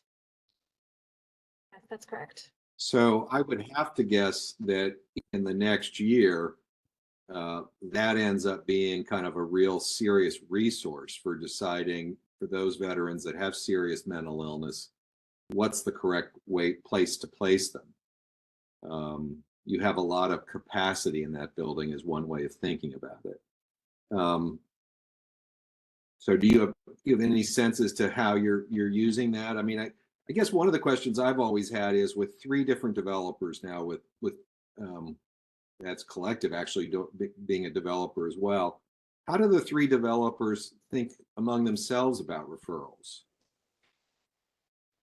In other words, is the agency is making a referral, but why wouldn't there be a preference for the time being for veterans with serious mental illness to refer it to TSA for that building? It's just not how the referrals are done. Yeah, sorry, Tess Mango. It's not how the referrals are done because of fair housing, right? So I think it's also important to note that even though there are 50 set aside for veterans with severe mental illness, in that strata are veterans with various different levels of severe mental illness, right? So they require different levels of case management. In addition, there likely are already more veterans with severe mental illness in a building like 207 or other buildings because so many veterans go with undiagnosed and untreated mental illness that, you know, they white knuckle through. So it is an interesting question, but I don't think could be solved by, you know, concentrating those with severe mental illness in one building since it's so prevalent within the community. Yeah, as Tess said, Rob, there are 26, I believe, out of the 70 units in Building 207 are DMH units for veterans with severe mental illness. And that building is very, very stable. I think that's the most stable population thus far on campus. There have been a couple of challenges. A couple of veterans were simply too mentally ill to maintain their housing there and were disruptive, but that's been the exception rather than the rule. And as long as we continue to add professional staff, work with VA to provide those services, I think it will work well. But I think The long term, a mix of acuities would be desirable. Yeah, I'm If just, I could, I just want to ask a follow-up question because I need to make sure I understand how this is going to work, which is I know that the TSA building with the 50 units for serious mental illness is not yet open. But what I'm asking is the question of once it's open, why wouldn't there be a preference to refer all veterans, all homeless veterans who have serious mental illness to that building as opposed to other buildings? I don't see how that would violate the fair housing laws. Am I missing something? Well, We want there to be a mix. It would not be desirable to put all veterans with serious mental illness in one building. Their day-to-day activities are lifted by those other more capable veterans in a building. So that's the and there'll be some veterans in every building with severe mental illness. But we want to spread them out throughout the campus rather than put them all in a single building. I totally understand the notion of spreading them out so that you don't ever have that great an acuity. I'm asking the question, if you have a building with 120 units, of which 50 are deed restricted to be for folks with serious mental illness, doesn't that get regarded as a resource for the purposes of making the referrals? In other words, So I think, Rob, you're saying from a referral standpoint, this is Parisa from TSA, you're saying, can we ensure that VA is referring all veterans on the by name list who have indicated mental illness? Can we ensure that that entire population is being referred to 701 MacArthur as part of this process? You're not saying make all 118 units set aside for mentally ill individuals. That's perfectly the way it's saying it. Okay, I understand now. I think that's actually more of a question for John's team. Obviously, we received the referrals from them, and we are committed to filling the 50. But in terms of the total population and how they're handling referrals, that's really more of a question for John. So let me just put it this way. I mean, my concern would be that as 3 people come in, we refer them to 3 different buildings, to 3 different developers, because of some notion that we have to make each of the developers successful. I don't think that's the way we should think about this. I think the issue should be we have certain housing needs and we have certain housing constraints. And 701 has some real practical constraints with the level of acuity we agreed to, or that the developer agreed to. So maybe my question is when you think about referrals, is there a notion that we go around the buildings and we try to distribute them across the buildings so that they're each kind of experiencing the same operating risk about filling them? Or is there a way to kind of referee all the needs of the veterans? That's a lot of questions. So I'll go to John Kuhn.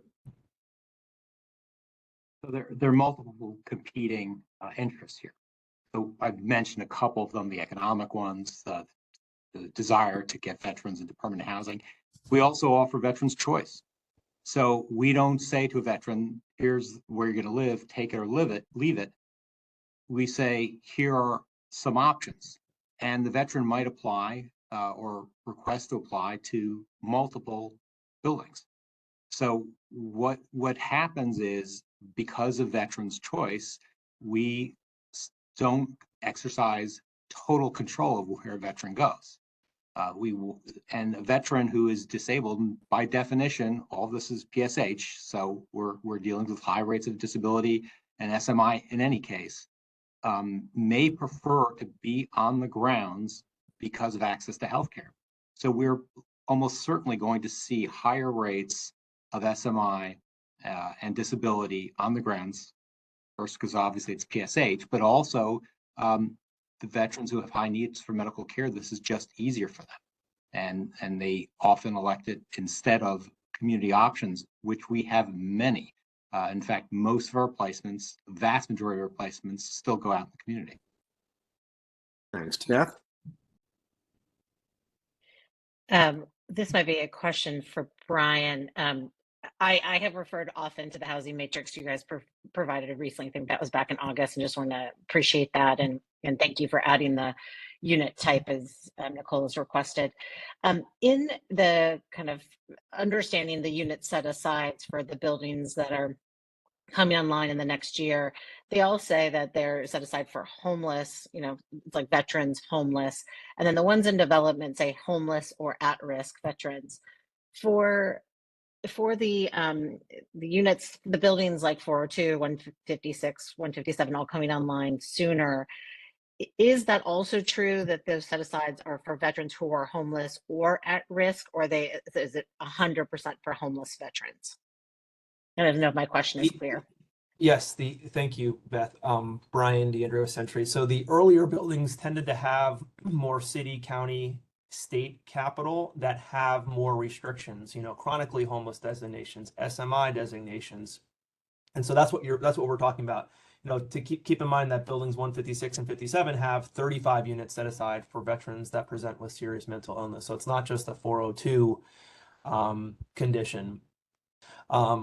So the expectation is that we carry on and we continue using PACT Act capital and some of the Tunnel to Tower capital, Tunnel to Tower Foundation capital, that we will have developments that are less restrictive in terms of those subpopulations. They could serve them, but they're not restricted to those subpopulations. And then we would be bound by the Leasing Act itself, which requires supportive housing. And that definition of supportive housing involves both the homeless or at risk of homelessness definition. So it's less restrictive. And that's, I think, the place that we're looking to get to, so we can enjoy more balance within our buildings. One other blue sky idea that I want to just kind of share that kind of, I think, is an intersection of everything we're talking about today, is that veteran choice is incredibly important. We've had 8 veterans turn down building 404 already. They chose not to live there, and that is their prerogative, and we respect that. Once a veteran moves into a unit with a project-based voucher, they can port that voucher after living there for a year into any other apartment that a landlord will accept their voucher. But keep in mind that a veteran that lives on the outside with a housing choice voucher or without, they can't port into a project-based voucher unit. That PBV unit has to be set aside for a veteran, an existing veteran that is experiencing homelessness that represents kind of a new move-in. We've, amongst the PD team, have talked about that idea of, could a veteran on the outside, either an existing PBV unit somewhere else in LA or an HCV holding veteran, should they be permitted to move into existing PBV units? They were previously homeless, right? And they would represent veterans that have more stability, and that could potentially be a mechanism to promote more balance within our buildings. That would require some legislative changes and policy changes. Thank you, Brian. John, you're on mute. I just wanted to amplify a bit of Brian's comments, because he's spot on about the need to have a more mixed population. And I think of, sort of being risk of being a broken record on this. For us to do acuity measures to leaven the population with an exclusively PSH clientele, it's going to make a marginal difference. I mean, really working with a very challenging clientele no matter what.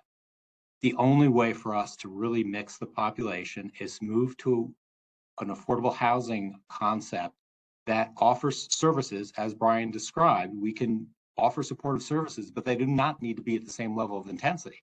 Supportive services could be assistance getting employment, transition assistance, things that are not nearly as needed or may not even be a part of PSH. So I think we have options open to us if we can pursue them. And this is going to be critically important going forward as we expand this community, so we don't recreate a Skid Row. We want to create a community people want to live in, that is desirable, that incorporates every one of the elements that you've heard about that veterans, even in our limited survey, enjoy about it. It's a attractive campus. It will have amenities. There's a surrounding area that's desirable. We want people to want to live here, and for veterans to experience everything that they should in their home, in their community. But if we go straight PSH and we build out more than 1,200, whatever we end up landing at, without a more mixed community, I think it's something we're going to regret.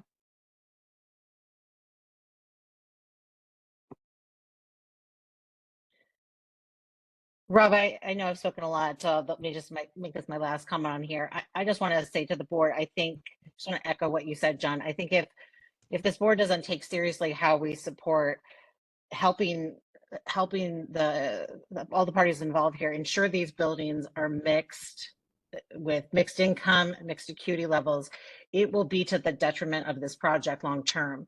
It will be a very difficult community to help support long term.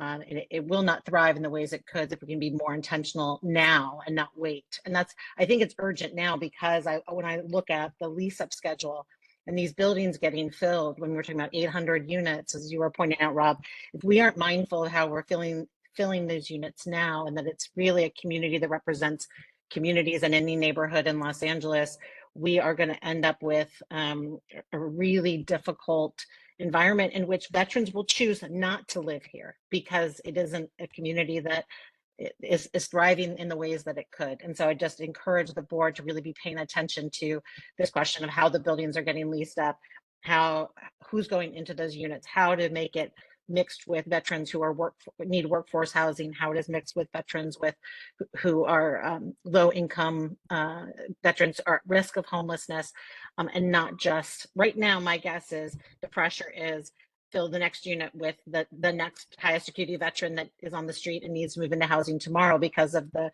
urgent public health crisis of having veterans on our streets.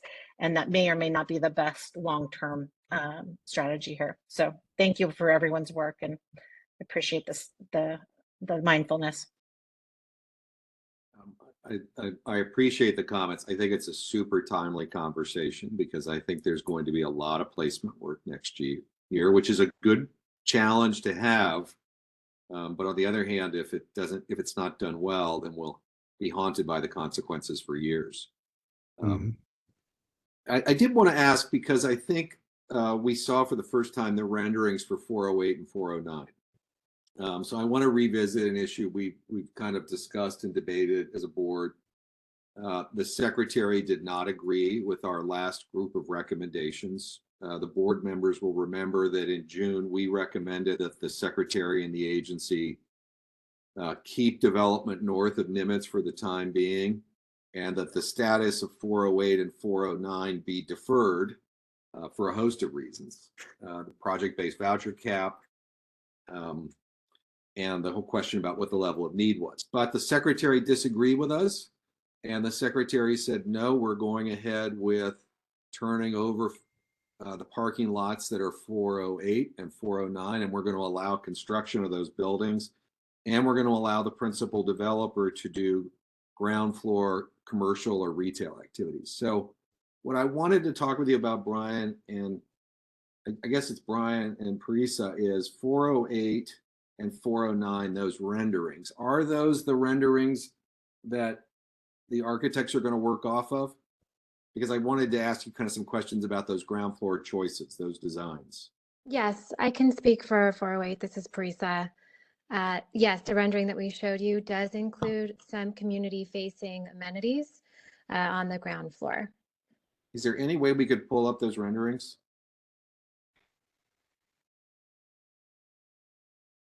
Because I want to get a sense. I think this is the first time we've seen something visual. I just want you to kind of talk us through what you have in mind.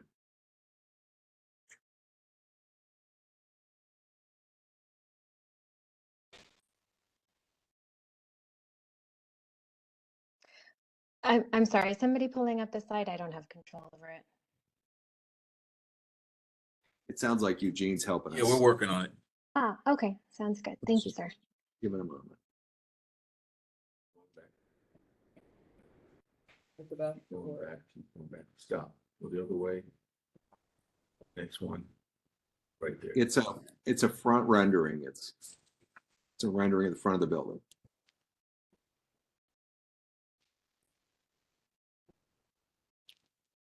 That's right. Thank you so much. So as mentioned, we have 408 and 409 coming up in 2025. 408 is already in plan check. We already have our voucher allocation, so we're excited to move forward with this. As Rob pointed out, there is an opportunity here for ground floor activation in all of the buildings that we're contemplating for the town center. So what we're discussing here is not commercial in the traditional sense. It's more communal facing amenities that can be used by residents of 408, 409, the future town center, but also will be accessible to veterans living across the campus. So most of our buildings for TSA, US Vets, Century, and our partners at CORE, they all have, a small community kitchen or a small fitness center.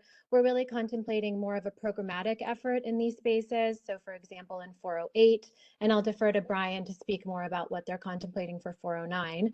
But for 408, we're thinking of a larger fitness center that would be programmed to have more organized classes and just a bigger set of offerings than what you would find in individual building fitness rooms.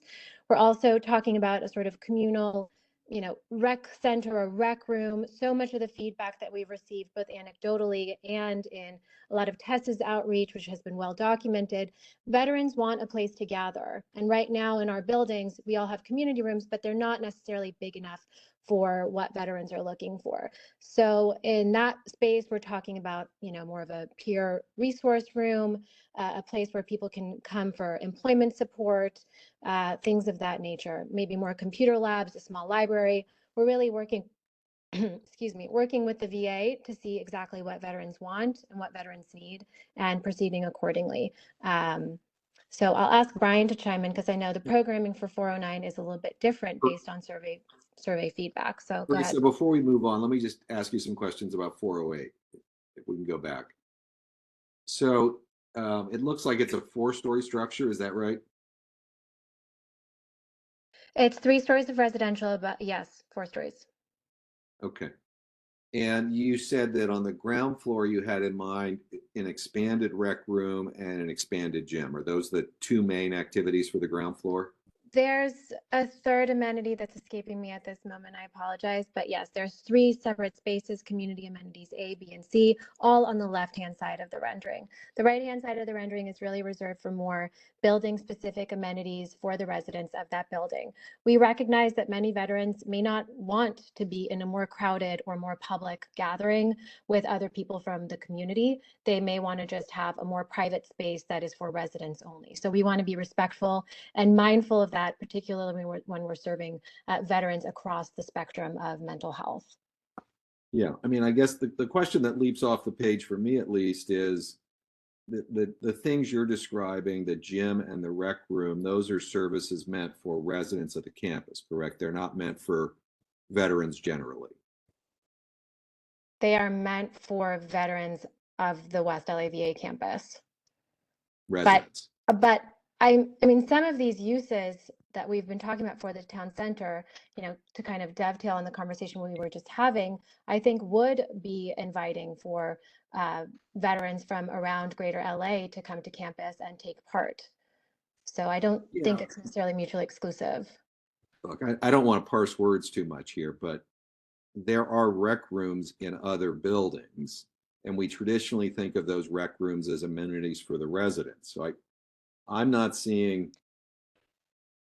The agency's response to our board has been to say they're going ahead with the town center, but they're spreading the elements of the town center across the bottom of these buildings. And neither of the things you've described to me strike me as a town center element. They strike me as building amenities. So is there anything on the ground floor of this building that's contemplated for veterans generally? Yes. Okay. Let me correct myself. So as I said, we have A, B, and C. The gym, for example, is really meant for all veterans who choose to come to campus to take part. The rec room is also something that would be open to the community to take part. The third space that I'd overlooked previously is meant to be a vocational training center, which again, I think could serve veterans from the greater Los Angeles area. So I think when you use the word commercial, it sends a signal that we have uses that are not in line with our actual vision for this space. Yeah, I mean, commercial to be could mean a gym. So I think this is a really huge issue. I don't find the agency's response as satisfactory, and I've talked to a bunch of board members, and I don't think they do either. So I can just assure you we are going to be laser focused in the future on what exactly is implemented here. And so I'd hate to see it's just a larger rec room or it's just a slightly larger gym that's meant mainly just for the residents. Because the agency's telling us with its responses that it's going to implement the town center by activating these ground floors. Respectfully, these uses will activate the ground floors. And if we don't have it in this briefing, but 408, like I said, it's part of what we're contemplating for this entire area, which includes a lot of indoor outdoor space, a lot of interface with building 13 that US Vets will be rehabilitating, a lot of communal activation that begins with the ground floor. I mean, I guess I don't follow why that wouldn't be a form of communal activation to have those uses in those spaces. Well, I think it all depends on implementation. So Sarah Hunter, you've got your hand up. Thanks. Sarah Hunter here. I just wanted to go back. I had a question about the previous conversation regarding referrals and the choices veterans make in terms of choosing to live on the campus versus living somewhere else.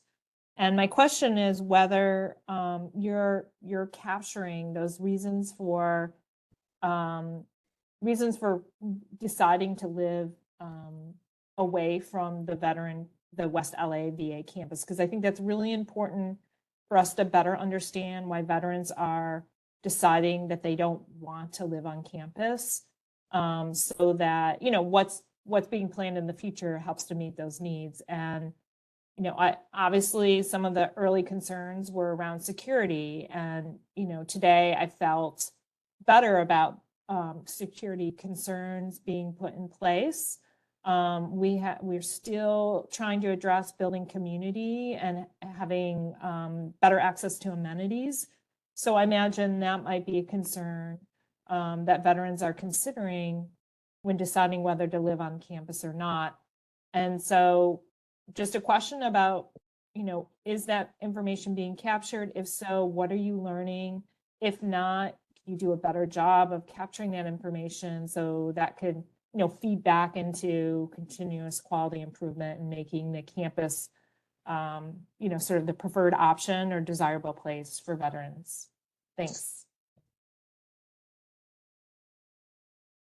I think it's one of the several areas for collecting feedback. So certainly the feedback from veterans who have chosen not to live on the campus is very important. The reasons why, sometimes it's very personal to them.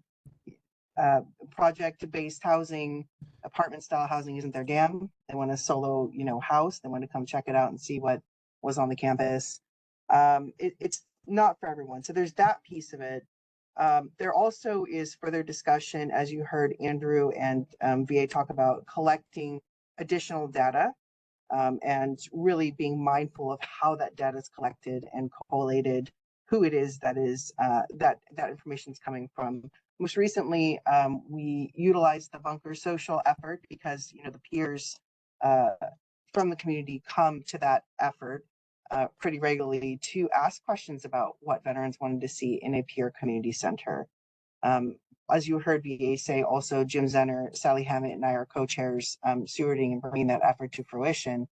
But it is really important to consider, you know, the sources of information, what they're linked to, and how those things are tied back to the feedback that we're getting. So yeah, there's a continuous feedback loop that we've implemented. We do have our online survey, the collective does, open, so we're always seeking those pieces of feedback. Even today, there's lots of community connection going on as the collective is being built. I'm getting messages about things we're talking about right now from veterans in the community who are like, hey, we wish that there was more than one period of, you know, open comment. And I said, well, you have to ask veterans to show up to comment for the original open comment, you know, session, and letting them know things like, you know, you can submit to the Federal Register after the meeting's closed. A lot of veterans don't know that. So there's a lot of feedback to be collected, and I really appreciate, you know, your thoughts about how important it is to integrate those things into not just, you know, feedback about referrals and where veterans want to live, but these amenities and services that are so crucial. Thanks, Tess. Brian, could you tackle building 409 and go over that rendering with us and talk to about the ground floor activities for that building, please? Sure. So building 409, like 408, is one of the 5 buildings in the town center area. It's one of the 4 new construction buildings, and we'll be contributing more than 4,000 square feet of space to the external community. As I mentioned in my presentation earlier, the focus of this building is really around healing through the arts, and so two of the uses in particular that this building will be contributing include a maker space where there will be programming around, painting, sculpture, other forms of, manipulative arts, and then also a performance art oriented space, including a black box theater that can be used for performances, for art shows, for things of this nature. So this is really intended not only for the residents of this building and the broader West LA community, but it could be open and available to veterans throughout the region. So we're excited about each of those uses. And then the building itself has its fair share of building specific amenities, some of which Parisa described a little earlier. So that is how this building will be contributing to the town center and how it will ensure activation of these ground floor spaces. Those sound like some good uses. Any further questions for the developer from the board?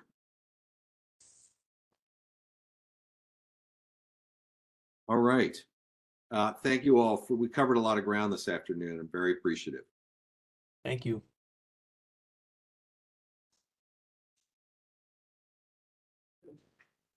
Hey, Rob, so we've pretty much gone through all our presentations at this point in time. There are 3 things remaining on the agenda. 1, give each subcommittee chair an opportunity. We've started off with Mike Canfield and Beth Sandor, and then I have some final administrative remarks, and then you can close out and adjourn the meeting. So I hand it over to Mike. Hi, Mike, can you guys hear me? Yep. All right, thanks for that. Sorry, I could never figure out how to raise my hand during this entire presentation, so I've just been biding my time because I knew I'd have a couple minutes to talk here. So again, first of all, thanks a lot to the Veterans Collective. You guys, have really just done a phenomenal job in moving forward this permanent supportive housing. It's, it's moving at a great pace, the high level of execution. And I personally am, just really pleased with sort of the physical structures that are being built out there. So thank you guys for that. And while this is a critical need, it's only the first part of the story. Part of this board's charge is to help improve the services and outcomes for veterans. And these are long-term objectives, and they require that we look beyond just the shelter aspects of the campus. And I apologize, a bit of a dead horse here, but give me my couple minutes here just to talk about some of these issues. So the master plan subcommittee is really focused, or has been focused for the last, 6 or 9 months or so, sort of on the rest of what it takes to make a community. And that's primarily the town center and the commons. And at our June board meeting, as Rob said, we made a dozen recommendations to the VA primarily related to the town center. And unfortunately, last week we got the responses back from the secretary, and in football terms, we got a stiff arm. The secretary did not concur with 8 of our recommendations. 2 of the recommendations were concurrent principle, and 2 of the recommendations were concurred with, but really only one of them was a true concurrence. So we're disappointed, but we're not discouraged, and we remain committed to advocating for a town center that will meet the needs of our residents and the greater veteran community, that we will all be proud of, and that shows the residents that we value them.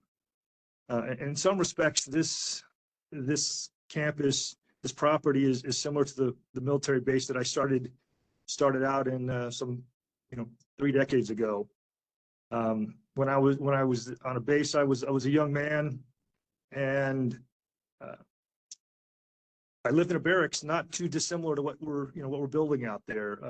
Lived in it with 120 other guys, and we were all pretty busy. We had a mission that occupied our days. We were training to be soldiers.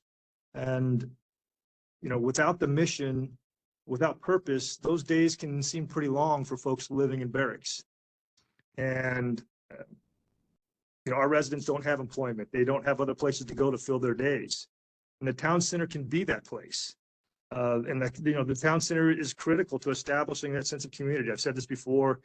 It's a place for healing for this vulnerable population.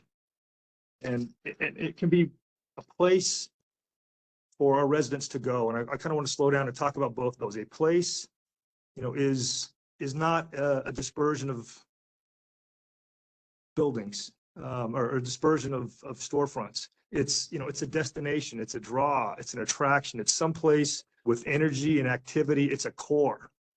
And go, a place to go. What does go mean? It means it's some place that these residents feel drawn to, so that they get up in the morning, they take a shower, they get dressed, they leave their room, they leave their building, and they go on a journey someplace. And they're going someplace where they can meet with their friends, they can sit and they can have a cup of coffee, they can listen to birds, they can sit in the park, they can do some job training, they can look, they can work on a hobby. There's, it's got to be someplace that gets them up and out of their building. And I think we all agree that this town center is a critical component of the community. And any differences we have may be sort of in the vision and the scale and the obstacles. And the master plan subcommittee believes that to improve these services and outcomes for our residents, the vision should be bold. The scale should match that vision. And frankly, we don't feel constrained by some of the obstacles that may be limiting the VA's current thinking, specifically legislation and appropriations. We are bringing these veterans to live on this isolated island. And now we need to provide a town center to give them a place to go, to connect, and to find meaning and purpose. Over 120 years ago, President McKinley dedicated the Pacific Branch with these words: "The government for which you fought, to which you gave the best years of your lives, that government, which is now the VA, will see to it that in your declining years, you shall not suffer, but shall be surrounded with all the comforts and all the blessings which a grateful nation can provide." 120 years ago, those comforts included a commissary, 2 recreation halls, theaters, a library, a chapel, 20-piece brass band that played daily concerts, not to mention a blacksmith, shoemaker, and a tailor. Certainly more comforts and blessings than we fear might be contemplated by the VA based on the responses to our recommendations. So we will remain vigilant and committed to ensuring that the town center lives up to its full potential and isn't compromised. Thank you. Those are great remarks, Mike. Thank you for doing that. Beth Sandor. Thanks. I feel like I've said a lot on this call, but I think I'll just say, the services subcommittee, we got really clear in this last year, kind of what we felt like our role was and where we think we could offer the most support to the collective team that is just, you heard it on this call, how deeply committed everyone who's here today is to just ensuring that what happens on this campus is in service of veterans and a thriving community here in Los Angeles. I think the things that we have focused on and will continue to focus on are really supporting the use of qualitative and quantitative data to recommend a rational level of supportive housing across the site based on veteran need and the viability of that housing. I think, as I said before, it feels more important than ever to really be using the data that we have to really drive what is needed and what makes sense on the campus. To continue to support a balanced tenant mix in the individual buildings and across the portfolio of buildings to ensure livability and that veterans can really be successful here. Help support, I know this will continue to be an ongoing challenge in the operation of just making sure there's the right support for the level of services that are needed, the safety and property management support that's needed within and across all of the permanent housing that's being developed. And then really clear the path for continued progress on ending veteran homelessness across the county and maintain those gains. I think there will be continued pressure on this campus to serve, be a solution for all veterans in LA County if we aren't really mindful of seeing the whole picture. And really when we're looking at data, looking at all, and I think John Kuhn has mentioned this, many times all the housing resources and all the services that exist across the continuum in LA County to help ensure veterans we end veteran homelessness and that veterans don't become homeless in the first place, and to look at that holistically. And while this board is really tasked with oversight for this campus, that we can't have those are not two separate conversations. They are connected and they are dependent on each other. And so we really need to be looking at the broader progress and how can we clear the path for the team that is trying to do that at scale and run, one of the most complex places in the nation. So we just continue in this next year to be grateful to be part of this team and to bring all of our collective knowledge and advocacy to bear to really help ensure this project is successful. Thanks, Rob. Thank you. Rob Merchant, I want to give you a chance to sum up if you want to offer any comments.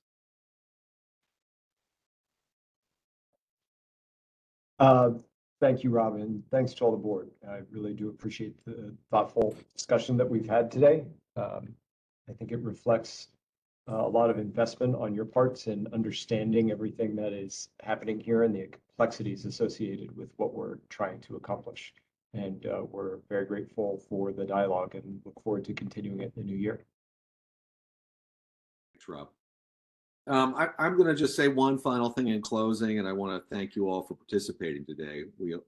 Almost all of us are volunteers, and the fact that we find our time. Excuse me, Rob. We have Ms. Barbara Morton still on the line as well. Still on. Oh, I'm sorry, Barbara. Barbara, you haven't had a chance to speak. Go ahead. No. I'm so sorry. And I don't mean to inject myself. I did have to step out, and I'm so glad I can just say a sincere thank you for all of you kind of spending the time, not only today, but all the other times inside and outside of these sessions that you're dedicating to this important initiative, important moment in time that we are in together and kind of helping to move the ball forward. So just wanted to say sincere thank you for all of your dedication. Thanks. Thank you for recognizing that. I mean, I was going to just really echo her comment that for those of us who are board members who are volunteering our time, your actions say a lot. The fact that you all find the time to do this, I think, underscores how committed you are to improving the process. I did want to offer one final comment about the town center issue. And those of you who got the email a week ago know where I'm going here. I'm very disappointed with the agency's responses on the town center, but I'm not giving up hope for it. And I want to offer a bit of perspective that I hope gives you all reason to remain focused on it. And that is that in the 2022 revision to the master plan, the agency set aside the idea of a vocational training zone. And I think that decision makes the work of the town center all the more vital. In an ideal world, all these veterans who live on campus would wake up, as Mike Canfield says, and have a sense of purpose and a job to go off to, or perhaps a garden to work on. I don't know that the agency is going to follow through on that commitment to vocational training at the level that we had originally expected with the master planning process. And that, as a result, makes the basic commercial, or I'm not going to say commercial, but the idea of activity on campus seem all the more relevant. In other words, setting aside ambitious plans for vocational training may make the idea of the town center all the more vital, because veterans who live on campus will need to be able to kind of have activities otherwise. And so I hope each of you has a chance to go through and read the agency's responses and decide kind of how much we want to embrace them versus how much we want to keep going in spite of them. I've always thought our charge is to say the right thing and do the right thing. And if we can get everyone to agree with us, that's great, but 100% concurrence isn't necessary. I did think it was great that the agency accepted our recommendation to do a thorough needs analysis. And I also thought the agency's response on the by name list choice was principled. But please don't take the responses on the town center issue as the end of our work. I think a good bit lies ahead for us. So that's all I had. Eugene, unless we have anything else to cover?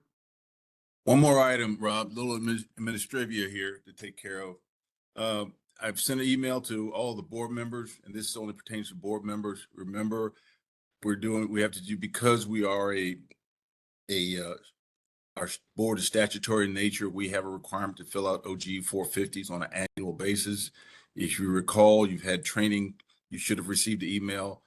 These will be filled out electronically this year. If you have any questions, you don't read through all the instructions now. I have sent you all the email with these instructions. You also have to do an ethics training. Go online, complete that. It kind of gives you a completion certificate. I'll need a copy of that as well. And then there's a special government employee certification statement. I'm going to need that as well. And that way we can maintain this momentum into next year with the board. Rob, that's all I have. Back over to you. Thank you, Eugene. And thank you, Chi, our other designated federal officer, for the fine support you've given us, and for all the other VA employees who made this call possible today.